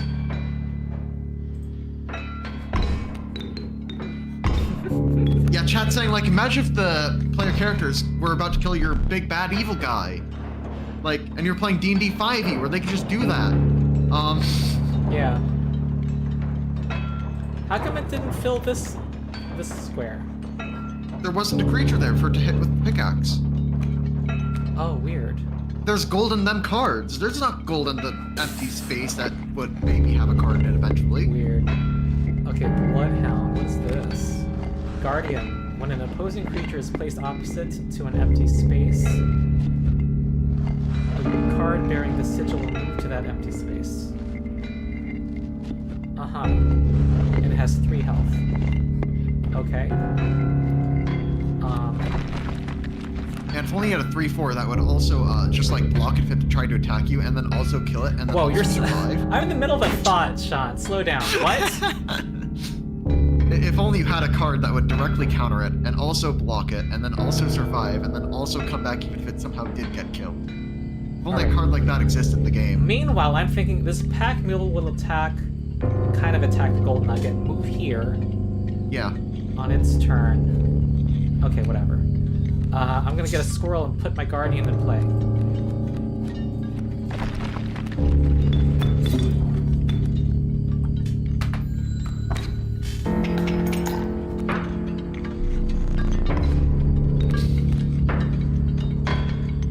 Okay.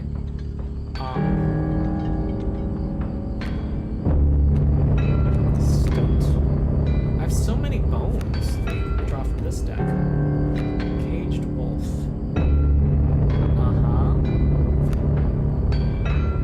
Oh, I think you crashed. Not for me. Oh. Okay, nope, you're back. Alright. Discord just froze then.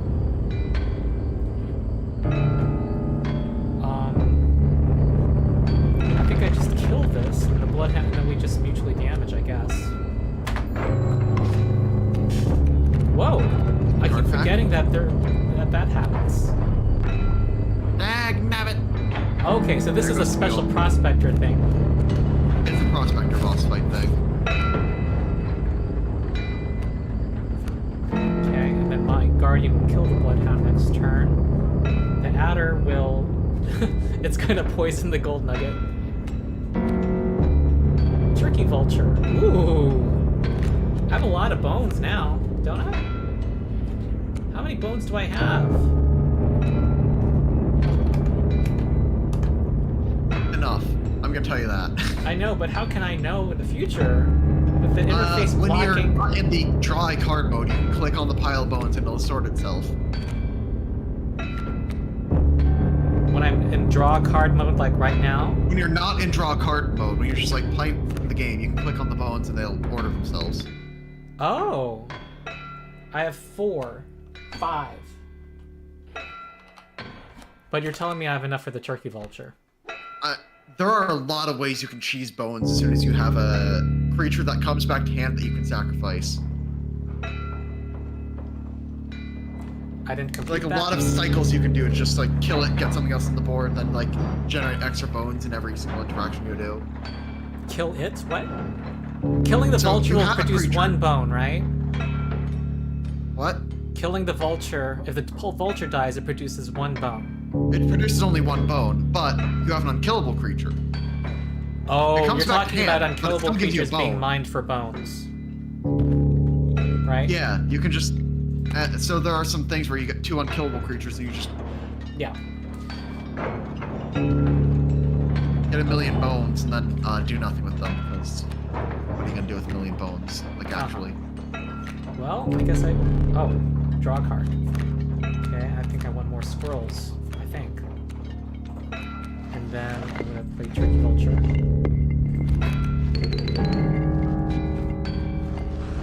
The bloodhound goes in front of it.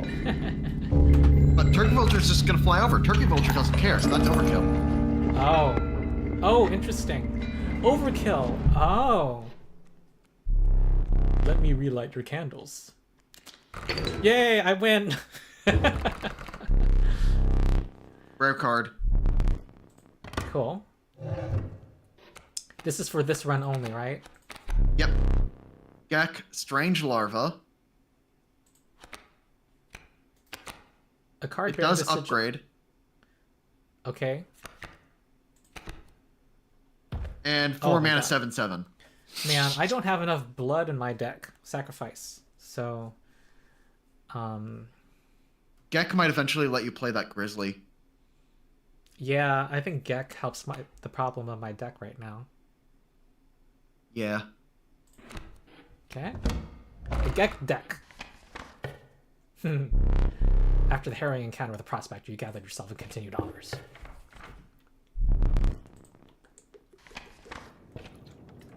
Back to the wetlands.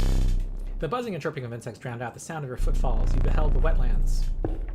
Okay, draw a card. River otter, black goat. River, black goat, beehive. All right, I want black goat. It can let you play Grizzly, theoretically. Sure. Black goat seems fine. Okay, For this your lets deck me specifically. eliminate a card. I have 3 consumables right now, so Yeah, let's go ahead and start killing things.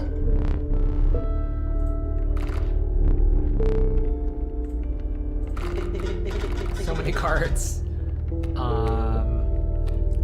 So now, which card do you think is going to be the least useful for you? Yeah. Cage. I don't see myself using Caged Wolf. I mean, 1 health Okay. blocks something, you know.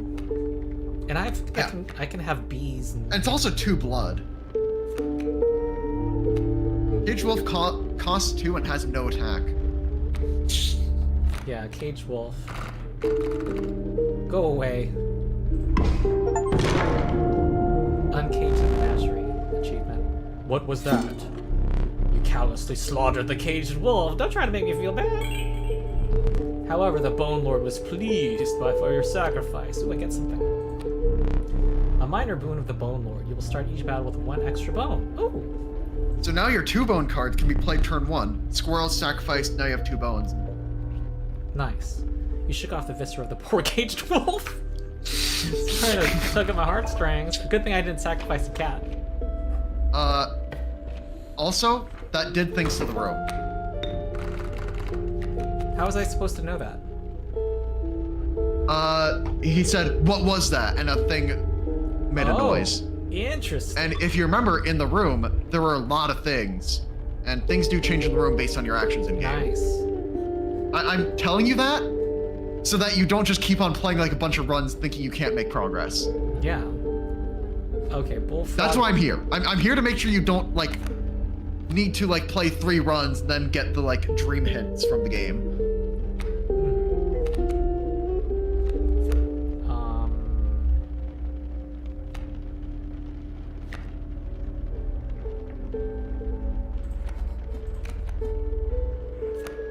Black goat will do 0 damage. And my Gek will... Oh my god, I can have my Grizzly now? Yeah, you could just turn 1 Grizzly it. Just... There's a Grizzly. Hello. Why would you do anything else other than turn 1? And then Here's do I my win? goddamn Am I bear. winning? I mean, like, the bear, it's less good than 8 bears, but 1 fucking bear is still a fucking bear, you know what I mean? Wow, that was a turn 1 win. Cool. Hey, that's for a speedrun. The speedrun strat usually involves just, like, bang, bang, bang, because, like, they'd campfire to get that bear plus 1 more attack, and, like, do RNG manipulations. Like, it would. Speedruns are gross. Okay, River Snapper's like the caged wolf. Mantis, that's interesting, but it's only 1 damage.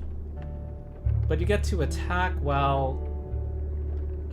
Mantis is 2 damage, and if you campfire it,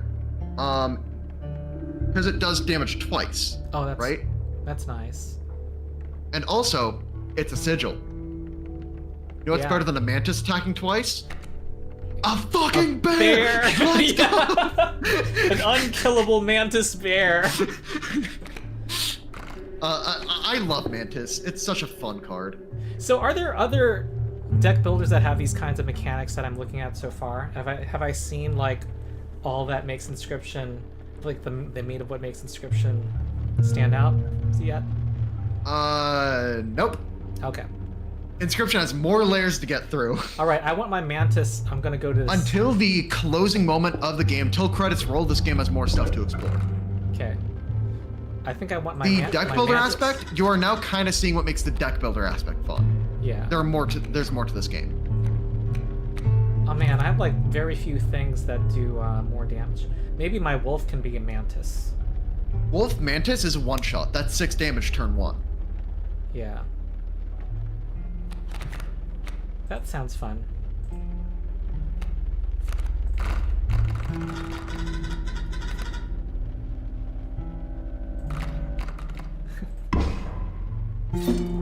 Right. Hey, did that... Oh, it didn't have a sigil before. Boop, boop, boop. So, because I killed the prospector, I get to look like a prospector. Is that what's going on? Because you killed the prospector, you get to play more of the game. Ah. Okay. Stump. Oh, kingfishers are funny. They just take up space. Coyote, okay. Kingfisher, Lamau, you're wasting a board slot for 1 damage per turn? Haha, look, my board spot does 6 damage per turn. Oh wait, you can't because you're already dead. Next round. And that's how Inscription goes.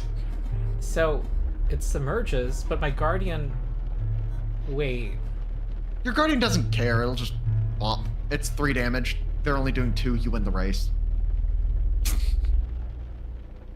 Yeah, but then... Oh, it attacks... It ignores the kingfisher and attacks the boss. Boom. Bang. Your Guardian comes in with the sniper rifle and just kind of locks and Oh my loads. god, my black goat on turn 1 again.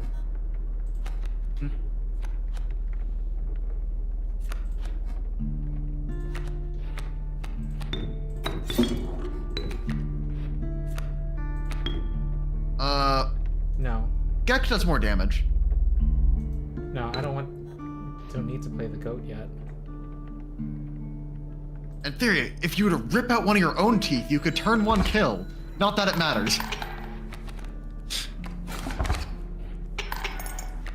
Rip out one of my own teeth? What? You have rusty pliers. Oh yeah.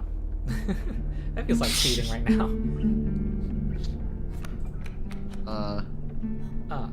Okay. Eh.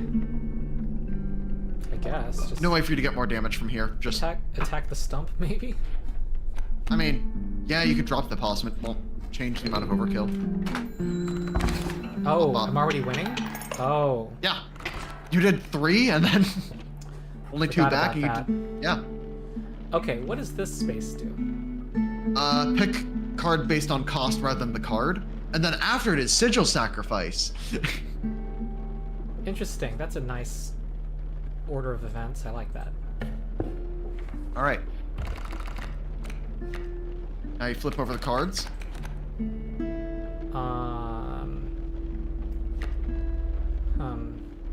One blood.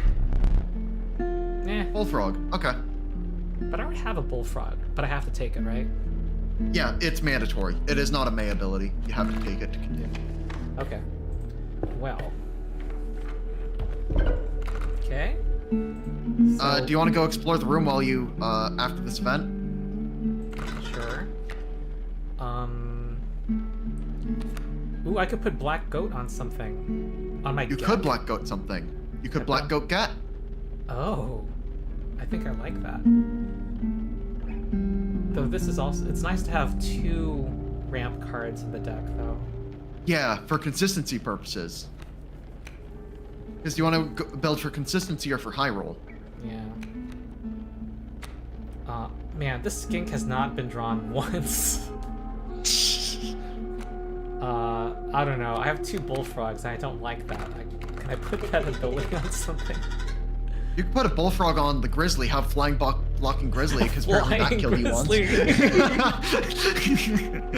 Just have the grizzly jump into the air, catch the bird, and then eat it. I wanted on something with high health, I think.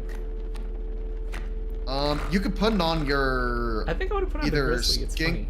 or stoat. Because that way skink would dodge the flying creature and leave the tail in the way. Dodge the flying creature and leave. Because like two skink things would then try blocking- to evade flying. Ah, and then you have and two then things would block the blocking flying with the tail. blocking flying Then you creatures. can theoretically block just like 2 lanes with 1 card, which is Yeah. value. The thing is, I haven't really felt, at least so far in the game, felt threatened by flying creatures. Like they usually do small damage. Yeah, but then you could also look at, then it becomes a ramp card because then you can sacrifice the tail. Because the tail's Oh, made yeah. as blood. That's so weird that you get more. And a bone. It creates a bone. There's a bone. It also creates a bone when the tail dies because it is a card. You also get bones from rocks. Don't think about that too hard. I guess I'll... They don't have blood, but they have bones apparently. So you have to order your trees boneless. All right. The grizzly's Do not just think not about gonna why come... the trees have skeletons. The grizzly's just not gonna. I feel like if I'm putting the grizzly into I feel like play, if you play grizzly, you've won. you're winning already, right? So I guess Yeah. I'll put on the skink. Fair, yeah. Good play. Okay. Have you played Monster Train? I have not, but also you forgot to go explore the room after this fight. Oh, okay. Okay, kingfishers are kingfishers. Kingfisher, coyote. It's 4 damage coming in, but like... Actually, no, you don't have your good cards. This is legitimately kind of scary. Wait, your skink flying blocks. It does. Okay. I see a line here that is really, really funny. So if I play the skink right here, Yeah, okay, and then I'll do that. yeah. You're seeing the line. Okay, I'm gonna use the tail of the skink and the... I don't know. Hopefully the Yeah. grizzly can come into play somehow, but... Yeah, yeah. Yep. Yep. I think that's Oh, turn. and I have an extra bone from the beginning. Yeah. Well, if a bone card comes into play. Dink. Okay, now it's a wriggling tail. It's so gross. All right, So you have the tail. Oh, and they have 2 health. The tail has 2 Yeah. health. Tail has 2 health. So, whenever a tail is made, it has the same health as the original creature. I think it always just has 2 health as a token. Okay, it's hard to call. But it copies the soul sigil. Yeah, that's funny. Chat is just saying that the rocks give bones because there are fossils inside. And you know what? I'm inclined to believe them. I still don't know what a tree bone is, and I don't want to know. Okay, if I sacrifice this and this That's 2 blood. and squirrel, I get a grizzly, which does 4 damage. You get a grizzly, which is And they're 4 going to be damage doing down 4 that damage lane. also, though. Yeah, and then you have, but you're only taking 1 lane to do your 4 damage, so then you just build up the other lanes. Because they have kingfishers. What are they gonna do? Ah, so there's like lane efficiency is a thing. Yep. Grizzly Okay. has very high lane efficiency. Oh, and I can attack under the kingfishers. Okay. I don't know if the tail can be buffed by campfires, chat. It's not something I've ever messed with very much. Usually when I'm thinking about the tail, I'm just kind of... Because like I'm pretty sure you can put tail on other things, and wriggling tail is always 2 health. Yeah, so then some things come in. Boop, boop, boop, boop. This will submerge itself after doing 1 damage. Yeah, but it's gonna keep on just like biting your grizzly for 1 every turn. So after 6 turns, your grizzly will go away. Oh, when it submerges, the grizzly Grizzly's will just gonna attack through it. directly. Oh. Boom. That doesn't block. I don't care. You're in a really healthy spot right now. I don't think that there is a losing play. I do think that there is a play that is better. Though. Yeah, I can just click stuff. But I want high damage Yeah. so I can have teeth. I would probably focus on killing that coyote. Okay. Actually, wait. No, you're in an equilibrium state right now. You can just draw through your main deck, try and find a high damage card. Bones. Because you know what his board is going to be. There you go. There's your high damage card. Now you just draw 2 squirrels to do that. Because you know you're always going to be dealing 4. You're always taking 4. Yeah. So you have 5 turns to figure out some way to do overkill. Yeah. So you just draw squirrels now to get down wolf, get out stove, and just... Yeah, because like what you have in hand right now, 3 squirrels, represents funny. a massive quantity of overkill. Meta. Yeah, you can play down your squirrels now. Don't play the wolf yet. Don't play the wolf yet. We can still get 1 more point of overkill damage from the stoked.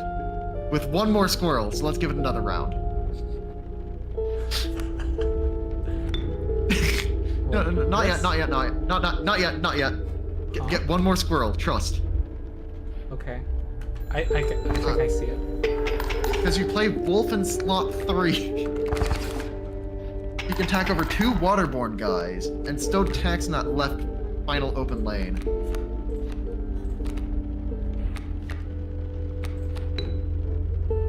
No, not that squirrel. Yeah, that one. Because you need to have the board space. Yeah. Yeah. And yeah, so yeah. the mantis wolf will... The wolf needs to sit there, so that way it can hit. Yeah. Keep me alive. Oh, shut up.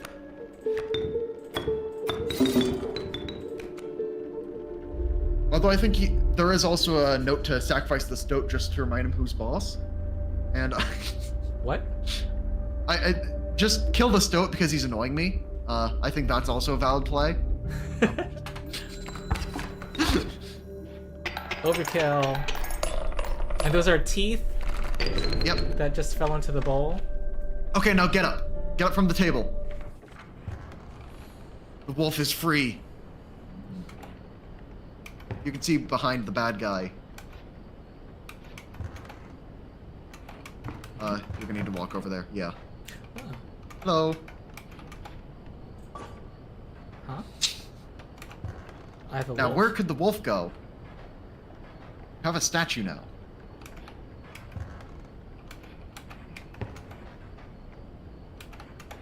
Huh? You don't know time yet. You don't have a river snapper in game.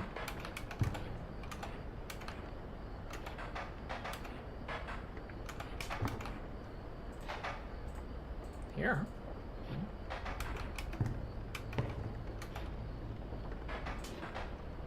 Oh. Hexagon spot. Facing the wolf. You finally pried my special dagger from the paws of that squirrel, though you may wish that you hadn't. Okay. Now, and what clued me in what would have clued me in was the guy saying, "Oh, what was that noise?" What was that noise? The loud clank, and then the wolf being open. Oh, and there was a sound effect. Okay, so I gotta. There was also a sound effect. I need of, like, to the read boom. things and listen for things. Okay. Yeah. What's this? Boop, boop, boop, boop, boop, boop. Also, on my side, it looks like your camera is disabled, and I don't know what's happening on stream. Oh. Yeah, stream Discord's just gone. Interesting.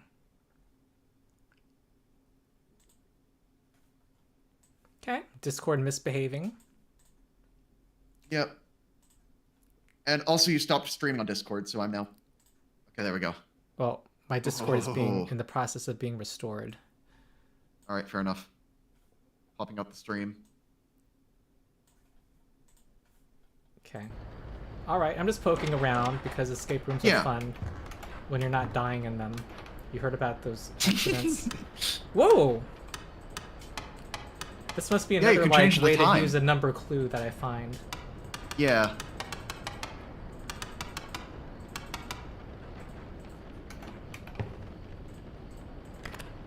Oh, this is the rule book. Okay, Yep. I need to And release some weird weapons hammer on the wall. later, a staff. Okay.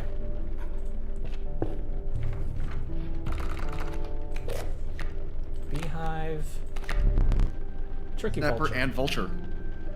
The Tyrant of the Skies. I already have one, don't I? You got one from the mule. I will let you know, it does cost 8 bones, and 8 is a big number.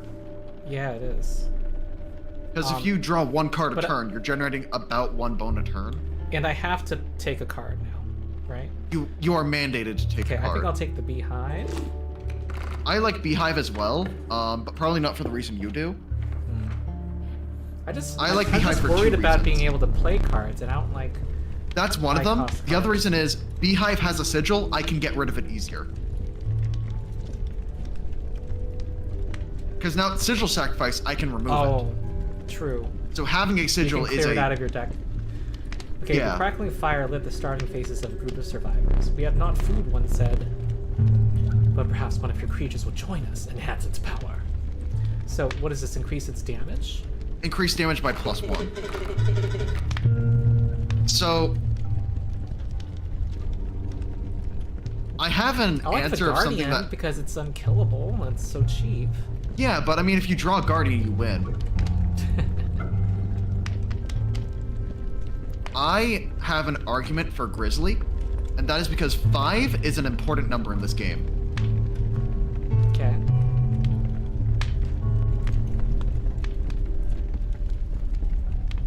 Because then if you draw Grizzly and Black Goat in your opening hand, you win instantly.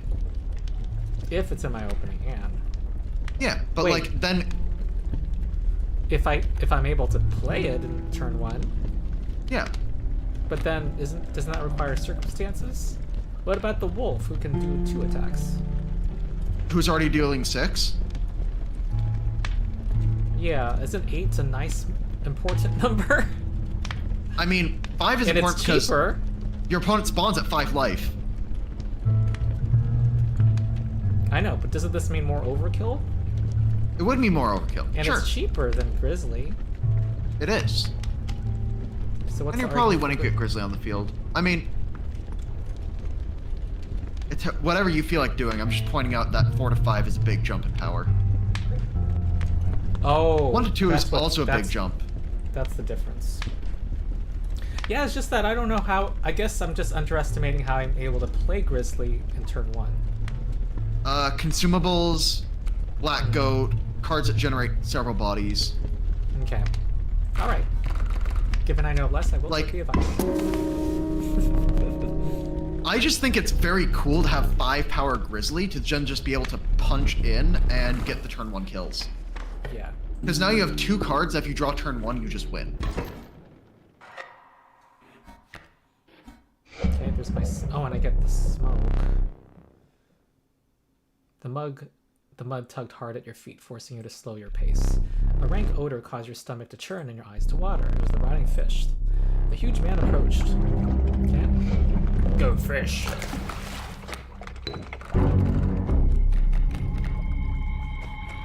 Okay, this is Alright, so now if we look at your hand. Kingfisher. Yeah, Oh look, Black Goat and Grizzly in an opening hand. nice. Oh my god. The exact scenario. What? How can you... I feel like I'm getting the same cards all the time. Yeah, no, it's just weird shuffle. I'm not telling you. Anyway, good game.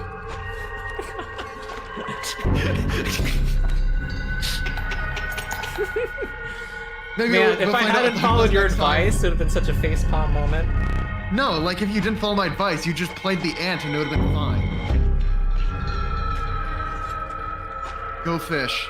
Okay, will do. I would have played the ants and would have been fine. The ant would have done 1 damage because 1 ant on board. I know, but I would have Smoke plus ant. not had this turn 1, whatever it had. No, you would have still had turn 1 win. It's just that would have required your smoking your ant in order to do it.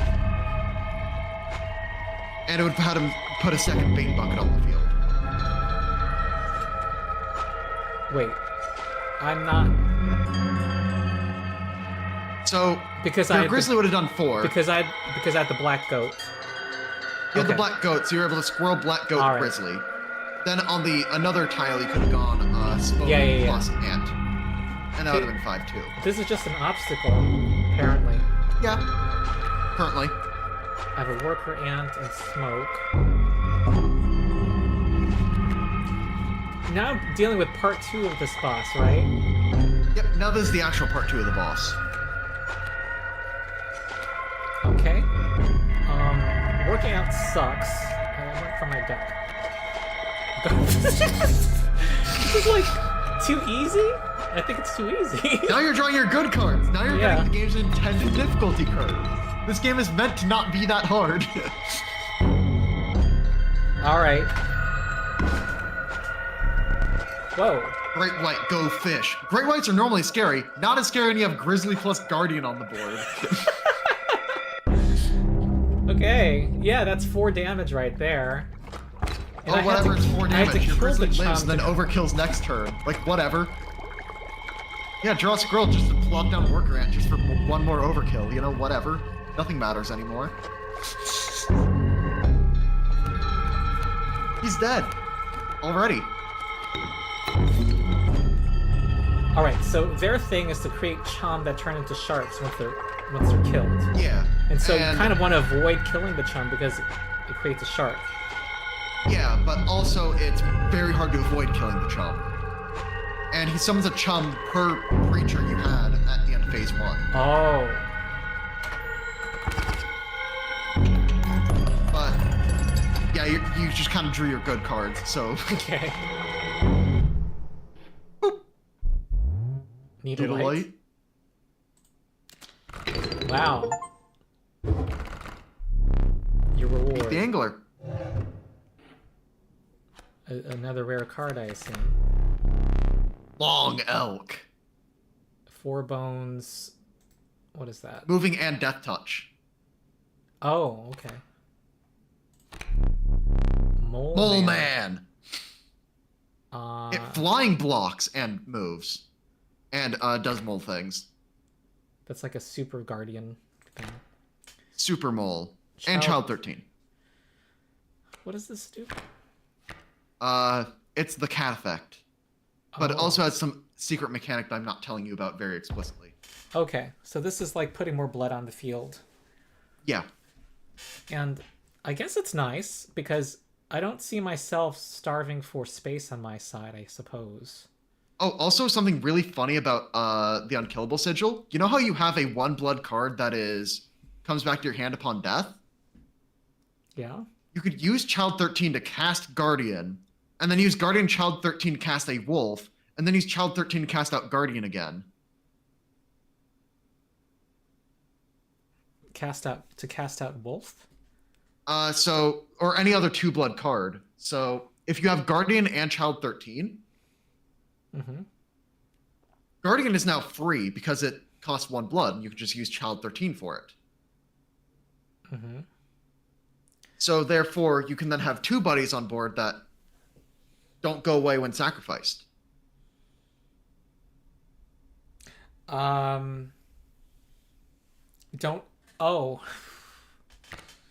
Wait. So there are already combo lines with Child 13 in your deck. Okay. I have Child 13 in play. I use that to play the Guardian. Child 13 is still there. Now you have 2 bodies on board. Right. Child 13 is still there. Yeah. And then I sacrifice those to play a wolf. The Child 13 Guardian still comes there. back to hand. Child 13 still there. Use Child 13 to play Guardian back out. Oh, God. I'm taking it. So, Child 13 is good when you have an unkillable in your deck. Everything is good when you have an unkillable in your deck. It's just that Child 13 gets particularly disgusting when you have an unkillable. Okay. You considered one of the angler's catches as a meal, but the rank order deterred you. Dinner would have to wait. Okay. Let me think. Next biome. A frigid gust of wind billowed unwelcome into your lungs. The beauty of the falling snow failed to distract you from the chill in your bones. You had ascended to the snow line. Okay. What is this? It looks like some guy in a wig. Go for it. Like, just try things out. Like, I'm not gonna explain too much. Oh, I know. It's really sweet. You arrived at the inky black mouth of the cave. A strange beast lurked within. It spoke, "Pass one of my trials, and I will be yours," in a raspy voice. 3 creatures will be drawn to your deck. They will decide your success or failure. But first you will choose a trial. Okay, middle. The Trial of Bones. The 3 drawn cards must cost at least 5 bones combined to pass. You don't really have bones. Oh, it's having me flip them over. Okay. Yeah. The Trial of Power. They need 4 attack power combined to pass. Bear, bear, bear. 3 drawn cards must have at least bear. 6 health combined to pass. I think 6 health is guaranteed for your deck. If you press W, you can see your deck list. No, you have a few 1-cost cards. It's technically not guaranteed. But it's like 95% I guaranteed. thought you just draw 3 cards, period. You draw 3 cards from your deck, and then it sees if it matches the criteria. Right, and none of these had anything to do with cost. Oh, this is the blood cost. That's heart. Cost? That's heart. That's health. Oh. So your cards have, like that one has 2 health. If you draw a bear, you win. Yeah, but what did the cost of the card? Why did you mention the cost of the card? Did I? Yeah. I mentioned bone cost. We don't have a lot of bone cost. So I'm on average, we don't have a lot of bone cost. The power or the heart. And you have a lot of 0 attackers with big dumpies. So I'm gonna do a lot of heart. big dumpies in your deck. In Magic the Gathering, we just call toughness the butt. So when I talk about a creature having a large butt, I'm talking about it having a lot of health. Oh, Grizzly. All right. Yeah, oh my god, I keep drawing those cards. Okay. Yeah, you doubled their trial and then did some more. You know, just to prove that you're better. Are there difficulty levels in this game? I'm wondering if I'm on easy mode and it's like giving me better. The base game is very easy. The DLC is where you get like Slay the Spire Ascensions. All right. The beast revealed itself. It was then flip them over. Skink. A skink with the bulldog. Bifurcating grizzly! Mantis grizzly! Or the thing that actually ramps you and is probably correct. Okay, I already have. Okay, grizzly is just too fun to have. Mantis grizzly! Yeah. What is this do? It's so silly. Oh, opposing. I don't think skink matters. I think that one. It's between Mantis, the beam of Mantis Grizzly, and probably the better option to sacrifice. Alright. And now you just get to remove something from your deck. Oh my god, I have so many things now. I've never drawn Beehive once. I think you have outlived the need for Ant Queen. I think Ant Queen is just always going to be too slow and too trash for you. Right. There it is. I think Ant Queen is your worst card. Get rid of that. 2 blood, 3 health, 1 attack. Ew. It's better as a bone. Wait, that gives me 1 free bone per battle? Now you have 1 free bone and 1 free bone at the start of fight. You have 2 bones. Was that your way of saying 2 bones? 2 bones, but it's an instance of 1 bone followed by an instance of 1 bone. Oh no, the deer have tails. Oh no. The elk have tails. What we do when the elk move? Squirrel, gek, ant. Okay, now you're drawing your bad cards. This could get a lot that worse ant here. is lame. Ant sucks. I think Ant Queen would have still been worse, to be fair. Okay, elk fawn. Oh god, those are fawns. Those are scary. Oh Okay. god, elk fawn with tail. Ugh. Okay. Yeah, never mind. And they're gonna grow? And they're gonna grow. Do their tails grow? I don't think so. But the elk will grow into elk. No, the elk. Okay, I'm gonna draw from that. Turn 1. You just have a bad hand. Okay, they only do 1 damage, so I'm gonna pass. You do have the knife.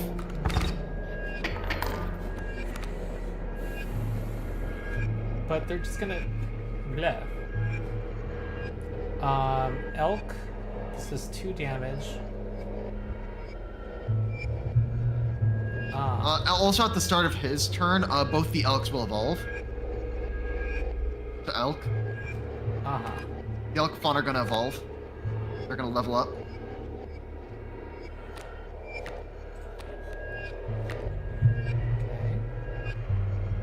Okay.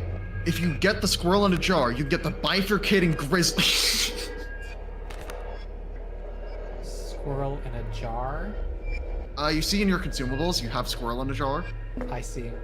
Squirrel in a jar, Gek, squirrel. That's 3. You play grizzly and win. And then place it right here. Yeah, and then you just... Yeah.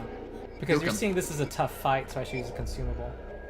You are either going to lose a candle or a consumable, your choice. And that consumable can either be dagger or squirrel in jar, but squirrel in jar is just so good here. Yeah! Yeah! Grizzly! Bifurcated grizzly! Bam! Grizzly moment. Overkill. And we even got overkill. Somehow. Okay. I should remember this. What does this do again? Pick blood. Or pick cost. Oh, I don't want to add more cards to my deck. I don't like having big decks. You are mandated to add 1 card to your deck. Because your choices are add card to deck or add card based on cost to deck. Well... The right side gives you a card remove, though. And this goes towards a sigil. Yeah, that's a sigil sack. And something different up there. 1 blood, 3 blood, or bone. You have a good amount of bones now. I do. Oh. Oh, gross. Hate it. Awful. Okay.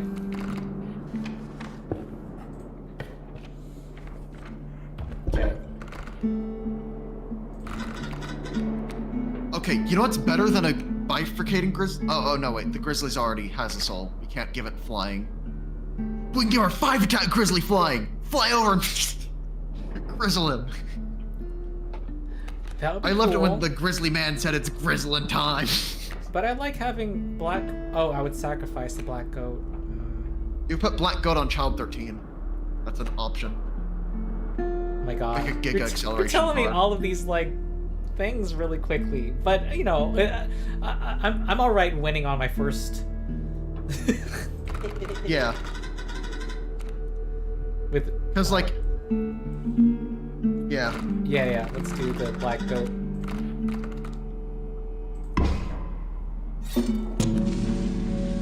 Nice. Child 13 produces blood.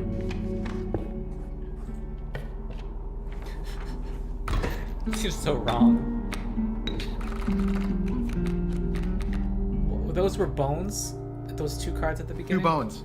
Yep. Okay. Those were your minor bone boons. Oh, 2 normal elk fawn. Much easier to deal. Not really, though.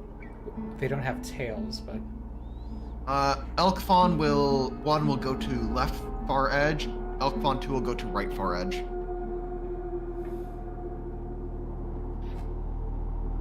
They'll move forward, attack. And then that one will collide with the right, then therefore move left. Or the one Oh, on the it right will immediately moves attack. left? Because everything resolves. It finishes resolving that entire card, then moves to the next card. That's how order of operations works in this game. Okay. It always fully resolves 1 attack before it moves on to the next. Okay, this creates bees. It creates bees. And does it have a sacrifice cost? Bees are 0 mana. They can just be played. Huh, maybe I want to put a beehive in the way. Skink would also let you push a damage and have its tail spawn.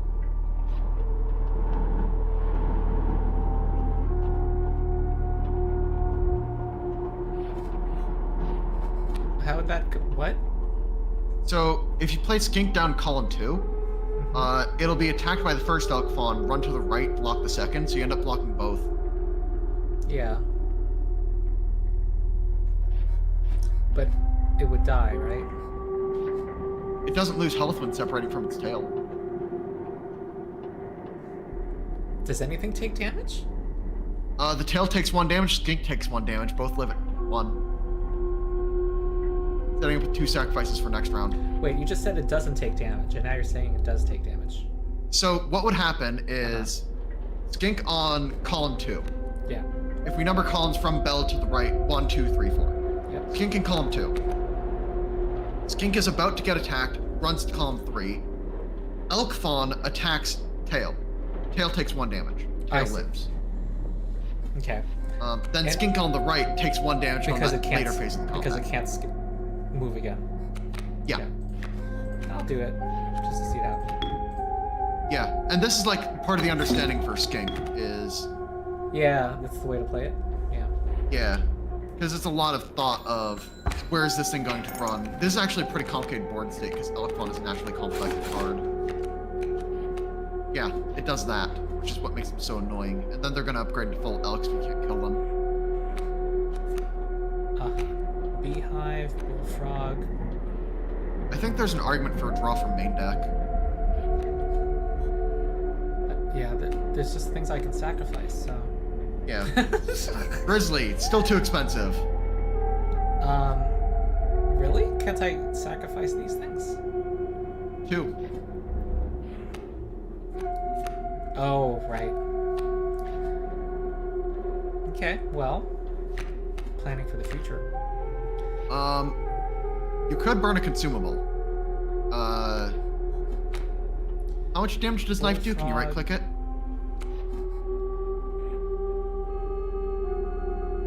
I just want to build up towards Grizzly. So, I mean, Okay. why use a consumable? Am I in trouble? Those 2 elk fawn that are currently on the board are going to turn to 2/4s. Before they attack? Yeah, at the start of his turn. So he's currently threatening 4 damage. Oh yeah, and then but it's only 4. Like, I can use my scissors later. I just don't know if it's dire yet. Yeah, no, it's gonna get dire really soon. Looking at your hand. So I want to kill a child before it goes up. We're talking about the scissors. I don't remember how much damage the knife does. Can you right-click it? The right-click to read in the book. Yeah. Place weight on scales. Okay, great. Thanks. Very helpful. All right. I don't know. I just don't feel the danger yet, and I think I need to. I could be wrong, but then I'll learn. Fair enough. Okay.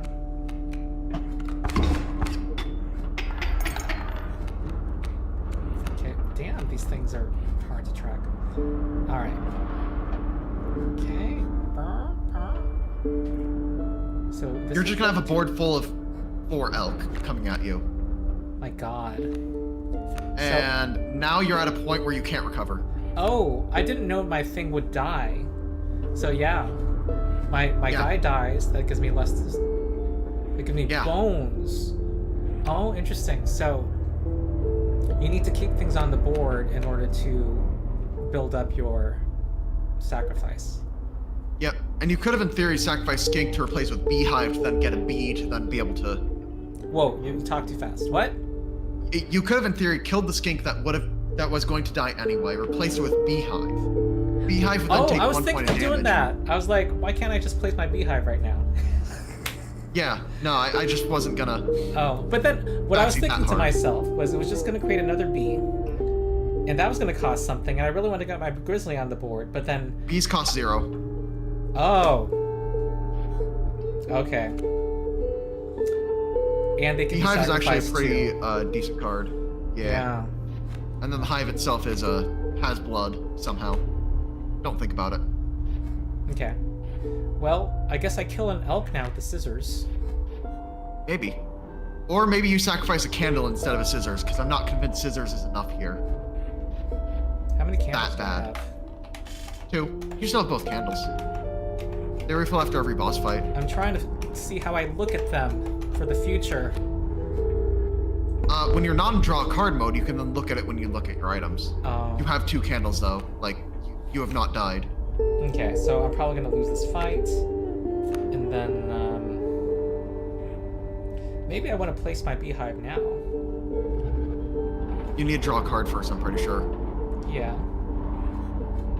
Yeah, no, I like Beehive. Beehive is fun.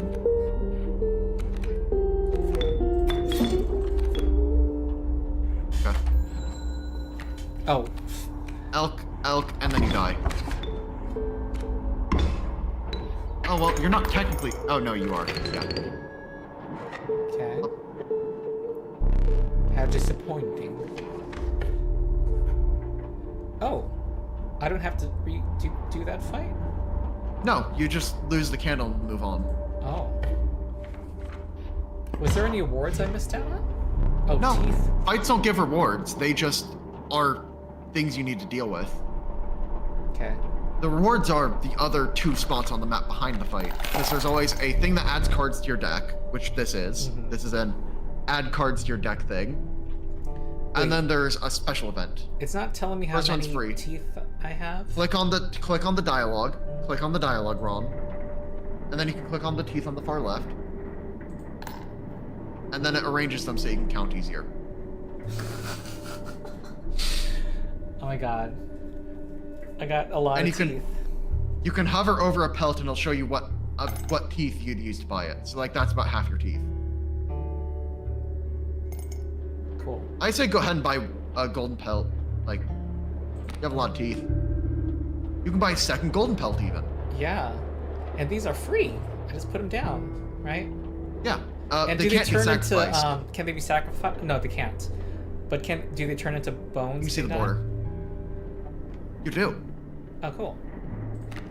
The pelts have bones in them. You're out of teeth, so now you just click the thing in the center and leave. Much appreciated. Huh. Camp. Alright. More health.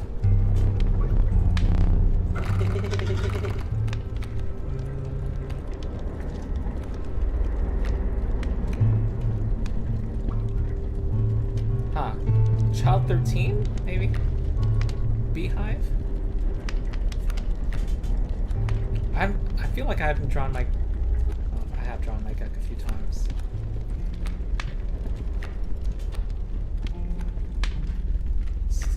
I don't think I've drawn the stinky one at all. You have not. Drew it Worker once Ant just total. needs to die. Worker Oh, Ant no. should just, like... The next time you see something that lets you sacrifice something without a sigil, you just... Yeah. And say, now give me your bones! Give me your bones? Because you get the bone from it at the start of every round, so you just take its bones. Oh, you're talking about sacrificing the card. Yeah, because that's the one event you can actually use to sacrifice it. Okay, another fight. Yep. Bone. Bone.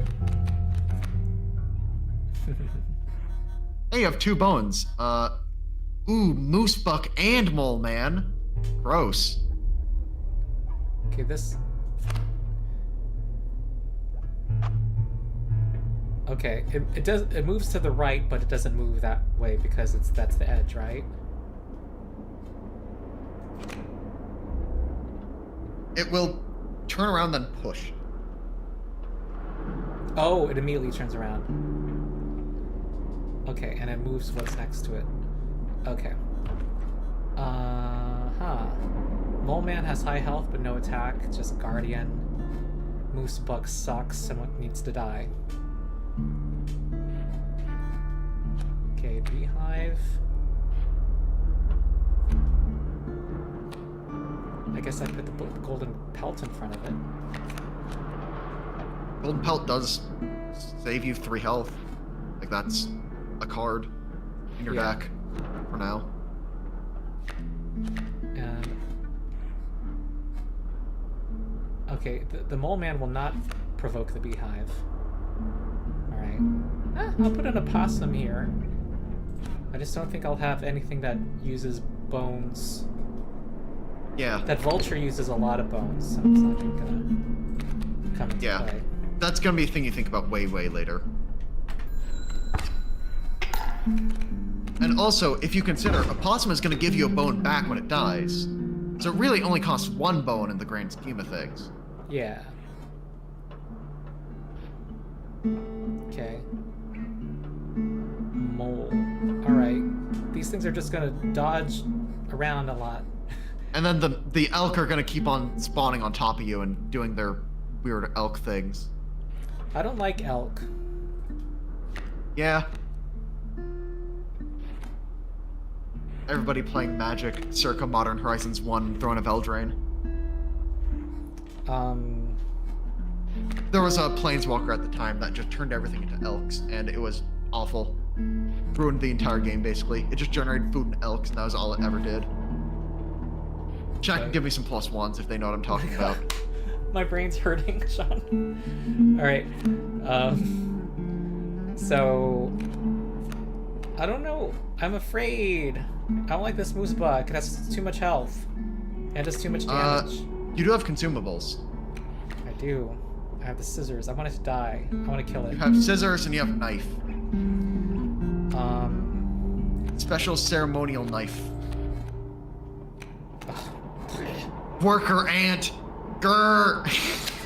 Go away, moose buck. Can we talk about how much we hate worker ant on this stream? Yeah. Is this an anti-worker ant stream? We are very pro-worker, but very anti-worker ant. Okay, that's the political leaning. All right, maybe I could a beehive in front of the elk, maybe. Okay, so what? Do you want to learn like a really spicy high-level tech that you probably not find on your own? What? So you remember how I said that things move down and then try to attack? Uh-huh. If you put worker ant in front of where the elk would try and come down, Mole Man will move to block it. And then it'll be in the way so the elk can never come down, blocking it like a kingfisher would. Ooh. Because this moves... It's spicy. I'm not necessarily convinced it's correct, but because of burrower, no, when an that's empty the thing space you would can be go for. struck, doesn't the beehive not attack? The worker ant attacks, though. Oh, it has worker one ant. hack. I'm not saying it's optimal. I'm saying it is an option. Yeah, that's cool. And chat is saying to let you play bees, so yeah. Those hands saying, being impatient. But, I mean... I think it's more of chat is very pro beehive. Yeah, but the thing is the mole would come forward if the mole man moves also. Just that I have elk PTSD. The mole man is always going to move to the opossum currently. Oh. But things resolve in order left to right, so by putting that's something to true. the right of mole. I see. You can see how silly this can get. If you think about how you can stack things in layers and such and such. But I like the idea of beehive. Because just getting two bees out of it instead of one is so I've never seen the good. beehive do anything yet, so... Yeah, let's go use the beehive. It's completely fine to use the beehive. Yeah, let's go for it. Okay. Wait, hold on. I need to make sure the stream's healthy. Stream's fine. I'm looking at it. Okay. Oh my god, we have more viewers. Yeah, people are just kind of like hanging out. Just kind of like... Okay. Bee! My god, I got moving things. So complicated. Alright, bee is free. That's nice. And worker ant sucks. Well, 1 damage is enough to kill elk fawn, theoretically. Yeah, kill the children before they grow up. Yes, murder children! War crimes! Okay, and then the raven comes forward, which sucks too.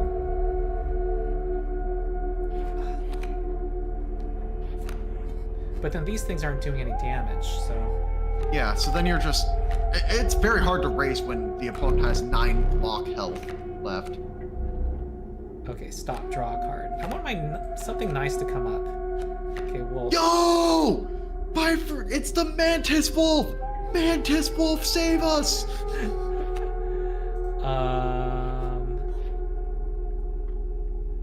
Oh.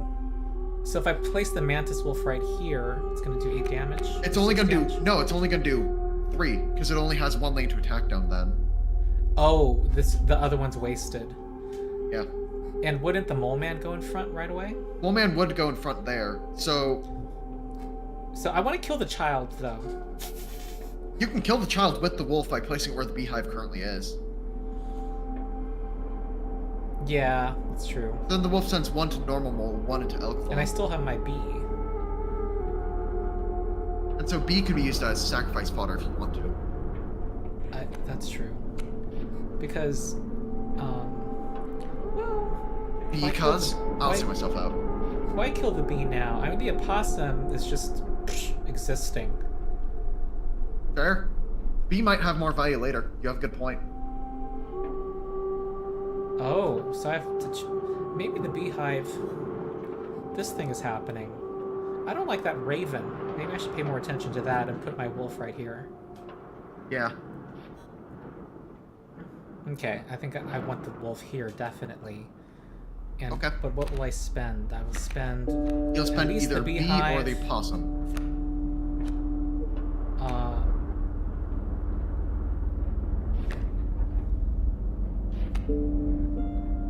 The bee. Because it's not really... The bee is flying, so it's a matter of do you want to have flying or not flying. Not thinking that much about that yet. Okay. Okay. I think it's minute optimization, but I think that flying is slightly better because it's going to eventually get to a face race. I just but, like, won't matter. overkilled through the child. Oh. Yeah, but only overkilled 2 extra damage. Into the I know, but Yeah. just understanding what's going on. Okay, and then my wolf will kill Mangled these corpse 2. of the child. I have this stupid worker ant that I want to die. Bullfrog. Huh. Does 1 damage. I don't know. Maybe I have to think about it later. Bonk. Ah. Okay. An elk. Bonk. Does the bonk. mole man thing proc only once per... Mole man will proc as long as it is still alive. So what it's going to do is it's going to eat 1. Wolf attacks left. Eats that attack, dies. Wolf attacks the right open. Okay, and the elk is blocked and stays in the back. Mole man will be dead by the time the elk's turn comes. Right. No. Doesn't it resolve the top row first? They move forward first? It resolves your attacks. Then it Oh, resolves on my Leshy's turn. Then Yes. Leshy's turn moves. Gotcha. Okay.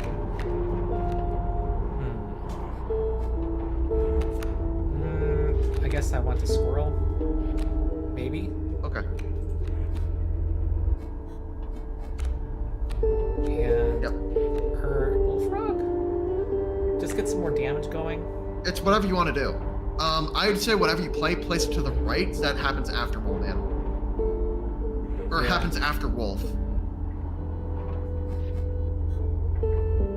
Mole Man will... Because Mole Man is always going to block a hit from Wolf. Yeah, I see. If we're talking about damage optimizations. And, yeah. right, I see it. So, like, this is the order of operation stuff that they want you to figure on the puzzle section. It's this plus another stupid mechanic.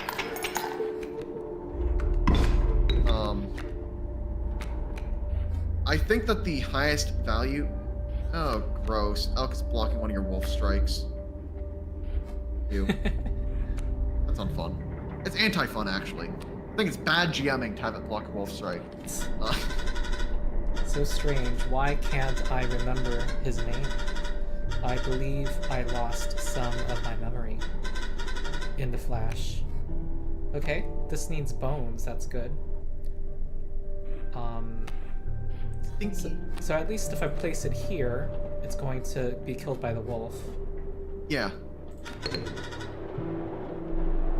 Good play. Says the snake bug. Ah! Cool.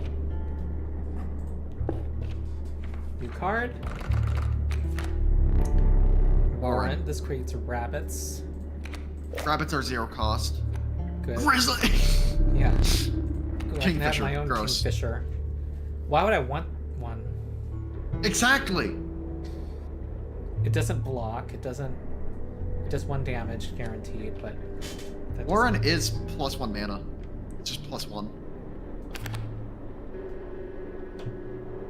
When I play it. On play, get a 0-cost card. Which can be sacrificed. Yeah, so it's 1 blood, get 2 bodies. Yeah, I like it. 1 blood, 2 bodies is great rate.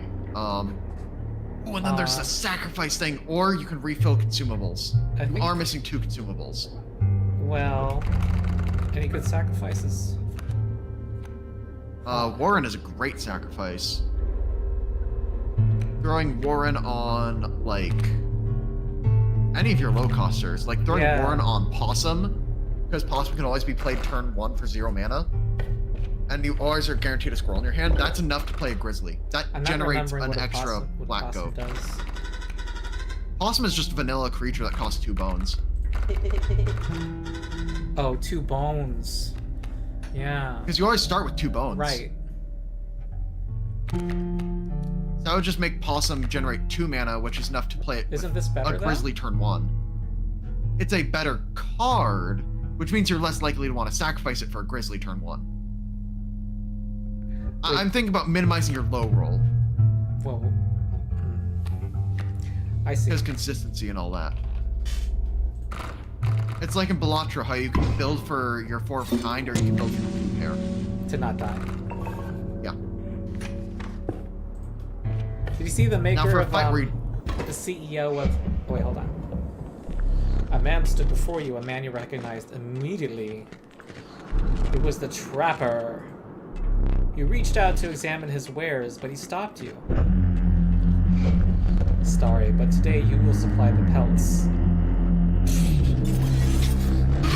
We have a plot twist. I thought he was my friend. But the CEO of Larian Studios, he likes Bellatro. That was cool. Yeah. A lot of people like Bellatro. Biggest killjoy ever. But he's the only one of us with a plan to get things back to normal. Huh? Rabbit pelt, wolf, mantis wolf, big stoat. Straight for mantis wolf. What the hell are these things? Does this knife symbol mean anything? Is that on everything? That always means attack, and you usually see it on things that cannot be sacrificed. Okay, this guy has weird gadgets. So blocks Weird frog flying gadgets. creatures, 2 health, 1 damage. Okay, seems alright. It has leaping trap. It has mighty leap and 1 other sigil. No, I'm looking at the wrong thing. Steel trap. When a card bearing this sigil perishes, the creature opposing it perishes as well. A pelt is created in your hand. So I want to send cheap things against it. But it doesn't do any damage. It doesn't attack on its own. Okay. I'm not gonna say anything more about this boss's mechanics. Nah. I guess I'll put a rabbit pelt in front of one of those strange frogs.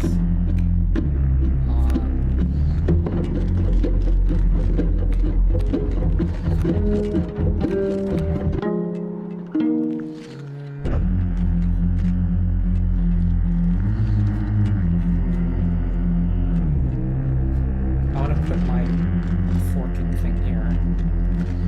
Okay, rabbit pelt. And then end.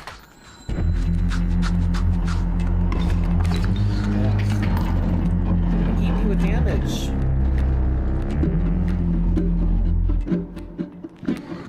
Okay, this will do 1 damage. I can place the wolf now if I take a squirrel. And coming as a bullfrog. Alright. But then how do I protect my super wolf? I like my wolf. Whatever. Wolf is a 3/4. You just kind of accept that's going to protect itself somehow. It has 4 health, that's protection. Okay. Oh, they turn into traps. Oh, that's nasty. Yep. Okay, so my wolf's gonna die on the first hit. But at least they're not damaging me.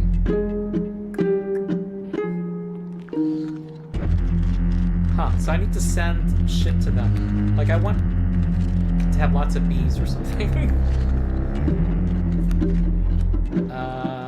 Okay. Stoat. I'm gonna be collecting lots of bones meanwhile. Alright, I have time, so maybe I'll draw from my main deck. Possum. Possum that gives money. You could do that and get a lot of pelts. A rabbit is different. Oh yeah, because these create pelts. Weird. create Okay. pelts. There's a lot of interactions going on. My brain hurts. Okay. Yep. I'll place the opossum here, and that gives me a rabbit, which doesn't attack, so I cannot throw it against a trap. I mean, the trap will be killed via something else. What? What? Your wolf. Your wolf is gonna kill the trap. Yeah. One of the traps, right? Press play. My rabbit's not for now, it's for later, I think. Okay. Do I want to sacrifice the wolf? No. Maybe. Maybe I want to sacrifice the wolf because it's going to die on its first attack. I'd recommend reading the trap sigil again. Okay. The card. The creature opposing. Oh.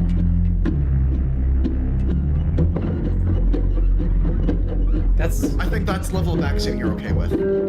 It is, it is. It's also weird thematically. But anyway. It's the thing that's directly in front of it is activating the trap. That one is just so agile it's able to hit them without being in the way of where it bites. I guess. Yeah. Alright, so the wolf is going to attack both of them. And I don't want to place things in front of the traps. Okay. Unless I put a rabbit in front of it, and then it... If I want bones. But I want to use it... I can sacrifice the rabbit. Yeah, just keep the rabbit in your hand. That should keep it in your hand. Yeah. Okay. Uh-huh.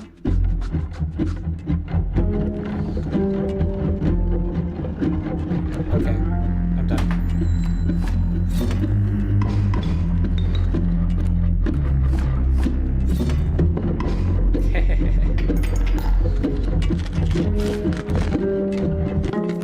Okay, wolf pelt. Worth threatening a lethal. Huh? Worth threatening a lethal. The wolf has 2 open sight lines and you're at like even health. Ooh. You have lethal on board. And I have a rabbit I could sacrifice. Yeah, so which deck do you draw from? Main deck? Cool. Grizzly. Alright.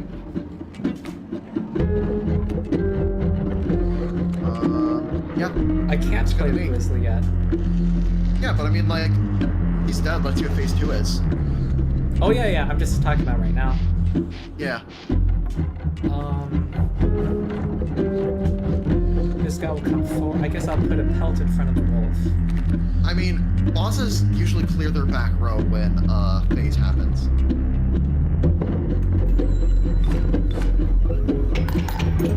Although in this case,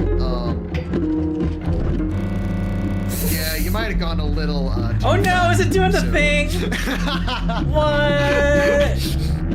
This is artificial grizzly difficulty. Wall. Grizzly wall, grizzly wall. This is blah. It's just extending the game life, but well, anyway. Not to say I don't like the game, but you still need to meet the 3rd talking card before you can actually beat the game. You can actually beat the too What? Say it fast again? too soon. The game lets you. wait, say If it you again. can deal with the grizzly wall, you can win. It just requires This is only scissors, the and it only requires. when you're starting a new account, though, right? You can actually beat the first run. You just need to beat through the walls of bears by farming for scissors and actively abusing consumables the entire way. Oh, okay. It is possible. Wall of bears. Okay, well, too fast, too soon. Too fast, too soon moment. Yeah, whatever.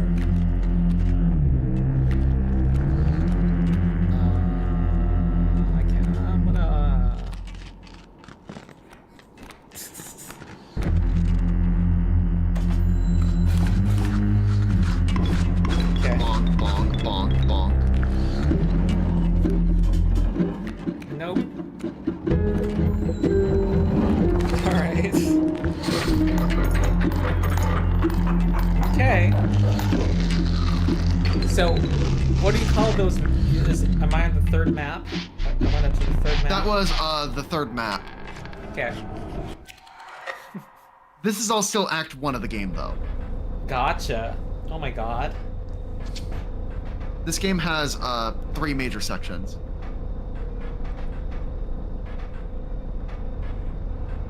Stay there. No need to move. I am afraid you are not dead yet. Well, still. Where did I put that camera of mine? Right here? I'm gonna give him the camera. Try to take the photo. Pathetic. Do you really think I would leave film in there? Do you have any idea what that camera is capable of? Give me that. Give me that. We have a memento to create. Alright, my death card. Okay, so will my guardian... Cost! Gek cost! 0 cost! Sorry. Oh my god! Okay, hold on. Alright, I see our 12 viewers are probably, you know, creaming right now. But, question. What happened to the guardian card from before? Will that be in my next run? It will still be in the pool of cards that can appear. Ah, okay. But not... This is adding more cards to the pool. And was that in my starting deck in this second run? No. I had to find it. You need to find it. Okay. Gek. Cost of free. Alright, let's do it. Free. Power and health numbers. Grizzly! 0 mana. This is like the super. This is the consolation for being... This is little Timmy at the playground saying, "No, my superhero is the strongest superhero." Yeah. The sigils. Bees and flies. Wait, I get both of these sigils. You get both sigils, bee and flying. Oh my god, the a flying 04 bear that creates bees. That costs the nothing. The barely. Oh my god. And you see, this is what happens Do I when almost a bee want to avoid really getting wants to be a cards grizzly. in order to just get to Super Bear? And this is what happens when a bee takes testosterone. Alright. Barely legal. Alright. Here we go. Perfect. One thing now remains. I must capture your visage. Okay. It's gonna be the same weird face. Say cheese. Cheese! It's gonna be a different weird face, actually. Okay. There's like 10 different art that cycles through. Not much for trading that last one. Are you prepared to make the right deals? Not much for trading. What were they talking about? You died to the Trapper Trader combo. Oh. Fishhook. A gift from the angler. Is that a consumable? It is a consumable. It would let you use the angler's signature ability. You didn't see what his hook did yet. But you can right click and read it in the book. You see, he was defeated recently and wishes to redeem himself. So you remember how Scissors kills a card? Yeah. Wouldn't it be funny if you just grabbed the card and yanked it to your side? Oh, nice. You can just... Nice. Okay, so I see the pattern because I beat the angler. There's this new consumable that's now part of the consumables I can find. But it's also you only added get to my one in next the run. entire run, and it comes into at the start. Same with the knife. The knife is also special. Wait, what did you just say? The knife is also special. The special plot consumables are only 1 per run. And am I guaranteed to have it at the start of a run? You're guaranteed to have it at the start of every run starting now. Oh, okay. Nice. It would be unfortunate if you were to fall to the prospector before he was given that chance. The angler wants to rematch you, so he's like, okay, here's my hook, use it to get to me. Alright. This hook is powerful. You may steal one of my cards with it. For that reason, you will not find any others along the path. Use it wisely. It seems the lowly stink bug has made its way in. And there's your starting deck, 4 cards. For my next This is your run? starting deck for the rest of the game. Yeah, they look a little different. Don't worry about it. Not a big deal. Don't worry about it. Wait, I'm sorry. So I had a different starting deck before, apparently, and now this is your starting deck before had a bunch of bones cards. Now it just has Stinkbug. Your Stinkbug, Stoat, Bullfrog, Wolf. I'm just wondering the logic of why this just happened. So is this a random set of cards that are now going to be my... No. Why? You have Bullfrog, Wolf, plus your named cards that you found. Plus the talking guys. And Bullfrog and Wolf are in every single playthrough?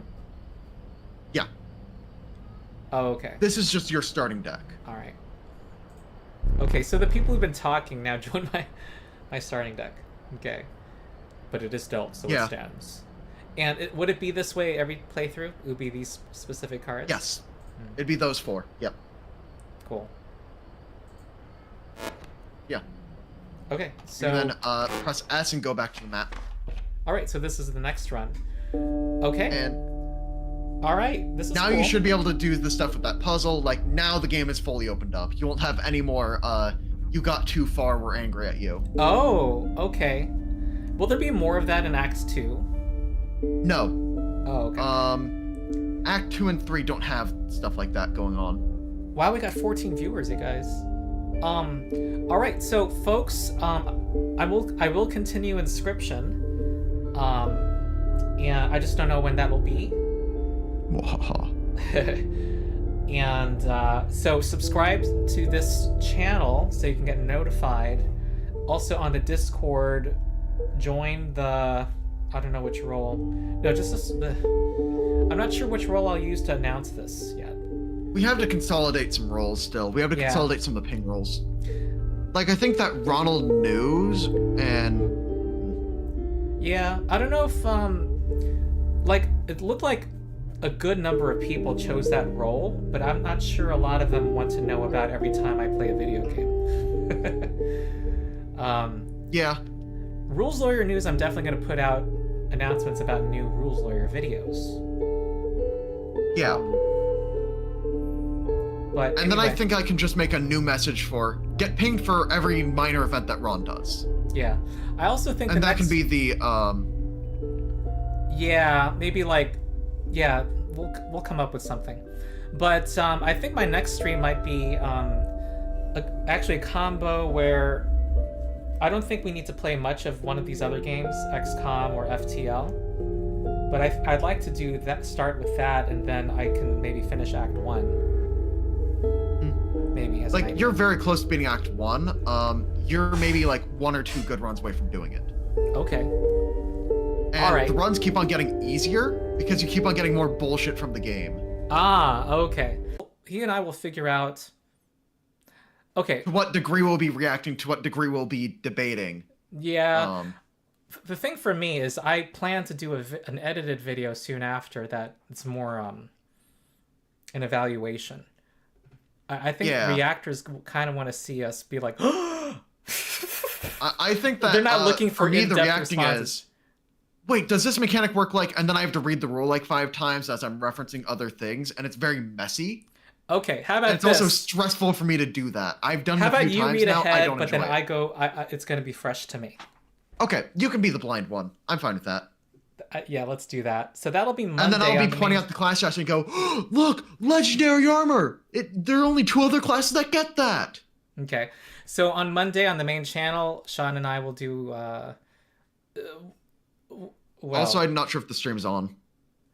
Oh, it is. I just need to refresh. Yeah, we're gonna. I'm gonna live react to the Battlecry playtest while Sean will have an hour or 2 of prep, and then subscribe to this channel to be notified of when he and I play more video games.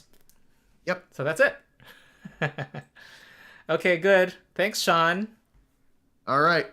It was fun being here. Yeah, I hope chat had fun. See you all next time. I hope you didn't get too frustrated by the bear army knocking on your door. No. It's I mean, it's just that I want to finish the game in quicker if I'm doing streams on it. That's the only way it's frustrating. I'm otherwise I'm enjoying the game, and I don't. Those were the only 2 forced losses in the entire game. Now the game is fully completable. Cool. Okay. And I can tell you that because, like, yeah. I think that's a spoiler you're fine with. Yeah. Like, in terms of the thresholds. Yep. Okay, cool. So should I avoid reading chat, the chat record, because it will be spoilery? Chat record won't be too spoilery. It'll be a lot of us discussing exact mechanics. Okay. So if you want to avoid that, avoid reading the replay. Well, stuff everybody's very civil, but like we did spoil exact mechanics. We didn't really talk about story much. Okay, cool. I think you've seen everything we have talked about, and you wouldn't have context for the things you don't know. So it's probably safe. Okay. All right. Okay, so that's it for now. Actually, we discussed what the knife did. We discussed the knife in great detail, so that's not safe. Gotcha. Wait, the knife that was in my inventory? The knife that you never used. That's just been in your inventory. I just didn't read the description, though, right? The description just says it puts a weight on the scale. It doesn't say anything else. Oh, but there's something else. Oh. It's the same description as the pliers. Okay, gotcha. Okay, and I'll avoid it. That should scare you a little bit. Yeah. Okay. All right, that thus endeth our stream.